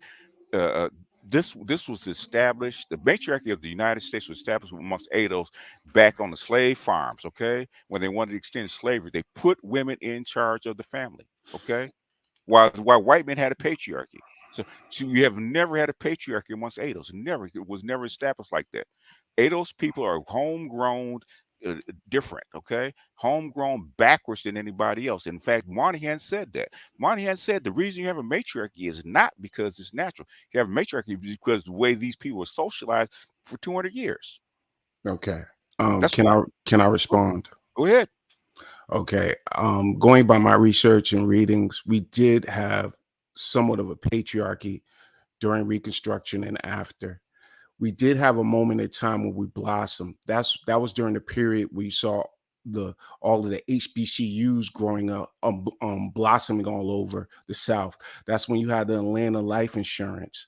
That's when you had John Johnson with Ebony and Jet. We had a patriarchy in place. I even researched a interview with Andrew Young. I think it was 1954, where the interviewer acknowledged that there's a matriarchy. The white male interviewer acknowledged it. Andrew Young said himself, we do not want to discard the matriarchy. We love our women, but we are working our way out of it. So I believe around the 60s or 70s is when they finally put up the welcome back home sign to Black woman in reminiscent of this slave plantation you spoke of no more than 10 seconds ago. Have you ever read Frazier's book, the Negro Family United States? No, I did not. Read that book, and it'll tell you never had a patriarchy. You never had a patriarchy. Wait, George Frazier, he's the light-skinned guy, right? No, E. Franklin Frazier, 1930. Negro Family United States. How come they don't read it? Basically, they've been talking about the Black matriarchy for the last the last 100 years. Okay. Yes, and like I said, Andrew Young said we are working our way out of it. So we acknowledge it exists, but we were trying to work our way out of it. But let me just say this. I have to interrupt you because, like, first of all, my channel was started. The first topics I spoke about for the first year was women this, women that. Like, all you gotta do is go look at the timeline. You'll see. That's all I talked about. Women. Feminism, women, feminism. All you got to do is go look at it. But it becomes a point where it's redundant. So we already done covered that terrain. I feel like I done already covered that terrain. Now, is the shit a problem? Of course it's a problem. I feel like there's a problem when any group of people have an inordinate amount of power and they don't have any culpability or accountability. I think that's problematic in any culture, to any demographic or any group. Okay? But here's how colonialism works. And you can say that, we didn't really actually have colonialism. We had slavery. That's true. But we do the same thing, But I mean, the techniques of control are comparable with colonialism and slavery. Okay, so what you do is you create, like T.S. Johnson said, you create a buffer class. It could be a group of mestizos, like half-breeds. Right, yeah. It could be a group of people who, like it could be a different gender. It could be a religious buffer class. Right. But what people in power typically do is they create a buffer class and they give them, semblances of freedom and tokens of power and inclusion. Not really, anything more than symbolic and token, apportionments and gimmies and goodies and grab'ems. But they use that buffer class in order to continue to subjugate the lower classes of persons, and it just so happens that, when people like Tommy Curry say, look, when you're talking about race, in general, racial oppression primarily is racial aggression directed towards outgroup men. Right. Most aggressively and violently, primarily because they present the biggest threat to the upheaval of the system by violence itself, which is pretty much, that's the Western way of shit, right? You fucking overthrow what you consider to be an unjust regime through violence. That's what the fuck they've been doing. Right. I don't see them having done it any other way, okay? In their world. So that's a real fear for them. Right. So they go after us. Yeah. Now, the unfortunate part of the problem is you got white women now who've convinced, based upon identity politics, right, that women are the most oppressed group, and they got women all over the fucking world, like coming together, to, like forming like Voltron to fight against the patriarchy. And the problem is, look, lady, and if I had to link it to deeper philosophy, I will at some point. But here's the issue: identity politics is cheap. It's avant-garde radicalism that does nothing radical. Tell me what's so radical about a black bitch being the fucking vice president, or a nigga being the president, or Barack Obama. There's nothing radical about that shit. No. There's nothing radical about tokenism and representation. There's never has been. But right now, identity politics has become the paramount politics, and the currency of it is acceptance and acknowledgement and attention. It's not even resources. It's fucking token love and appreciation. It's fake vainglory. And this is the issue that black people are falling into. When you got like blog, creators and content creators like God, like the FD signifier. This nigga got like over a damn 100,000, 500,000 fucking subscribers. Yeah, mostly white. Yeah. And they buy into this shit because to them, it includes them into fucking avant-garde, revolutionary politics that's really, it doesn't cost anything. You don't have to fight. You don't have to sacrifice any of your own material advantages. You don't have to, sacrifice your own positionality in the culture. You don't have to adjust for anything. All you have to do is say, I'm a certain identity. And then you're included into the Che, it's like wearing a Che Guevara shirt. Yeah. You know what I'm saying? It's some bullshit. Or like wearing a Bob Marley shirt and saying that you got one love. This is the sort of shit that black people are on politically.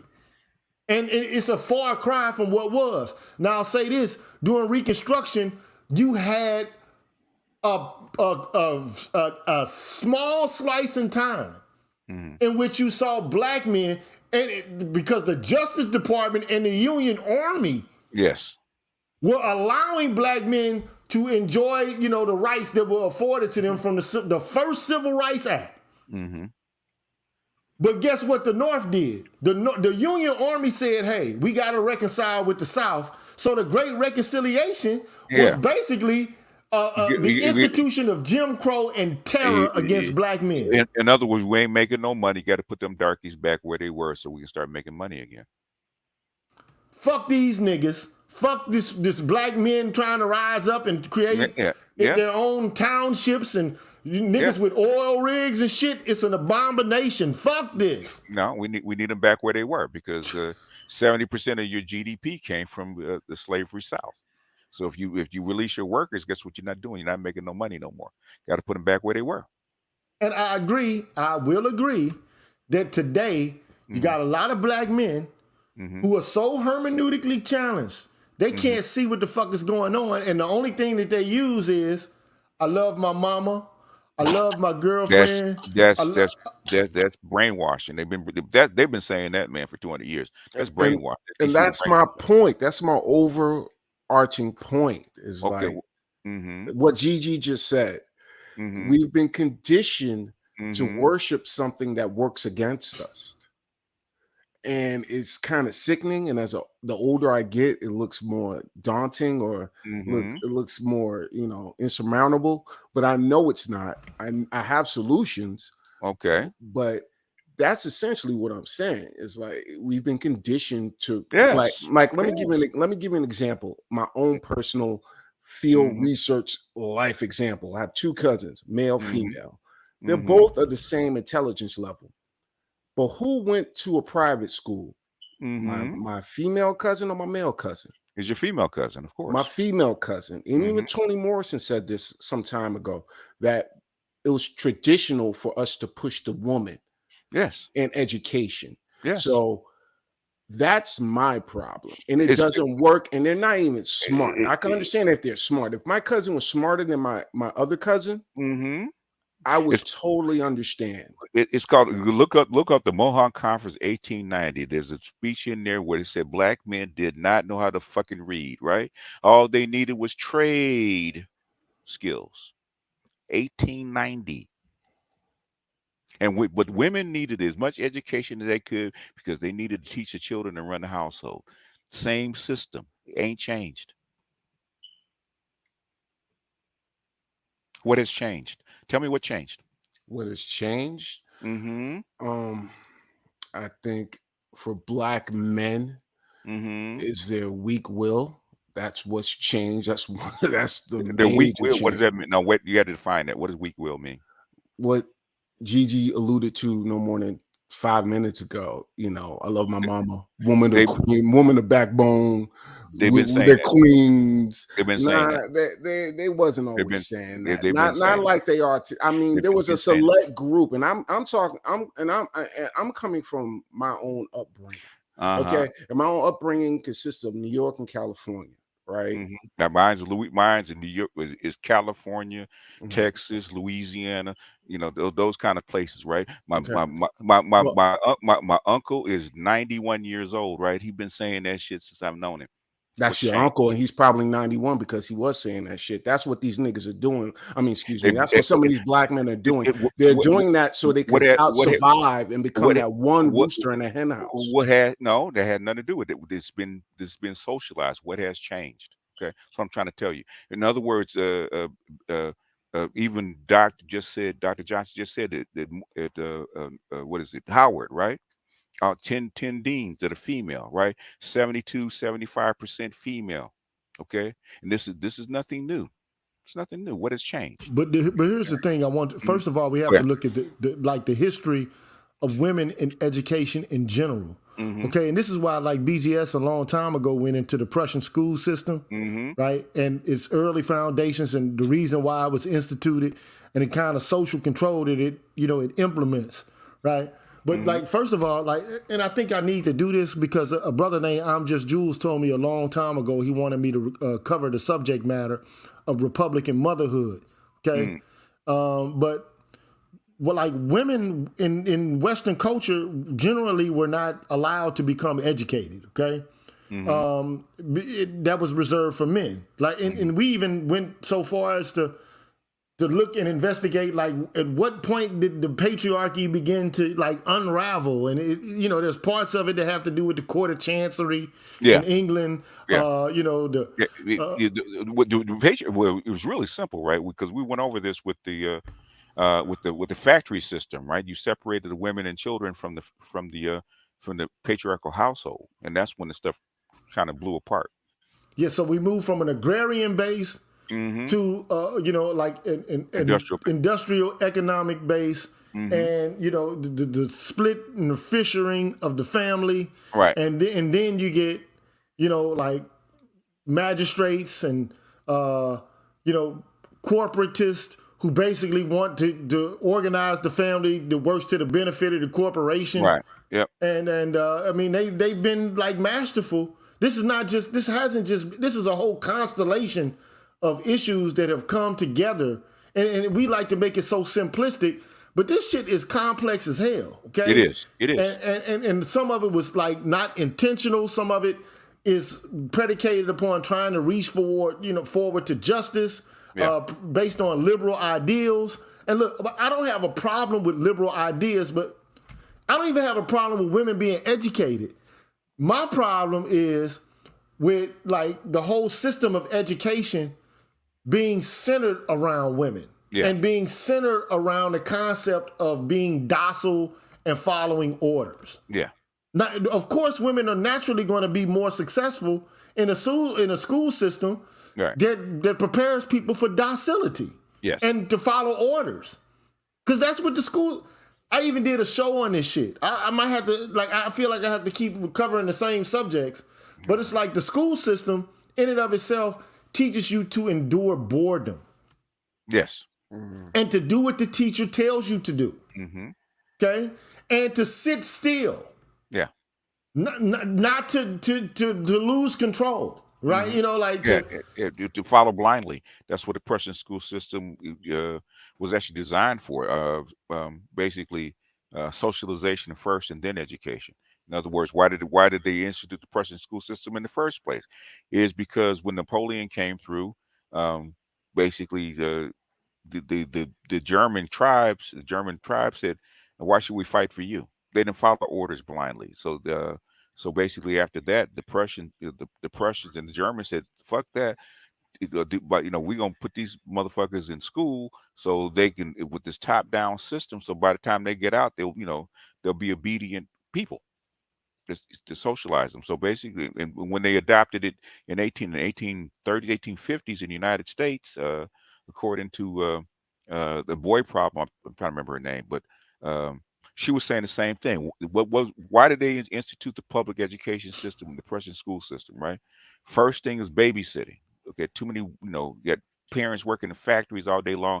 These little white boys and white girls running wild out in the street. Okay, got to get them off the street. Second thing is socialization. You got to mold them to think a certain way. Okay, and the last thing is education. So that's how come it's been adopted all over the world, is because it's so good at socializing in brainwashing kids. But you have to think about how the classroom is arranged Mm-hmm. institutionally, what the place looks like, you know, and how it can be compared to other institutions. Like you can move from a fucking school to a hospital to a psych ward to a prison, and they all have features that are exactly the same. Exactly the same. But the thing is, okay, if you really want to shock, okay, compare the school system to boot camp when men first come into boot camp, right? The same exact system. Okay. Lining up from smallest to tallest, okay, handing out where you hand out papers, the way the seats are arranged. Go look at a induction center, right? Induction center for boot camp. Looks exactly the same. The way they Ranks line and up, files. ranks and files. Exactly. That's what it was designed. It was designed from the top, from the bottom up, to replicate the boot camp. So by the time you get to boot camp, there's 90% of what you need to know is already done. Yeah. So I mean, you know, like so the whole point is the only thing I'm saying is. This is what like a person like Carter G. Woodson was discussing when he said the miseducation of the Negro. It's like you got all these degrees, but you're not right. You're not even fucking thinking. We're studying what they want us to study, and we're interpolating their ideas the way they want us to interpolate them in order to form, like what is acceptable and palatable in our population according to their dictates. Like even people like Curry talked about this shit. He was like, look, when you go to a university, man, and you look at the hiring committees, I mean, most of the hiring committees are going to be white people, even if they're hiring for a position where there's something called the philosophy of race or African American studies. They're going to have their hand in it. Right. I mean, because they're the provosts of the universities. They're the deans of the major schools within the university system. So if it's a school of humanities, it's probably going to be a white dean in charge of it. It could be very well a female. It could be a white male, but predominantly it's going to be somebody white. Okay. Yeah. And they're going to be a white liberal more than likely. Okay. Somebody who feels like they have the right viewpoint on what it is in order to meet the requirements of justice. Okay. And, but white liberals, like they're complicit with a system that doesn't really actually have them sacrifice anything. So, so at the end of the day, they're going to hire motherfuckers that make them feel comfortable. And it just so happens that it ain't too many 6'3" niggas, who talking radical shit that make white people, white women, and a whole bunch of other people in the university system feel comfortable. No. They're not to say that they don't ever hire people up from black men, but like they definitely don't hire as many black men or admit as many black men into their school systems as they do black women or white women in general. No, but like white women have taken over the university, the educational system in America. Man. They've replicated the black community. That's how come I wanted them to do a video called the white gynocracy. Okay, because that's what America's turned into. But that's what it That's the reason. It was in check when it was in check for a while. Yeah. Okay. But they basically put the battery in these chicks' backs, man. Yeah. And all I can say is it's the chickens coming home to roost. Yeah. Don't sit here and fucking get mad at the woke motherfuckers right now. Get mad at yourself, okay? Because get mad at Howard Smith for trying to play a joke to try to kill the Civil Rights Bill, okay? Yeah. Yeah. Get mad at the people who capitalize off him introducing sex into the Civil Rights Bill. Right. Okay? Get mad at them. Okay? Get mad at a culture that agglomerated under the framework of the 1946 Civil Rights Act that did everything it could to advance the interests of sex and gender while downplaying the significance of race. Blame them. Because, I mean, ultimately, if you would have allowed black men, I did a video about this shit a year and a half ago. I said all you had to do was, during the Civil Rights era, Reconstruction, the same shit Ray S mentioned. All you had to do was leave us the fuck alone and to treat us like decent human beings. They couldn't and do we that. Wouldn't even be in this predicament. They couldn't do that. The thing is, that's why they always leave out the economic component, right? If you On the surface, it makes absolutely no sense. How come they didn't leave you alone? On the surface, right? When you realize that the South, the slave-free South, had 70% of America's GDP, and once you free the slaves, you don't that workforce is gone. Okay, if you want to make money and survive as a country, guess what you got to do? You got to Yeah, put you them got to put them niggas back to niggas work. back where they were. And it continues to this day. They have a different problem, but yeah. Yeah, It's true. there was a reference to low equal quant in the selection that I read from Tommy Shelby, who Okay. talked about ghettoization, and you know his theory, low equal quants is okay. At one time, black people were necessary for labor, like they were like Right. the major catalyst for keeping the system going. Yeah. But now. Yeah. The labor is no longer necessary because of outsourcing the jobs and basically making the economy service based. Yeah. So now you got a bunch of bodies that no longer have a function. Have a purpose. Yeah. So now you have to quarantine those bodies. You know what I'm saying? So he says what happens is they get quarantined in the ghettos. In the ghetto, yeah. Yep. But Tommy Shelby's more sophisticated than that. I mean, but he says, look, I can go into all that. I don't have a doubt that that's possible. No, it's not. Basically, that's how come me and Art of Itmore went over the Kerner Commission. They said precisely the same thing.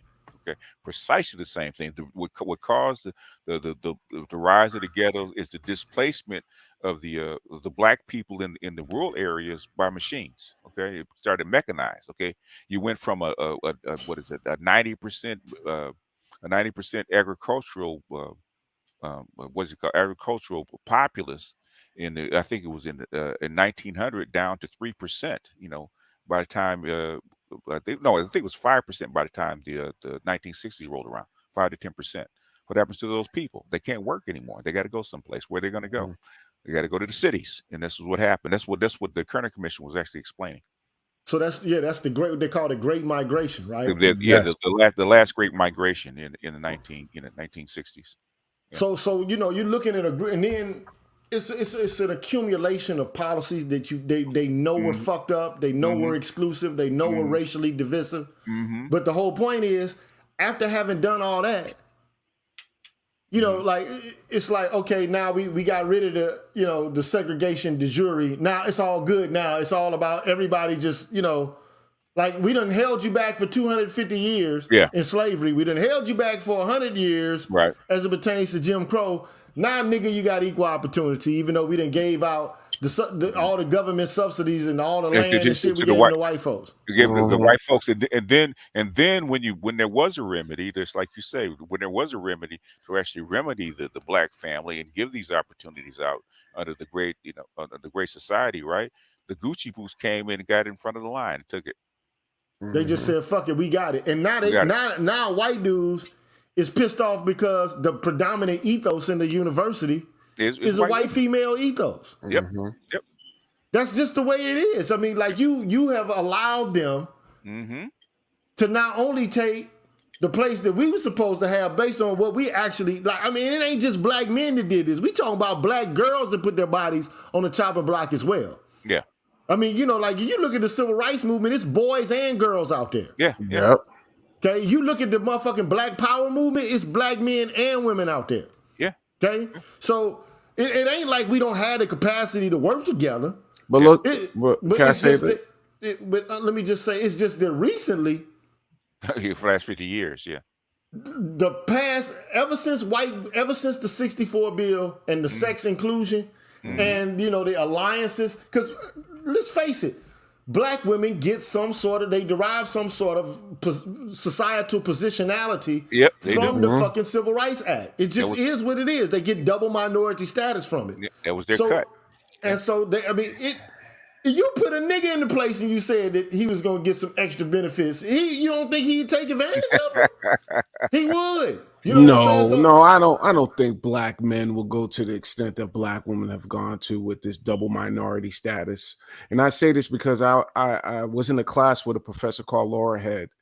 And she mentioned this a long time ago. And I took her seriously and I already knew this information.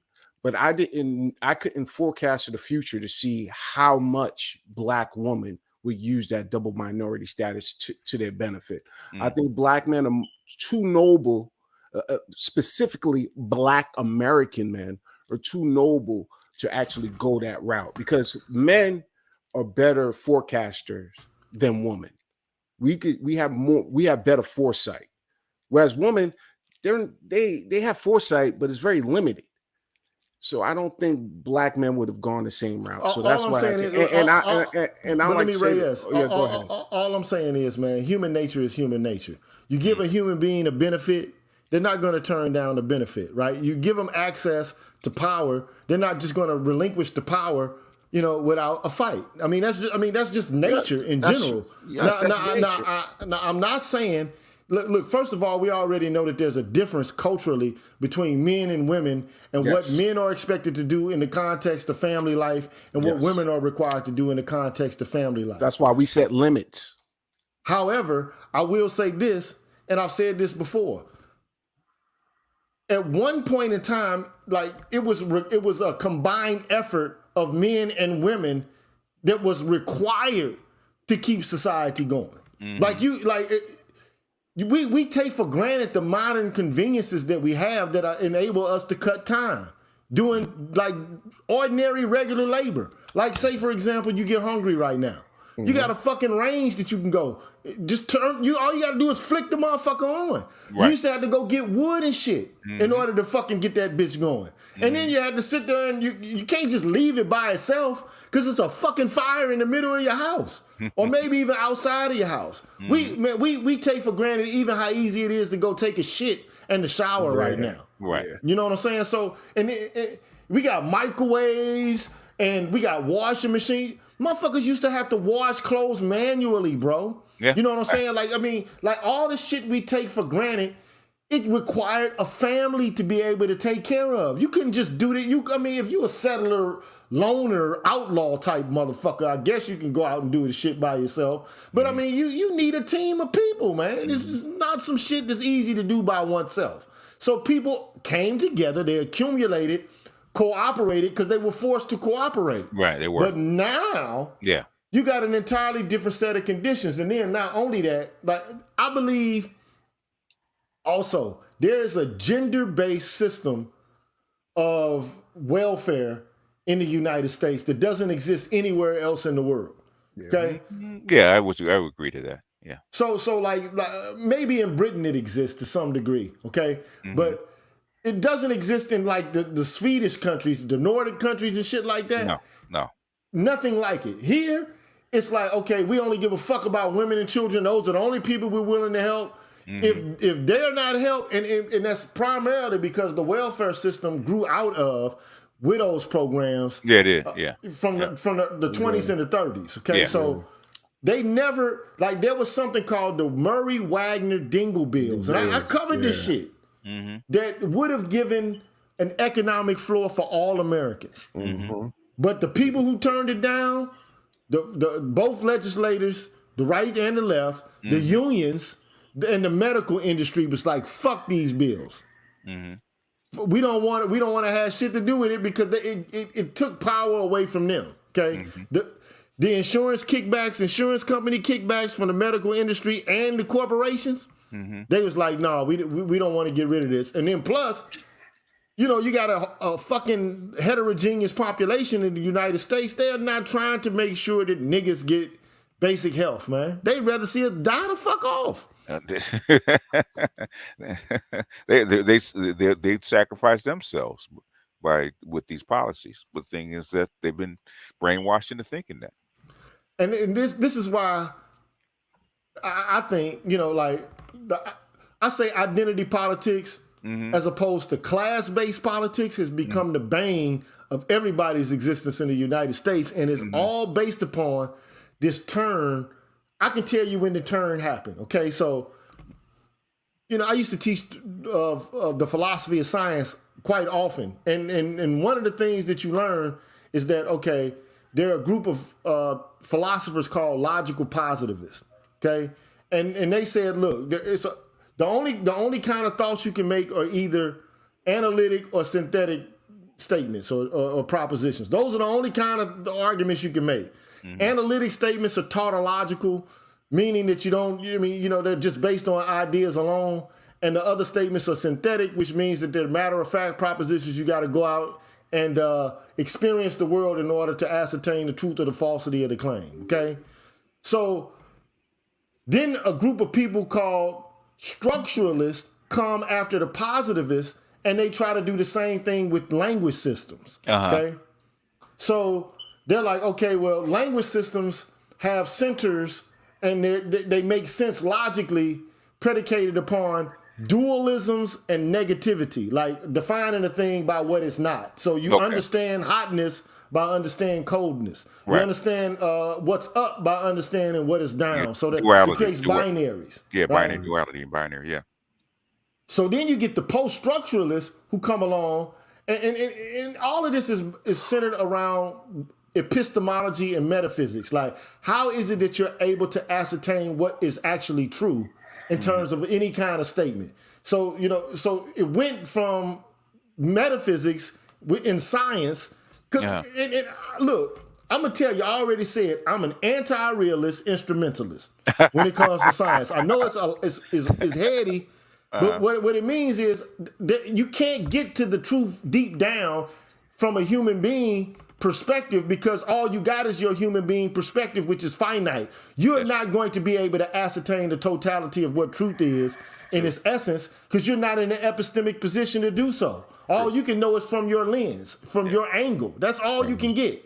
Now, you can get close. I think that people can approximate the truth more so than others, but having access to, that's like some godlike shit. That's like trying to be on the Prometheus journey, trying to find out the gods and who they are and why they set up the system the way it is. Motherfucker, that's too much to think about. That's beyond me. I know esoteric people feel like they got access to the truth by means of inward thought and introspection and meditation. Look, cool, I'm fine with that. But I'm just trying to tell you how this shit came to be, okay? So it started off with the positivists. It went to the structuralists who tried to do the same thing with ascertaining truth within language. Then come the post-structuralists who say, there is no truth. You can't get to the truth by means of negativity, finding out by, the truth of something and what it's not. So the logical system they considered to be flawed. And so they thought that everything was just a matter of power. Who can impose their discourse, their narrative, or their perspective on what the truth is over other people, okay? So now you got a whole system where people are using Foucault and Derrida and all of these French philosophers who, to me, they're radical, but only theoretically radical. Then you talking about a group of wealthy-ass white French motherfuckers who create, radical concepts that don't change any materiality in the world at all. It was impotent from the start. Okay, so all of this, we're so radical. We want to, change the discourses. We want to disrupt power. What fucking power has any French intellectual disrupted? None. You don't have to engage the real world at all. Marxists were actually asking for people to change material conditions through violence and rebellion. Now, you can agree with it or not, but at least they were saying, hey, look, this class-based struggle is real, and you got to get out there in the streets and to do some shit about it. Today, it's all about identity formation. And I say it's like going to a cafeteria. You can't disrupt market forces based on identity politics, because the identity politics is based upon market morality. It's just, it is what it is. Now, these motherfuckers acting like they so radical, but what are they doing? Think about it. Black Lives Matter. How fucking radical is that? A bunch of black women, gay women in California eating fucking cheese and crackers and wine, talking about the struggle. That's not radical, man. Okay, that ain't got shit to do with nothing. Don't even bear the resemblance to the Black Panthers. Okay, does it? Not even hardly. No. Okay. When you talk about, what's going on with the gay struggle and shit, trans activists right now. These people are making appeals to corporations to cancel motherfuckers. Yeah. That's not radical, man. You can't ask a corporation to come to your aid outside of the context of capital tokenism. But now you got motherfuckers acting like this shit is radical. And I mean, there have been so many philosophers who criticize this shit. Like Zizek is one of them. I don't know if you ever heard of that motherfucker. You go look him up, man. It's Zizek or Zivek, one of them. But the whole point is he's like, man, this shit. Even Noam Chomsky was like, this shit is fraudulent. Camille Paglia told you this shit was fraudulent. Yeah. Okay. So I mean, they're like, man, this like this half of the shit they're talking about has nothing to do with the material conditions of everyday people, man. These are some rich ass white people who are deciding to be radical through ideals that require no fucking sacrifice or material investment or even risk. And so, you know, like, man, I'm good with, you know, I love theory myself. I'm a philosopher, okay? You know, I was trained to think theoretically. However, if you don't temper theory with empirical shit, man, with naturalism, you're fucking stuck in a fucking mind game that is, to me, first of all, even if you... This is what I say. We have today moral relativism. That's what we have with identity politics. Yeah, that's true. It's moral relativism. But my problem with moral relativists have, like, at the basic level is everybody has a moral claim to make when they feel like they've been wrong. But if you're a moral relativist, how the fuck can you say that? How can you make any justice claim against anybody else if you're a moral relativist? You're operating on a principle that can't be, it's not undergirded by anything. Yeah, it's not quantifiable. Yeah. So fuck your moral claim. It's a free-for-all in this bitch. That's why I say. That's why it doesn't make any sense anymore. Moral nihilists, moral subjectivists, and moral skeptics, I say, look, all of those are bad ways to approach moral disagreements in pluralistic societies, bro. You just can't, those strategies, you can't get anywhere with them. But now, the university is all based upon motherfuckers saying radical shit. But they ain't doing nothing radical. Not a fucking thing. Like, no, they ain't even being radical with each other. They're not being radical with the administration. The students aren't radical. Like, now you got students who want to be protected from being harmed from shit that might trigger them, bruh. Yeah, that's But can I ask a question? Go ahead. Well, can we expect them to be radical if they earn six figures for doing something they love? It's kind of hard. That's like when I look at academics, you can look up their salaries online. I mean, for state universities specifically. You can. Yeah, you can. You can look it up. These guys earn 125 to 150 for thinking. Yeah. Well, that's yeah. So I have to look at it from that angle too. I can't. You can't expect too much radicalism from someone who doesn't want to risk losing their earnings. They teach these kids, you know, there's this Dr. Spock, pseudo Dr. Spock. Everybody gets a trophy. Feminist theory, right? This is coming from the ground up. Basically, everybody's equal. You know, everybody. Equity is the name of the game, so it doesn't matter. Everybody's theory and point of view is valid, even when it isn't. Everybody gets a freaking trophy. You know, the participation trophy. And so you get all these outside nonsensical, not even radical, nonsensical theories that people think are valid just because I thought of it, just because I felt that way.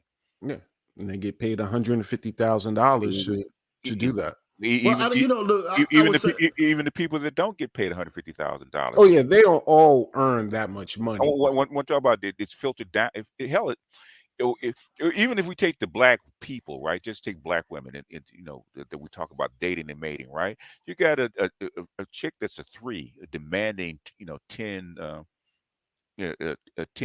treatment from guys, okay? Because she thinks that she just because of her existing, she deserves the same thing that anybody else gets, right? A pretty girl gets, a more talented person gets. She thinks she deserves the same kind of life.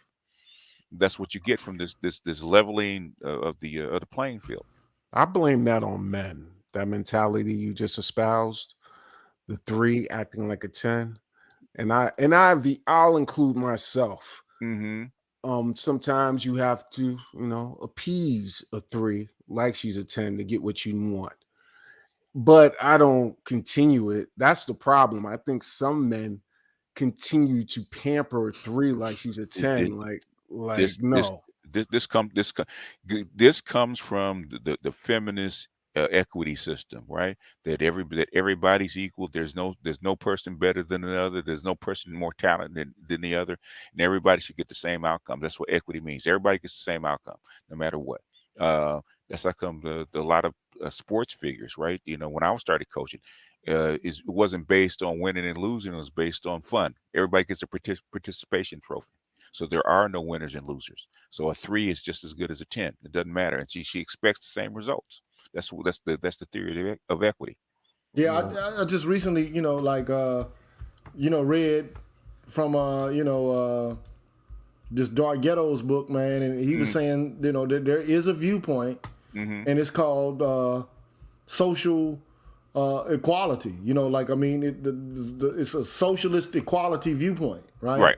Whereby the idea is that, even if you have more talent than somebody else, you don't deserve the talent that you were born with, and so therefore, because let's face it, nobody actually does deserve their talents. Okay, like say for example, you were born 6, to eventually be 6'5", right? Or that you were born and would eventually blossom into an incredibly handsome guy, like, I don't know, I'm not gonna say which guy's handsome because it's Boris Kojo, okay? Yeah, Boris Kojo. But the point is that that's a matter of luck because nobody did anything to make themselves look the way they look, or you can't impact your genes prior to being born, right? Or make a decision about that. So to them, that's arbitrary from a moral point of view, and the idea is that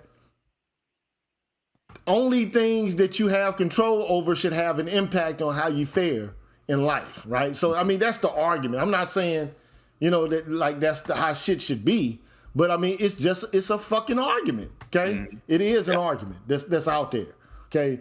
Now, in my viewpoint, I'm more prone to Rawlsian shit to a certain extent. I believe, look, you're gonna have to have inequalities in society. They're just first of all, they're gonna be there anyway. Yeah. Okay.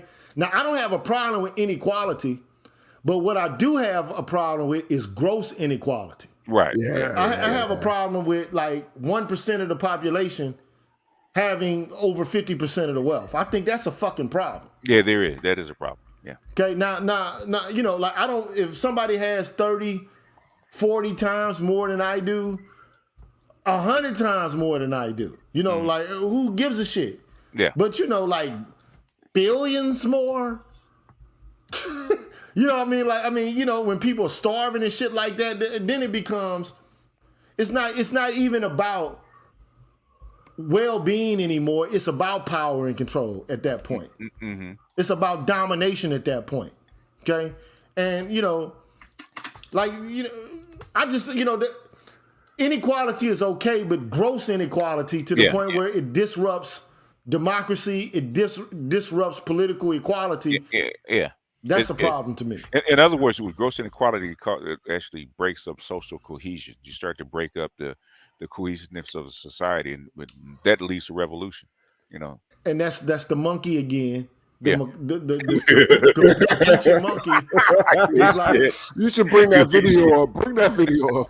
Yeah, I gotta find it though. I gotta cut it off. I remember seeing that, dude. That video is hilarious. Yeah, it is because nobody wants to get a shitty deal. Nobody wants to feel as if they're cucumber. He's on the bang in the cage. Yeah, give me a grape. Give me a grape, motherfucker. Give me a grape. Damn it! Yeah. I saw what you gave him. Yeah, that's. But it's not. Well, people don't have a problem with inequality when the inequality is justifiable. Right. But if you're doing the same thing as somebody else and you're getting paid differently, people have an objection to that shit. Yeah. Not even put it this way. I'm not Boris Kojo. Okay.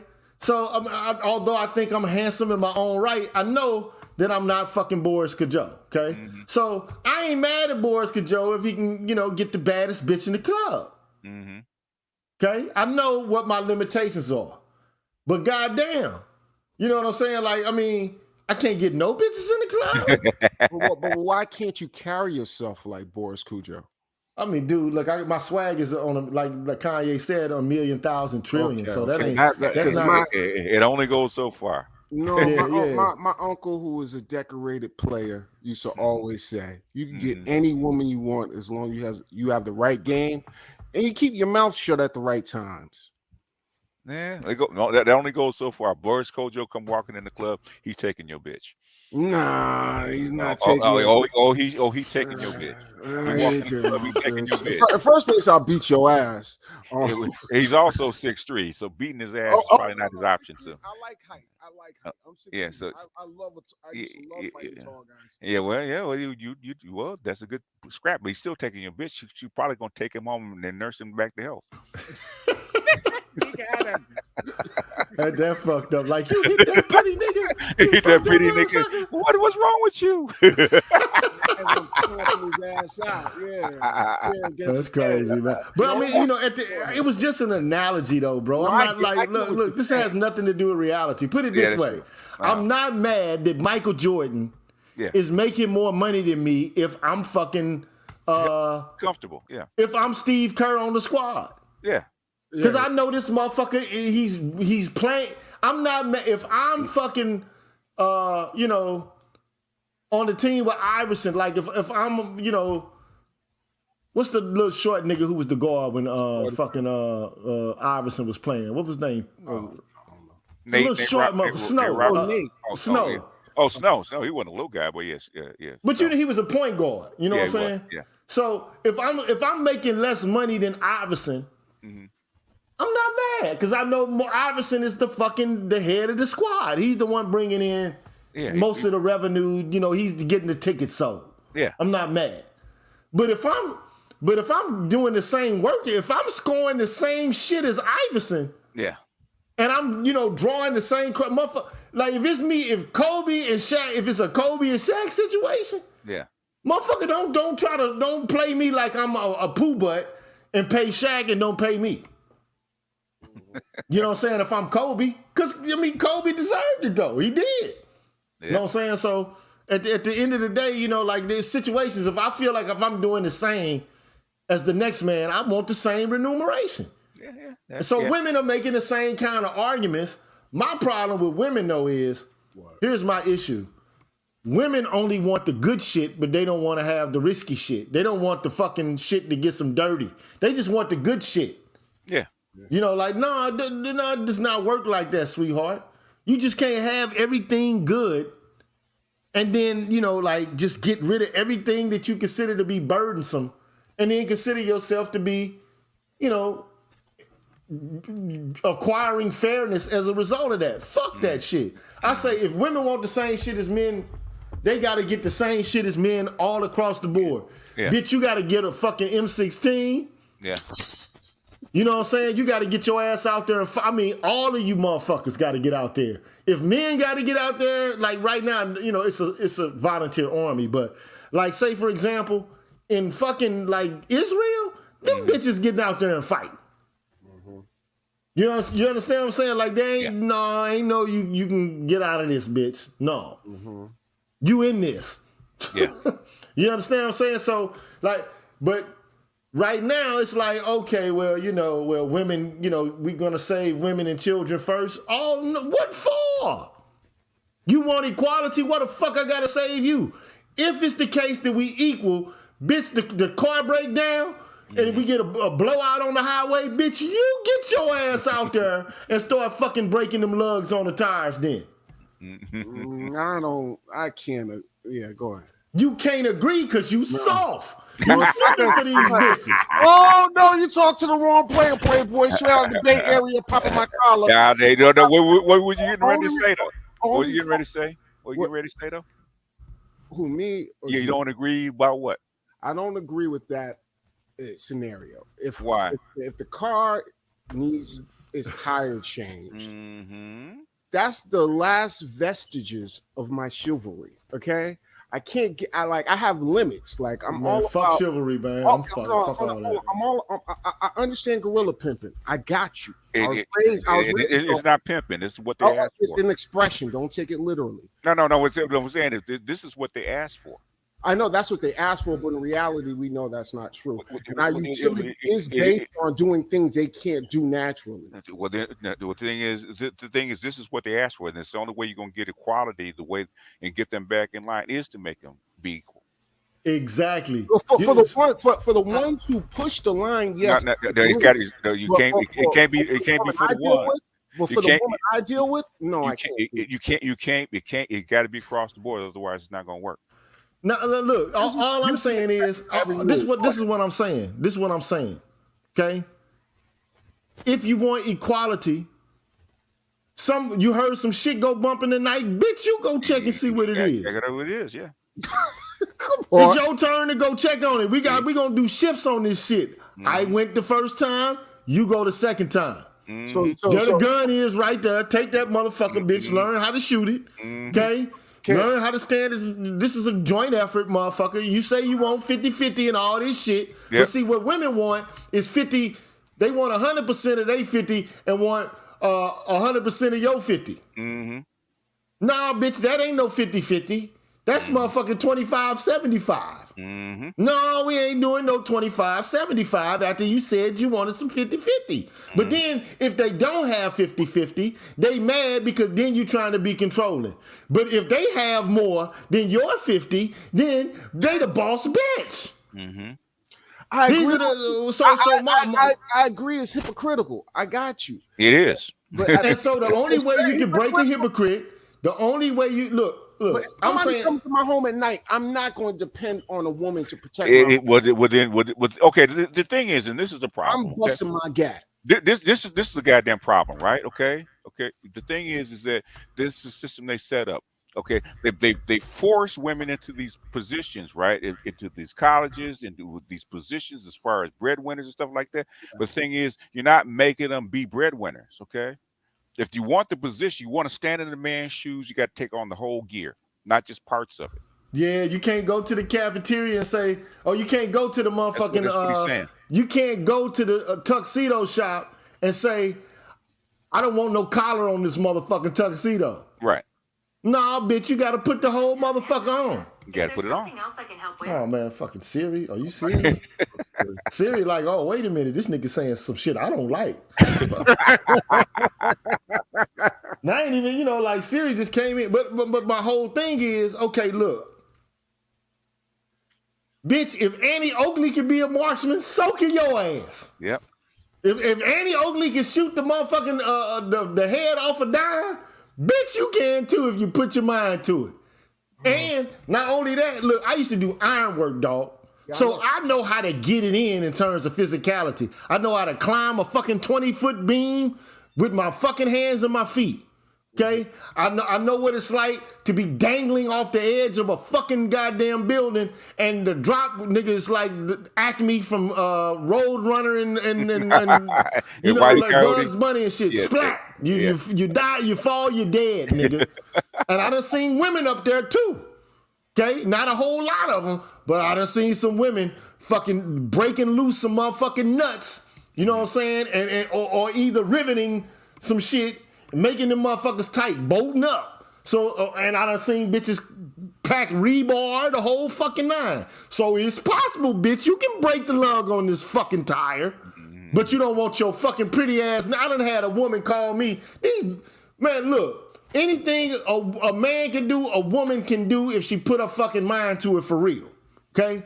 Now, but they don't have to. You know why? Because a nigga will do it for them. Mm-hmm. A nigga will do it for him. And I'm not just saying niggas in terms of black people. I'm saying men in general, okay? I know. Men will go out of their way, and women know this shit. They know this.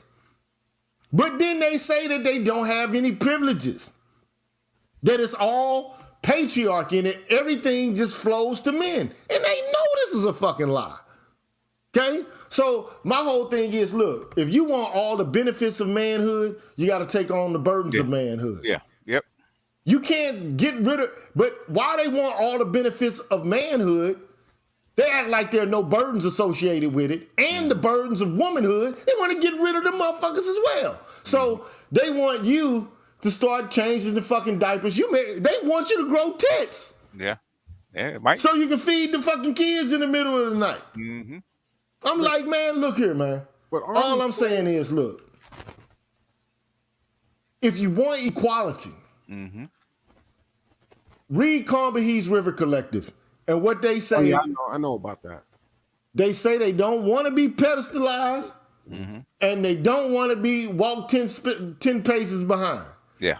All they want to do is to be treated equally, and that's it, and that's that. I said, let that chick walk point. You know, take turns walking point when there's in a dangerous neighborhood. Okay, I have to interject. Okay, I get it. I understand. It's there are no gray areas with you two gentlemen. I got you.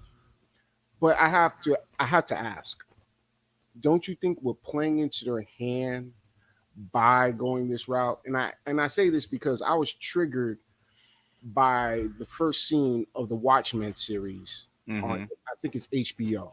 And if you saw the series, it started out with the Tulsa, Oklahoma riots, or excuse me, massacre.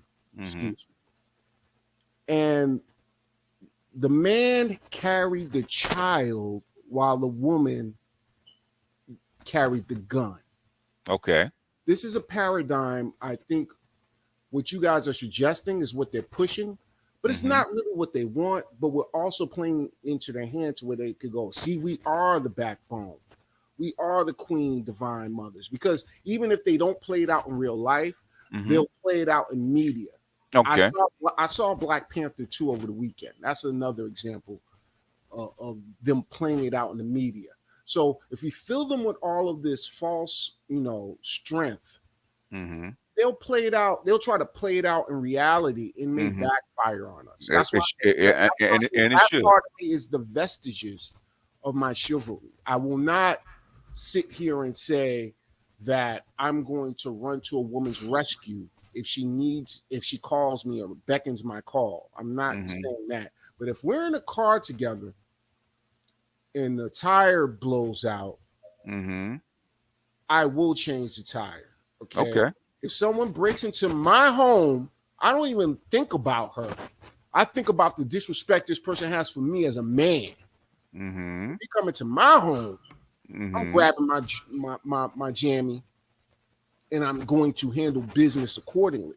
So if you guys want to go down this black-white road, you're kind of playing into their hand and making us look weak in their eye. And then they could go, see, we are the backbone, even though they're not the backbone. The thing is that this is what he's trying to tell you, right? What he's trying to say is that if we keep in this muddling around in this gray area, instead of making them make a decision one way or the other, so the system can actually correct itself, right? Okay, say a woman believes that she's the backbone and she's the badass, right? And she can actually take on a 250-pound man, right? Yeah. And as long as you stay running interference for her, she will always think that, right? What happens when she has to do it by herself and gets knocked flat on her ass? Reality will actually said, I can't do this, so I need to arrange my life a different way. Then yes, I'm down with that. Like, let me give you an example. That's what we're talking about. Let me give you an example of what just popped in my mind. Okay. I have a very adverse feeling towards bed wenches, right? And I grew up in California. Yeah, I don't know why, but go ahead. Bear with me. I have a very deep dislike, let me say that, of bed wenches. I grew up in California, and that's like one of the bed wench capitals. I'm in Los Angeles, so yeah, I know you know. So I would be in settings where the bed wench all of a sudden gets her nigga wake up call. Okay, and I would step aside and just watch while she looked at me, saying, "Aren't you going to save me?" No, you're on your own, bed wench. Handle your business. Okay? You know what the bed wench's revenge is, and I just played this with the 3 mixed chicks, right? It's when black men have the same option as she does.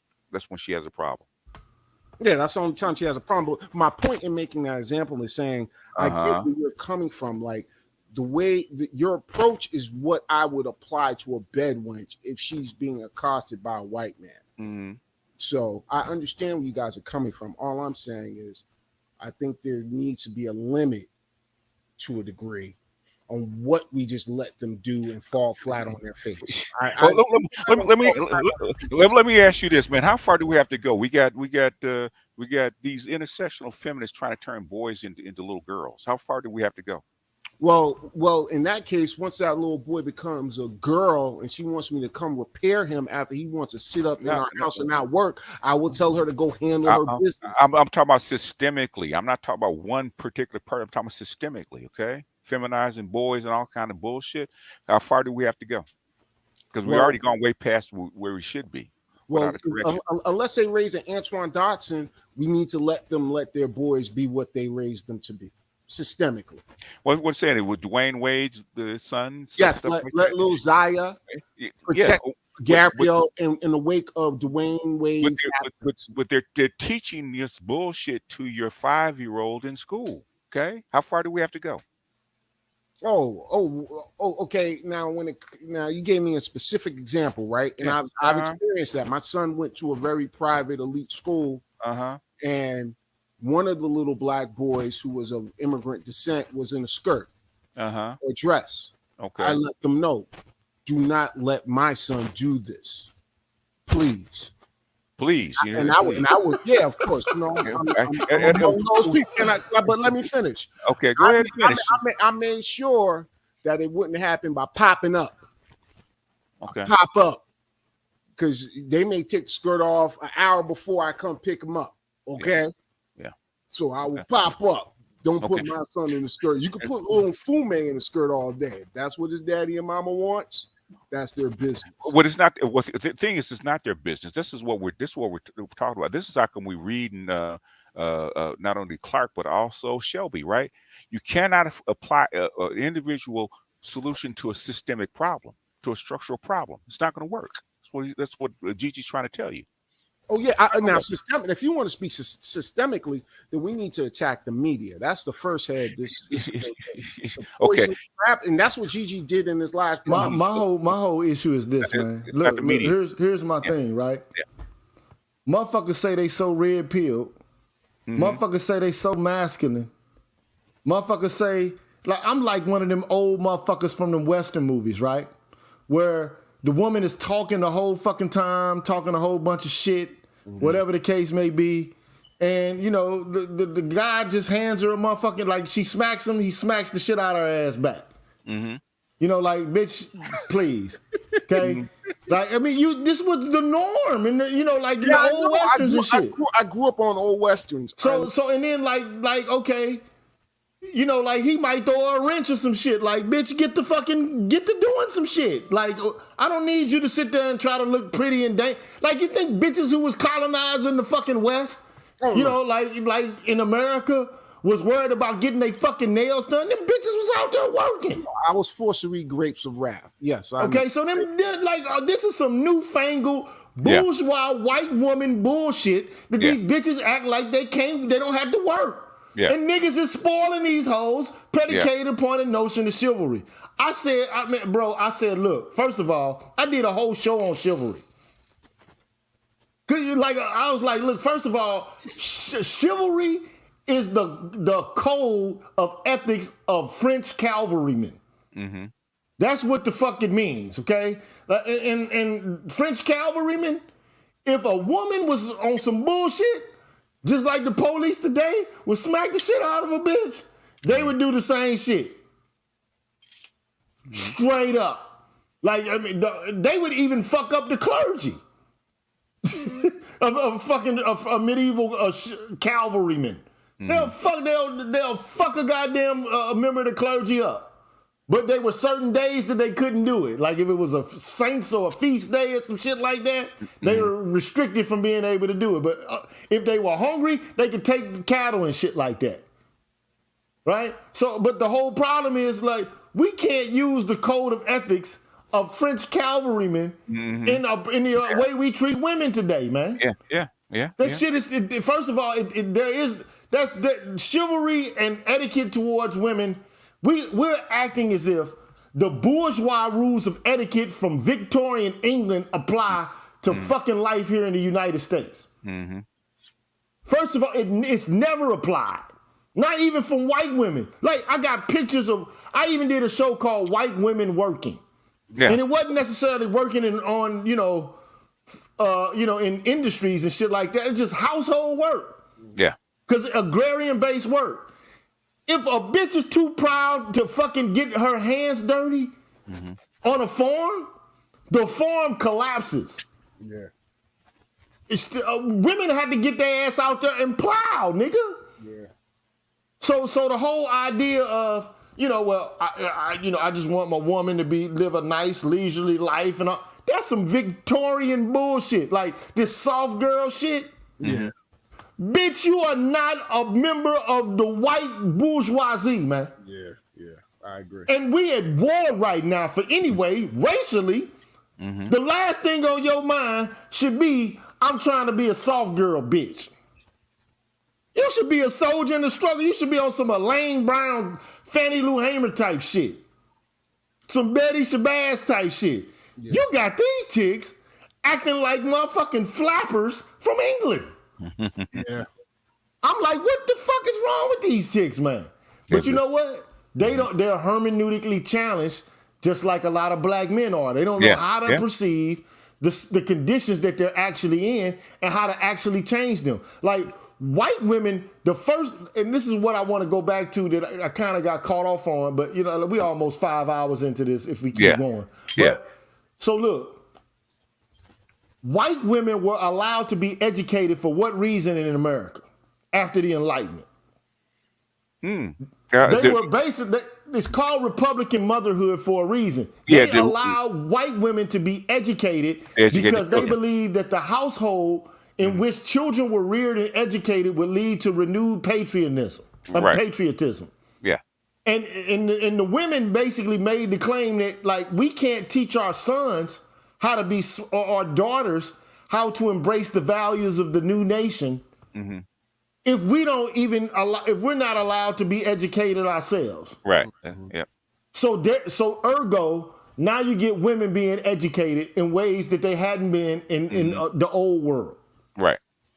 Okay. So now education is commonplace, especially not all classes of women, but especially amongst the bourgeoisie women in the United States. Right.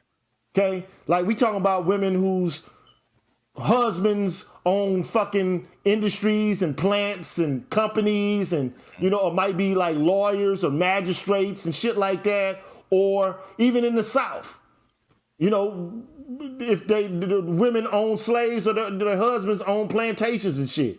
Or even if they don't own plantations, what I'm saying? Or they got some money because, they've been working on, they got a successful farm, or some shit like that. So these women, they organized, but they worked, man. Like these white women have never been at a disadvantage like black people have been, man, in these fucking United States. So this is why I'm all fucking, I got my motherfucking figurative panties in a bunch. Because while I'm pissed off, I'm just being facetious by saying that, I'm pissed off because we let the ethos of privileged ass white women become the predominant ethos of the black struggle. Yeah. And that's fucked up, man. And it's all based upon some fugazi revolutionary radical bullshit concocted by French intellectuals who had Foucault, man. Like it's real revolutionaries in this world, man. Real people who are revolutionary. You're right.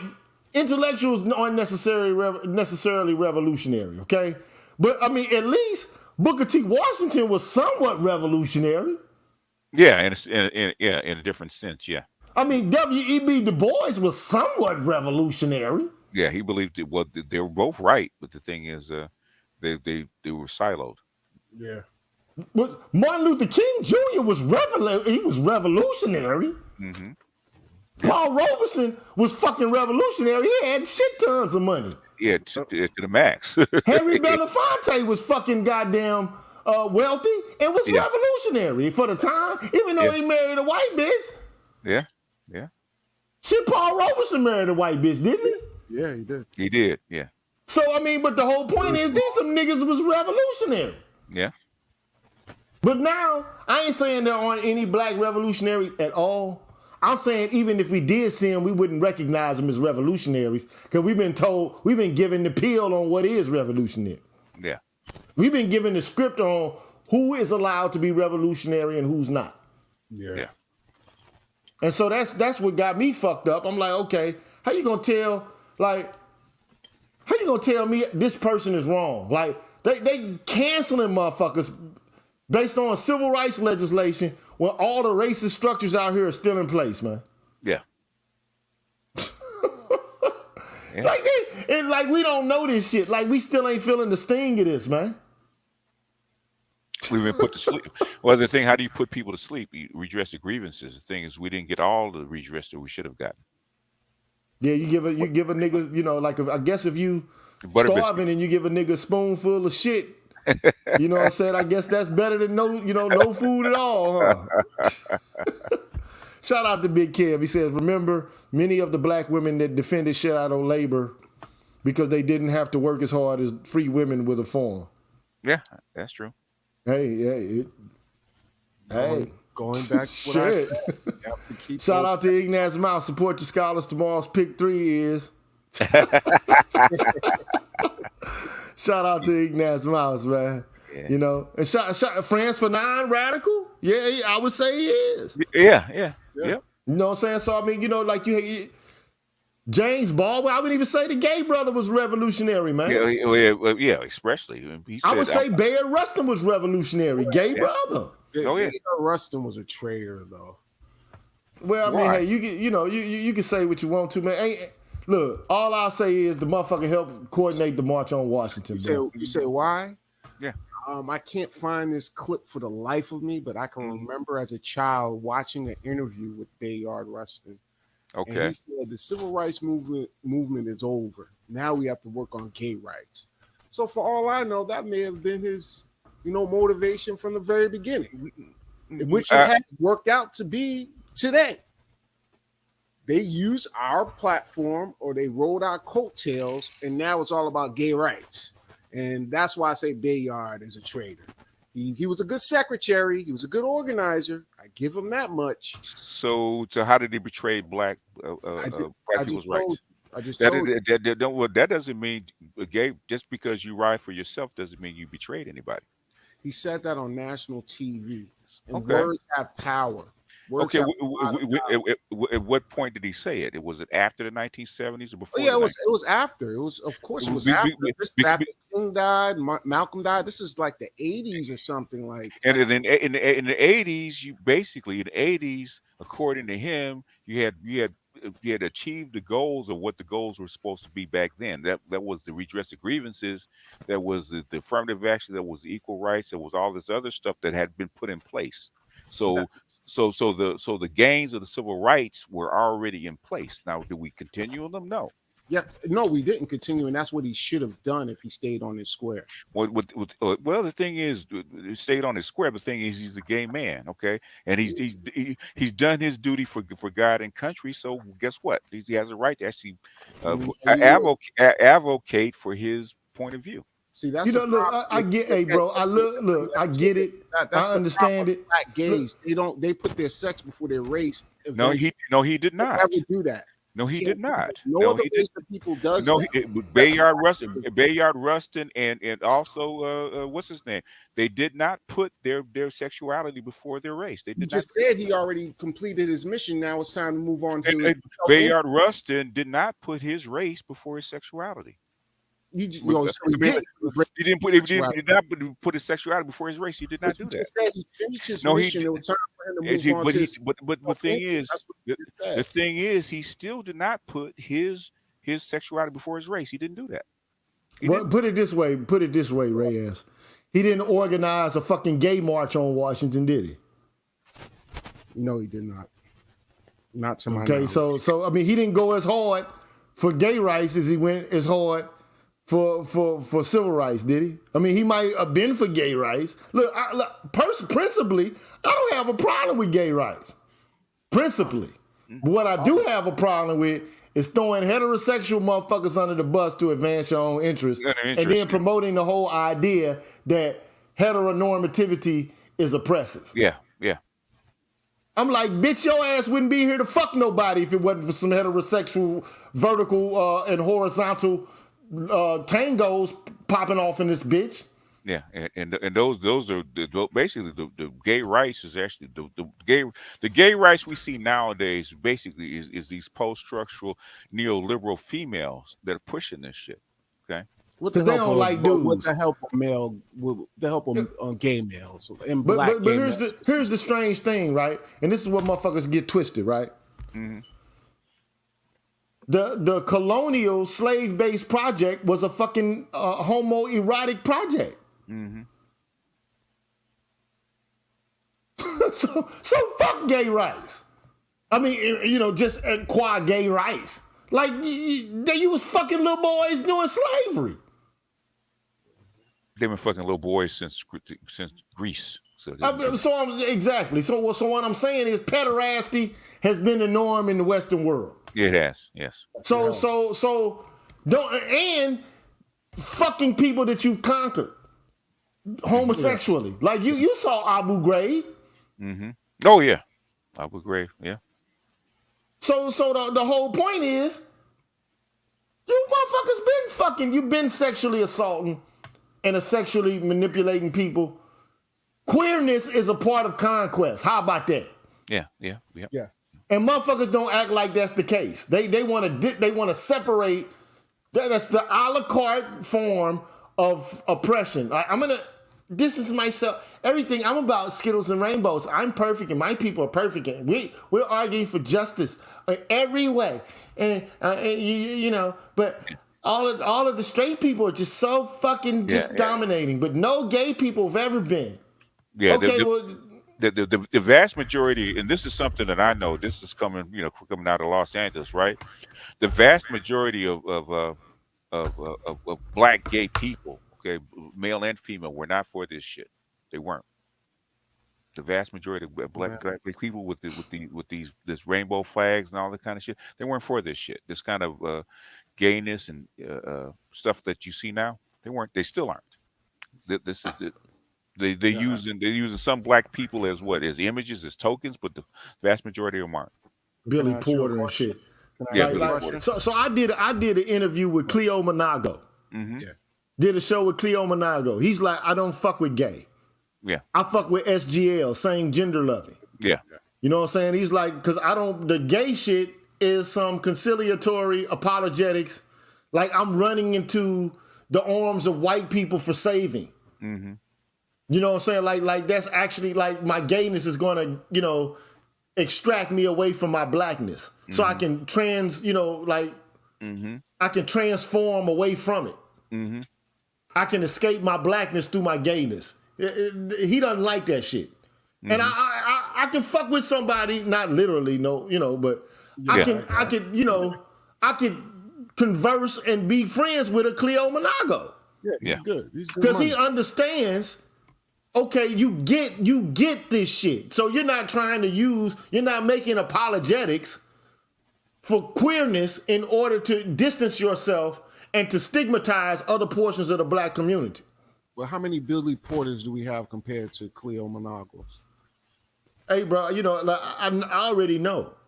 Okay. But I'm pretty sure that there's a lot of fucking Cleo Monagos out there. So I got them, but they're just not as vocal. That's my problem with them. Yeah, that's an issue. You know what I'm saying? They know we're not homophobic, but they don't speak up. Like I got a partner, man. His cousin is SGL. He identifies as SGL. And he already understands the race game. It's people out here who understand this shit. And they're attuned to it. Mm-hmm. You know what I'm saying? And they know the way that queerness is utilized as a means by which to denigrate straight black folks. Mm-hmm. or any other group of folks. They already know. Okay? But my whole viewpoint on this is, man, like I just didn't like. It wasn't a good look for me. The whole conversation came up with me and Cleo related to BLM. Okay, and my whole thing is, people want to act as if sexuality that's queer is always sexuality that's pure and based on love. Right. They act like there's no sexual coercion and no violence taking place in the confines of gay love, or whatever you want to call it, gay sex. Gay relationships, yeah. We act like it's all goody-goody and shit. Like, all that shit is just glitz and glamour. Everything is just pure. It's like it's fucking rainbows and Skittles with that shit. That's how they present it. But it's just, it's propaganda, man. Ain't nobody out here perfect, man. Yes, that's very true. Ain't nobody out here perfect. Black women ain't perfect. I don't have a problem with black women beyond the fact that what they do is they throw us under the bus and act like they ain't doing shit that's fucked up. Yeah. That's the problem. That's my only problem, really. My main problem. My issue is, bitch, if you don't throw rocks and hide your hand, and now you got me holding the motherfucking bag like I done did the whole fucking thing, and you ain't contribute to none of this dysfunction. Mm-hmm. That's my issue with this shit. And my problem is, but you know, I done so much research and investigation into the fuckery. The question is, when will there be a cultural shift, and what will the cultural shift look like? Now, the only thing I say is, to the brothers in the space, I know you disgruntled with the left and these women, but like, you know, like you won't find a safe haven in the right either. No, you won't. Because the right are ethno-nationalist bigots. Mm-hmm. Like, I mean, it should be apparent. Like, these motherfuckers like make America great again. That's like, nigga, make America white again. And I understand that politicians might not even believe some of the shit that they say. They just want votes, and they'll do what they can to get those votes, and they might have policies that actually help black folks, or, you know, whatever the case may be. I could get it, but man, them tiki torch motherfuckers that went to the White House, man, them motherfuckers was some ethno-nationalists, bruh. Mm-hmm. Don't get it twisted. And I made a video called The Malleus Maleficarum in Jest.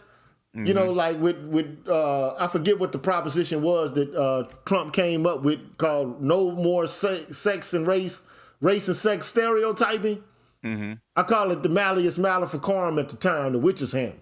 Okay, but that shit also attached to it wasn't just sex stereotype; it was race stereotyping as well. Yeah. Meaning, don't criticize white men. Mm-hmm. That's what the act was. Yeah, they want the patriarchy back, the white male patriarchy back. Don't criticize or say fucked up shit about white men. Mm-hmm.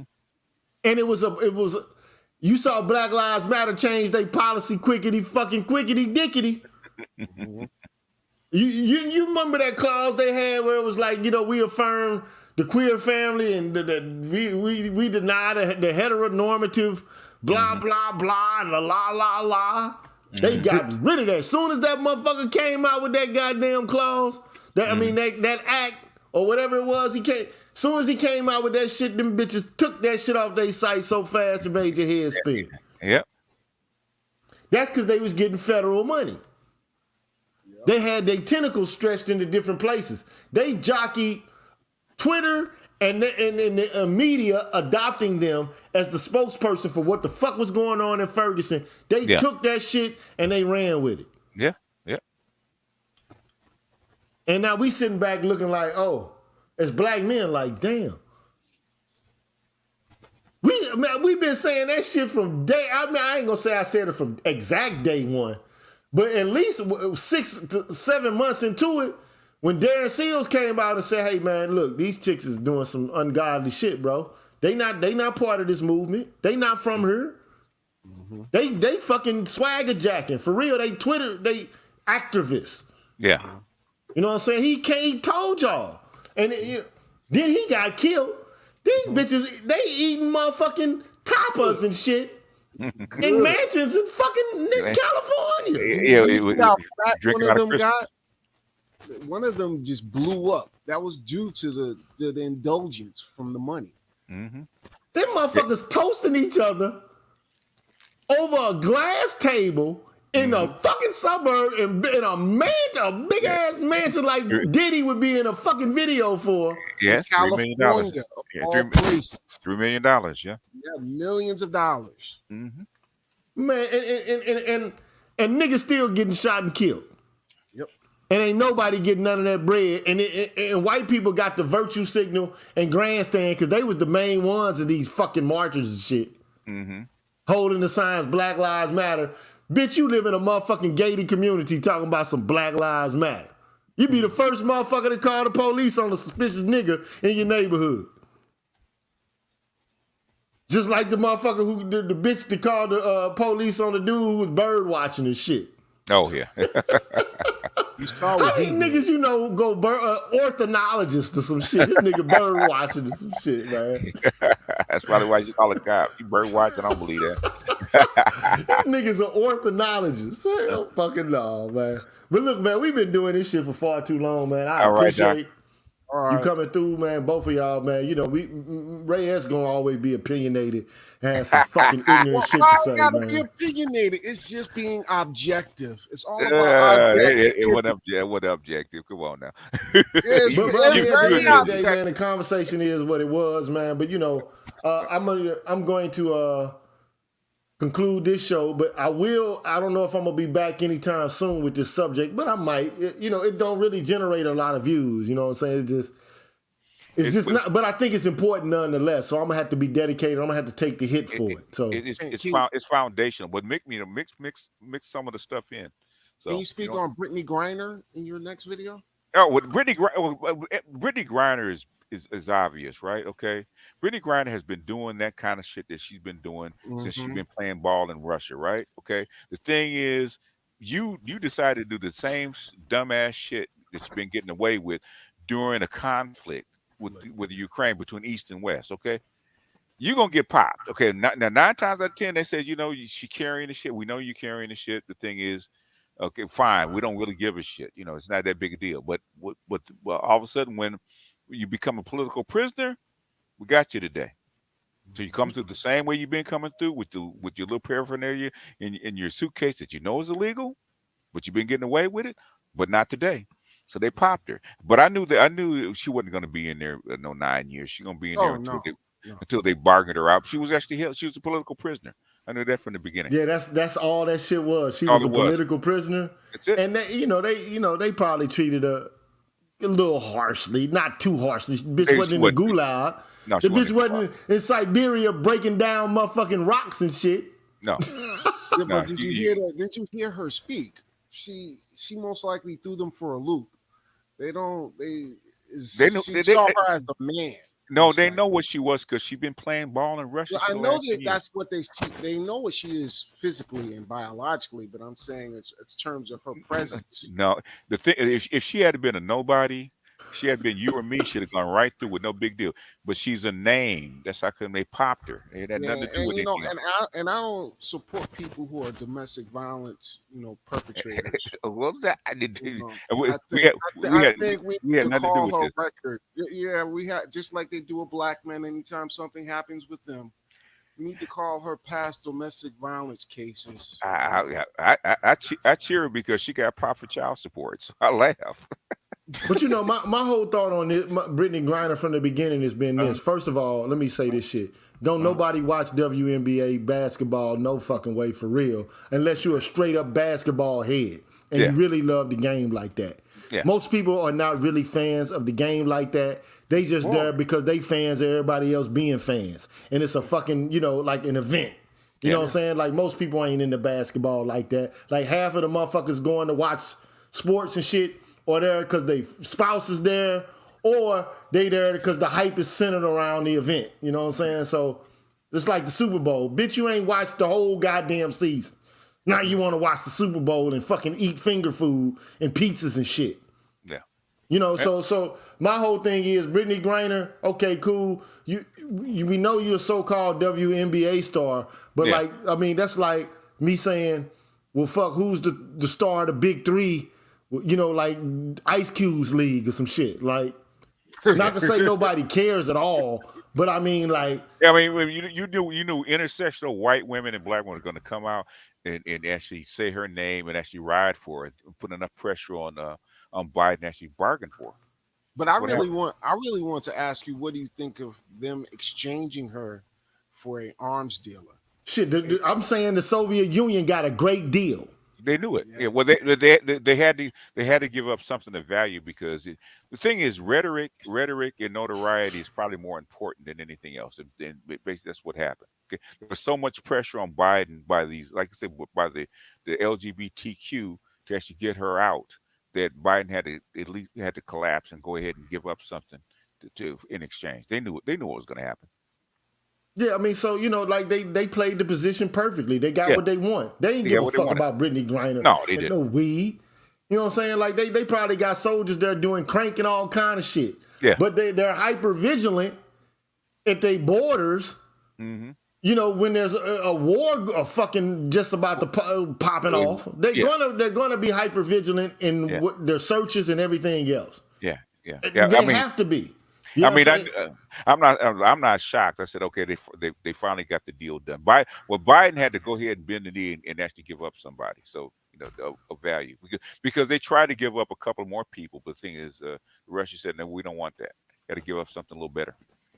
So I mean, you know, how much is it worth for your administration? We know you like fucking weirdos and shit like that. Yeah, yeah. Well, You know, so you want this weirdo? Give us got- a motherfucking arms dealer. in other words, you got all these you got all these liberal feminists, man, getting on your ass and said, if it was a man, if that was LeBron James, you would let him stay in there. So they've been crying for the last 9 months. So Biden finally caved in and said, give him the old guy. Go ahead. Yeah, So- yeah, and but also my other thought on it is Mhm. you got more black men in prison in the United States Mhm. than damn near all the women combined all throughout the fucking world. Right. And most of those men are incarcerated for nonviolent crimes associated with drug dealing. Yeah.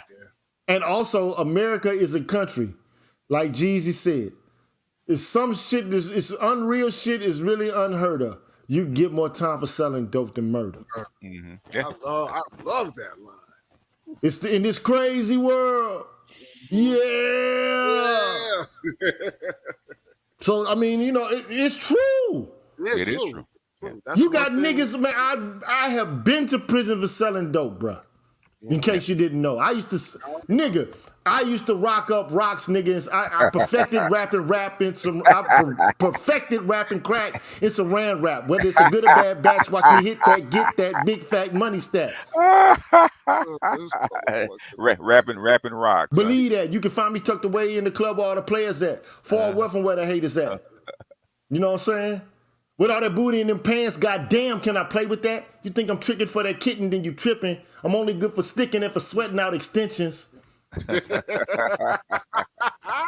them my lines. Them ain't nobody, them's my lines. You used to rap.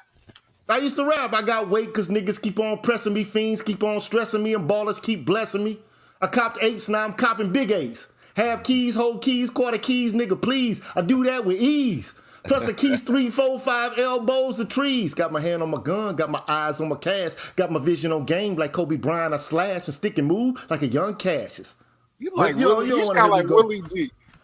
No, I'm just, man, this is old, man. I wrote that shit, nigga, fucking 25 years ago. It's Willie D. Willie D is over 25 years ago. But I got Rakim flows too, nigga. I'm Hey, good at Willie this Willie shit, D nigga. is my nigga. I like Willie D. Boy, you know, know? to him his flow is a little archaic, but you know. But my whole point is, bro, niggas is, I've been in jail with niggas that got 20 years for punk ass dope, man. Mm-hmm. So fuck Brittany Griner, man, man, nigga, you got niggas serving life sentences for fucking third offenses and shit with drug-related crime. Yeah. And so now I'm supposed to feel sorry for this motherfucker? You ain't feeling sorry for none of the niggas in the U.S. You ain't demanding the end to the fucking, only but that little thing went and came with Michelle Alexander. Yeah. The motherfucker was talking about the new Jim Crow and, you know, black men being incarcerated. Then it went from black men being incarcerated to black men getting shot and killed everywhere. And the ritualism associated with the spectacle of the black male body constantly being on display after it's been choked out or shot out. Then, you know, and now, you know, they done basically said, they done fucking, they took that shit over with BLM.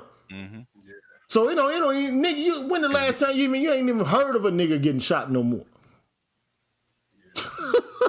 They're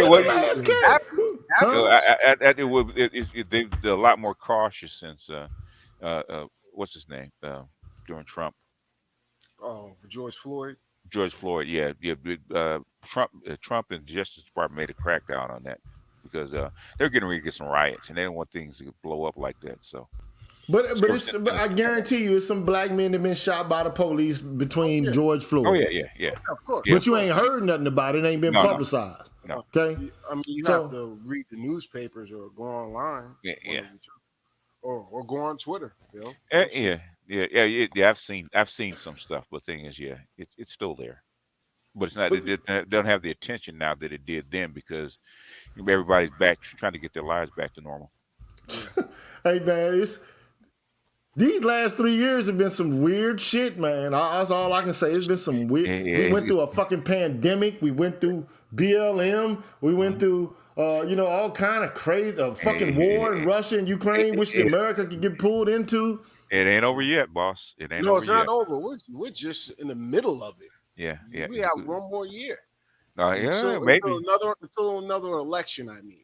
Yeah. You're right in the middle of stagflation, man. We haven't seen this since the 70s. 70s, yeah. Stagflation is hard. But I talked about this, man. You already know about the financialization of the market. Yeah. Or the financialization of the economy. You know, I even did a show on the shit, but motherfuckers don't tune in. All they want to hear about is these hoes, they for everybody. That's all niggas want to hear. These hoes. We trying to transition them to something else because actually, I was drawn to you based on those videos, the more in-depth videos. So I didn't come on here just to talk about these hoes. Right. So I don't have a problem. I will call them out. I think niggas do fucked up shit. Yeah. Women do some all I'm asking for them motherfuckers to do is to be accountable for the shit they do. Yeah. So if like Rihanna is just as responsible for getting her ass beat in the car as Chris Brown beating her ass. Sorry. No, you can't defend a Caribbean woman. How many Caribbean women have you dated? Those women are violent, man. That's what I'm saying. Bitch, you accountable too. Okay. She know what the fuck she was doing in the car. Chris Brown already said what she was doing. Bitch, you going through my phone, slapping me and shit. Bitch, I'm trying to drive. I could say in defense of Chris Brown, I don't put as much blame on him because he didn't know what he was dealing with. That was most likely the first Caribbean woman that man has ever dated. But anyway, man, look, BGS done left. He don't want to be associated with me talking about motherfucking Rihanna. So, but anyway, man, I'm out of here, man. All right, man, what up, man? You know what I'm saying? Do your thing, bro. I'll holler at you later, my dude. Hey, yo, I'll holler at y'all, man. You know what I'm saying? On the next one. God damn, man, it's 5 hours. God damn. But it was fun, I'll holler at y'all on the next one. Peace out.